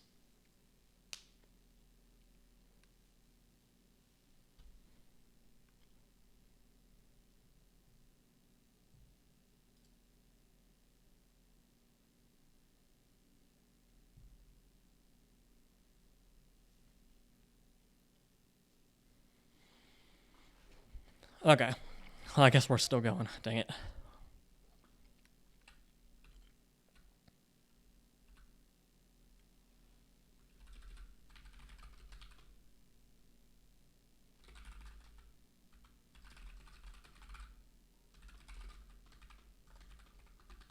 Moisturize me, moisturize me. I actually can't moisturize because I'm chewing gum. Give me 1 second.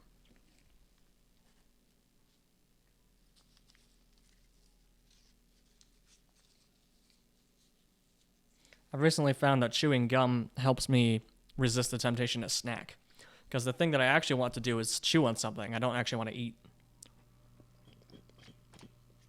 Ah, heck, I'm out of water. 1 sec.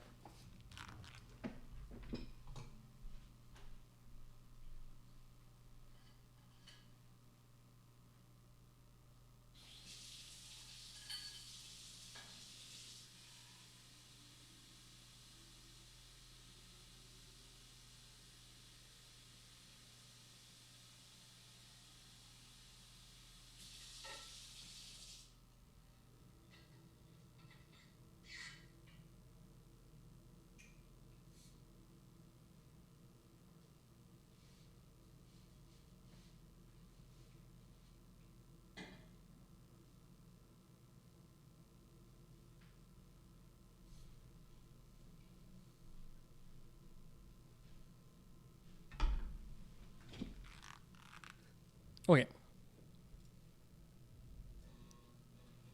I did hydrate, thank you.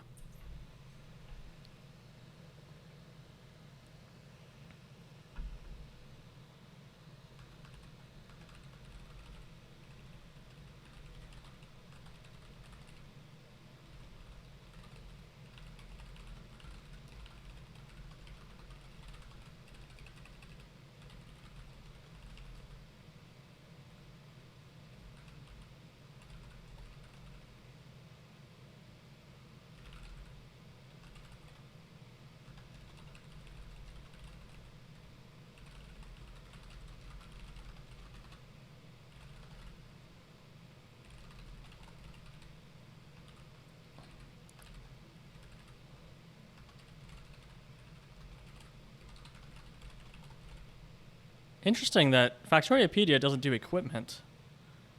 Huh. Oh, hey, Avadi, thank you for the raid. I guess I can't end stream now. Oh well. Welcome, raiders. How you doing? How was your stream?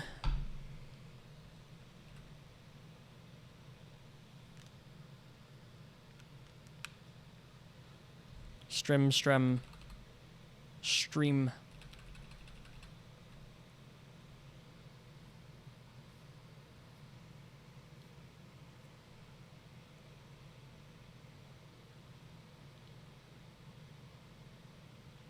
Who was asked to 1,000 science cost? Oh, wow. I do not have the patience for that.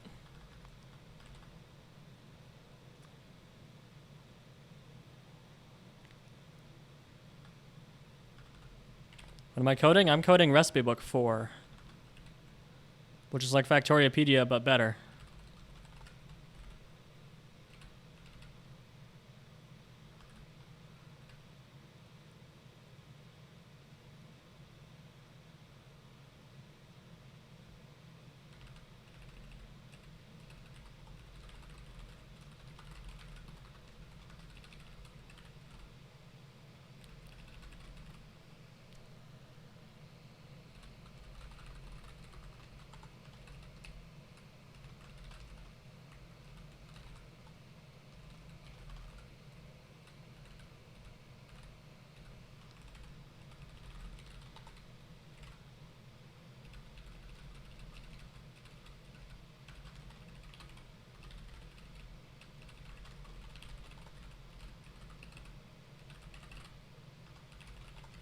How do I define storage? Like storage automatic train IDs. What? What are you talking about?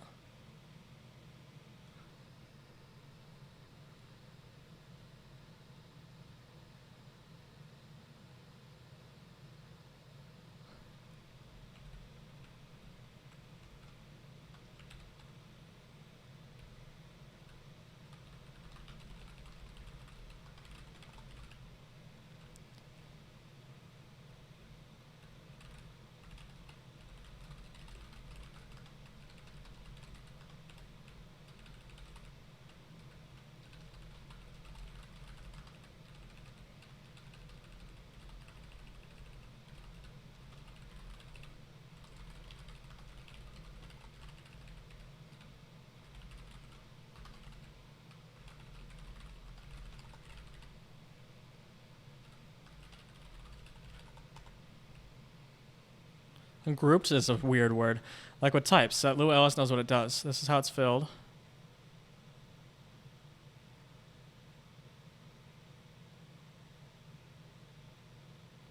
Well, what's the type of... I mean, it would be like type, table, whatever the train ID is, uint, gestation, Lua entity? Is that what you're asking? Or are you asking how you assign it to that type? In which case you just do your in your local on init whatever. You just do storage.automatic train IDs equals that. And then you put your type up here and it'll make it work.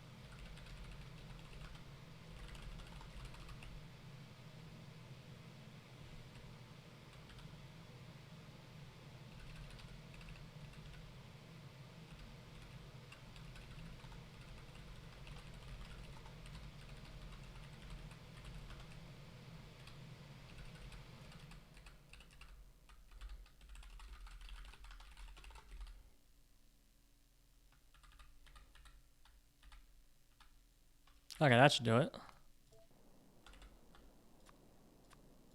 Cool. Now we can go over here and go info pane.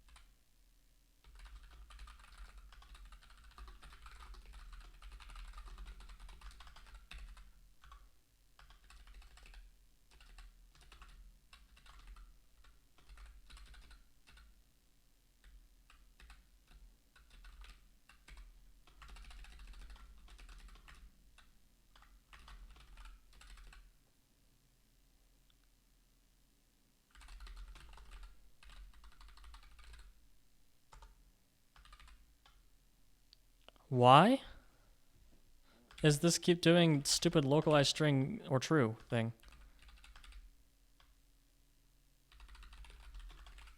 I don't get it.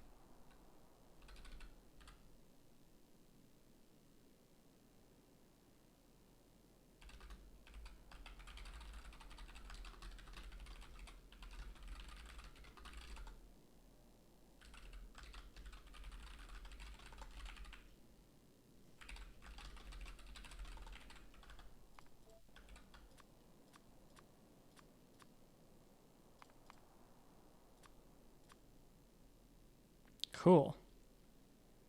Hey, Lua, type safety system. Just trying to find the stupid event data is annoying. Yeah, welcome to the club. It's better than nothing. Well, I mean, what you do for that is just, you let it autocomplete it for you. So if I want custom input event, I just do param e custom input, and it's right there. Event data.custom input event. And then if you want to see it, you can go to definition on it and see it over here.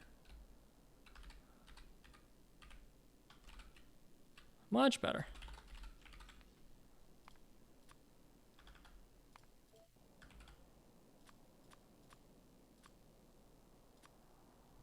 Thank you for the follow, Learwin. I appreciate you. Cool, cool. We have the groups being detected on the info panel. Good.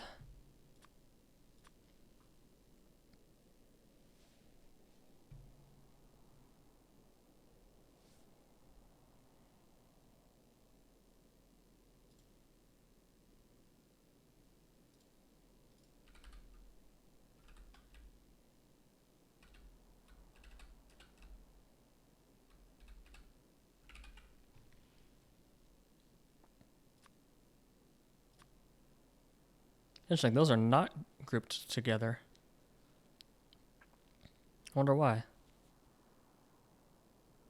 Oh, wait a second. I know why.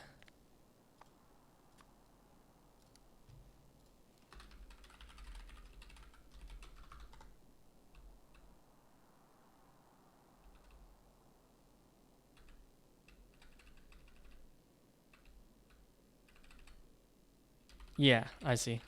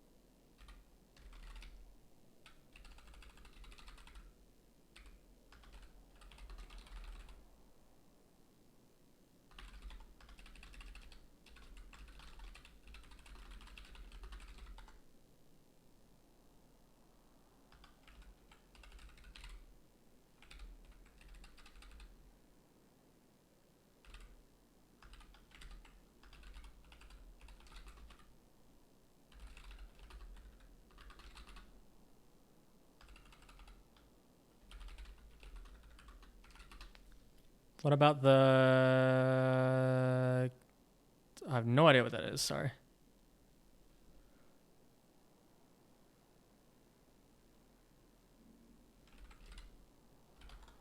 Oops, I just tried to go to definition both first in Twitch and then in OBS. Frick.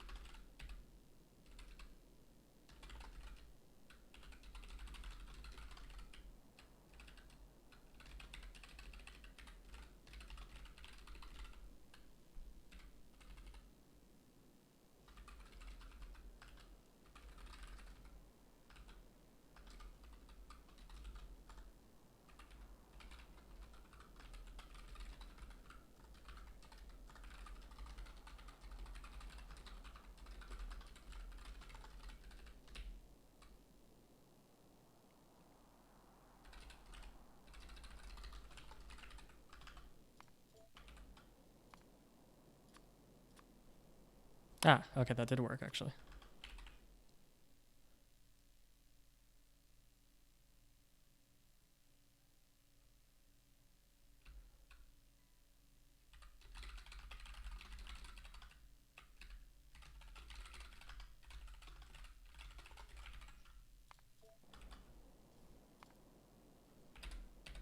Okay, so if we have mineable, if products, and there's one product, and the name is equal to the entity name,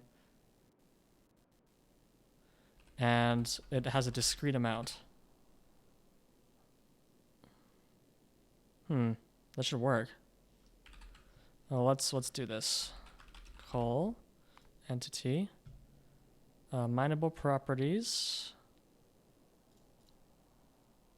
products has one product, which is coal, which has the same internal name, and it has an amount. It should.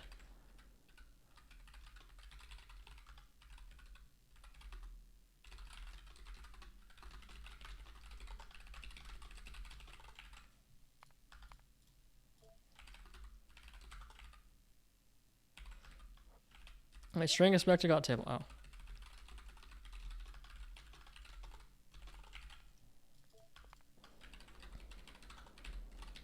Yeah, name call probability amount. Yeah. So our type for the events live of the event handler in FMTK. Sort of. Not really. No.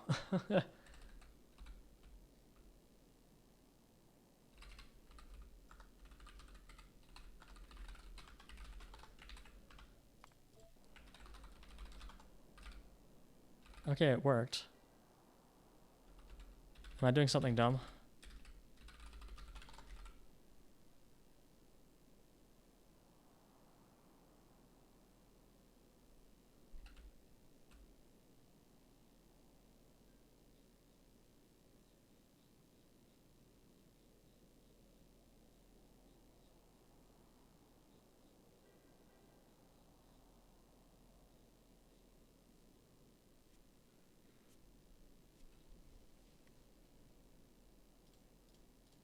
Hmm.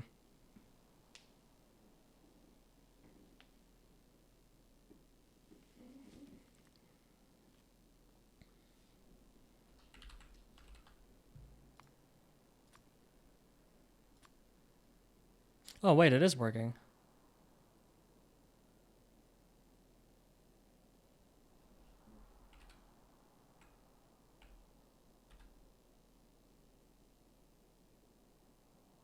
At least that's seeing it. Oh. I see.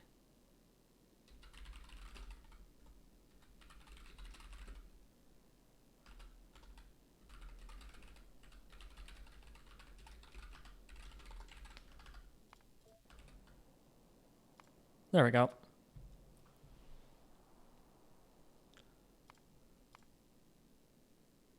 So all those are grouped, but crude oil is also grouped, but it shouldn't be.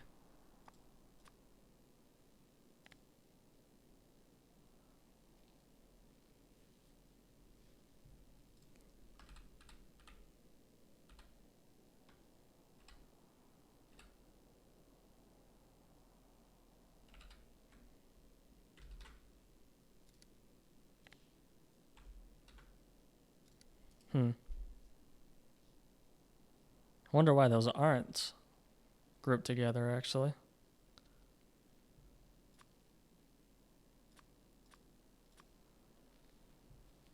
Oh, because it only groups it together by item. Interesting. So the fluid ones just don't get grouped at all.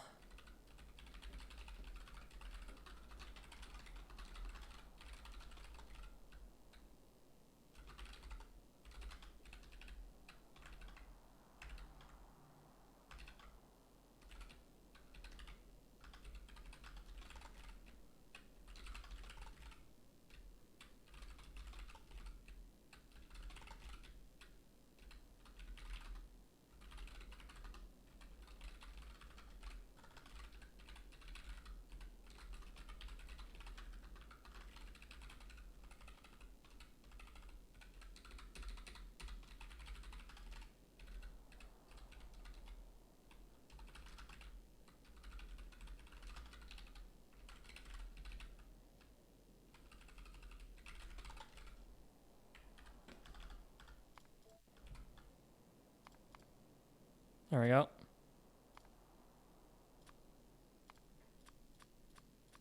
Okay, we're making progress.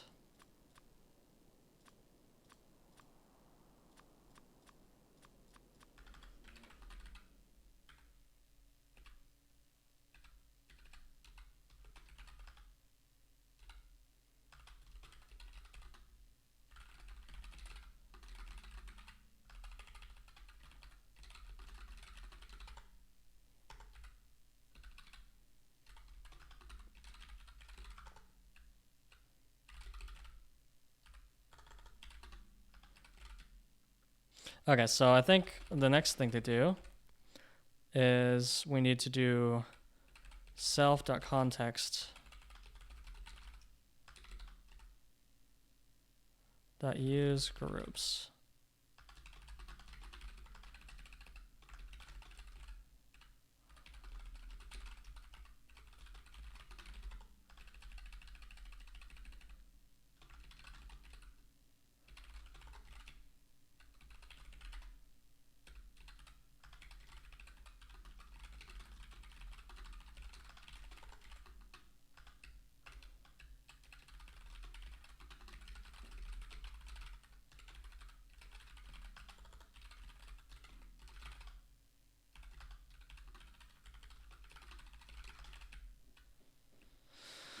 Okay.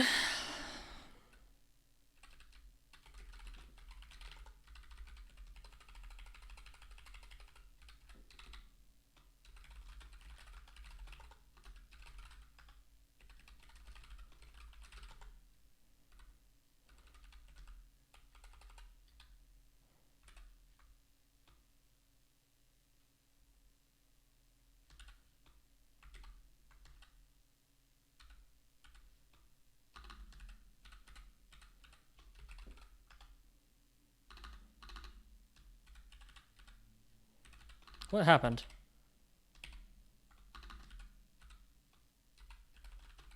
I think I just mistyped.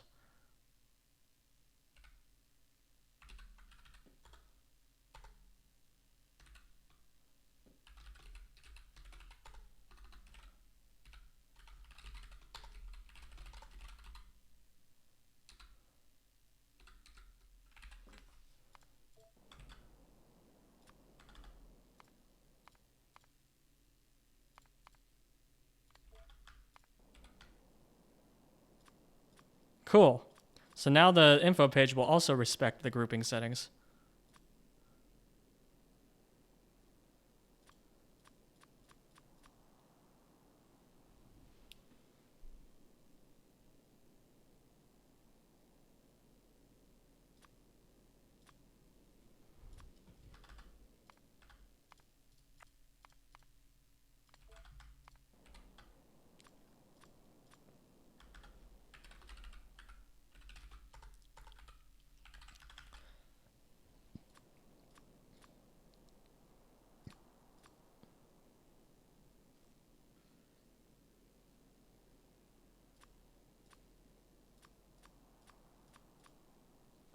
Oops, sorry. More ear rape.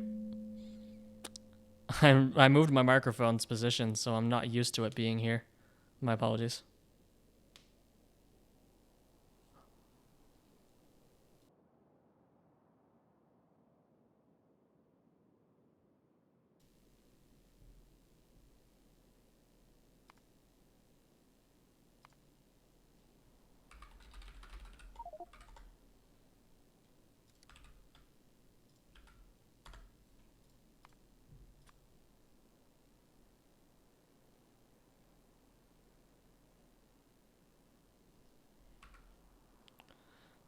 Yeah, Lucifer, you might need to pull the latest documentation for FMTK.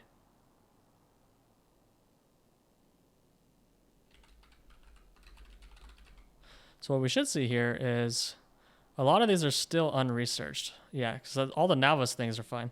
But if we go to Vulcanus and then toggle this a little bit, then all the Vulcanus things are unlocked, including the lava, right? Oh, lava isn't here. What happened to lava?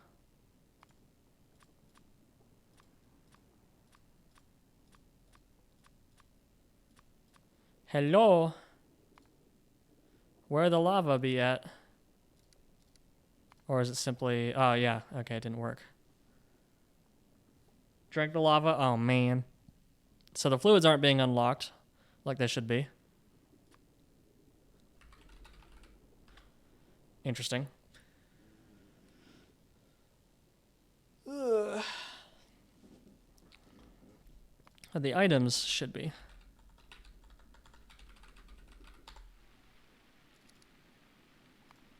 No, it's not.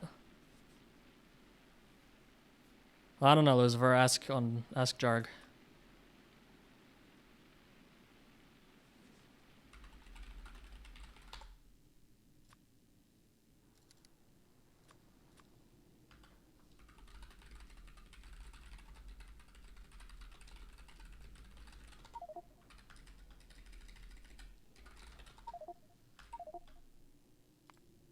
Okay, no, it's not a caching problem.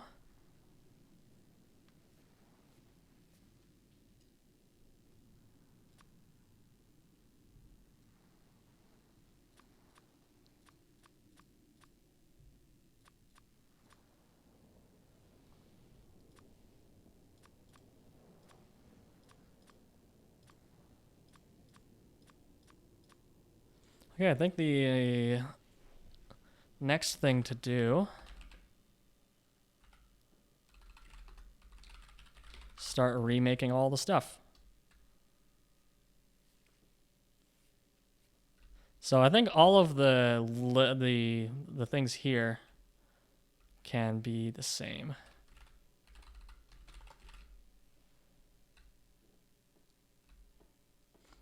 But we need a new concept of an entry ID. Okay, so yeah, I think we're gonna stop here because the next step is we need to make new collection functions. So like I have a collectors file here that I started doing stuff on. Started making a new database ID type. Might just steal all of these actually.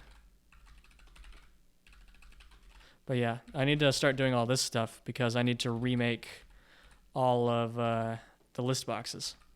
So I think that'll be next time. So yeah, if any of you want to try Recipe Book 4 early, then you can find it on GitHub. All of the work I did today is on the local database branch. The master branch, though, has a version of Recipe Book 4 that actually works. So you can use that.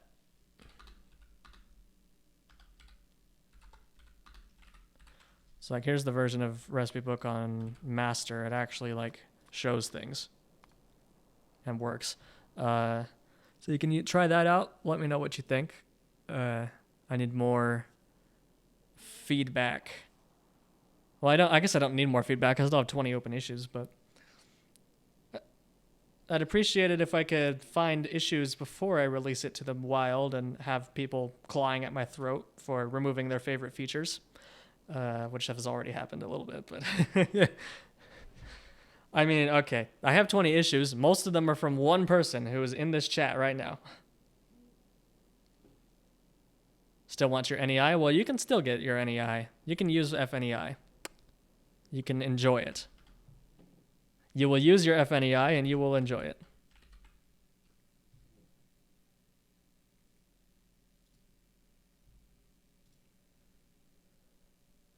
That was absolute shit, then make your own.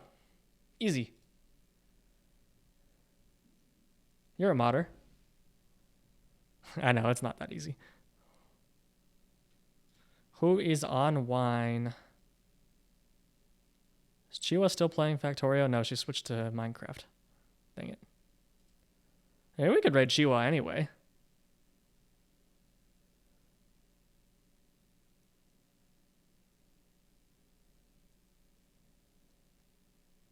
We're gonna raid Chiwa Desu. She's playing Cobblemon Minecraft. Alright, have a good night, or day, or evening, or morning, or whatever. I'm gonna start packing. Well, first I'm gonna eat dinner because I'm heckin' hungry, and then I'm gonna start packing.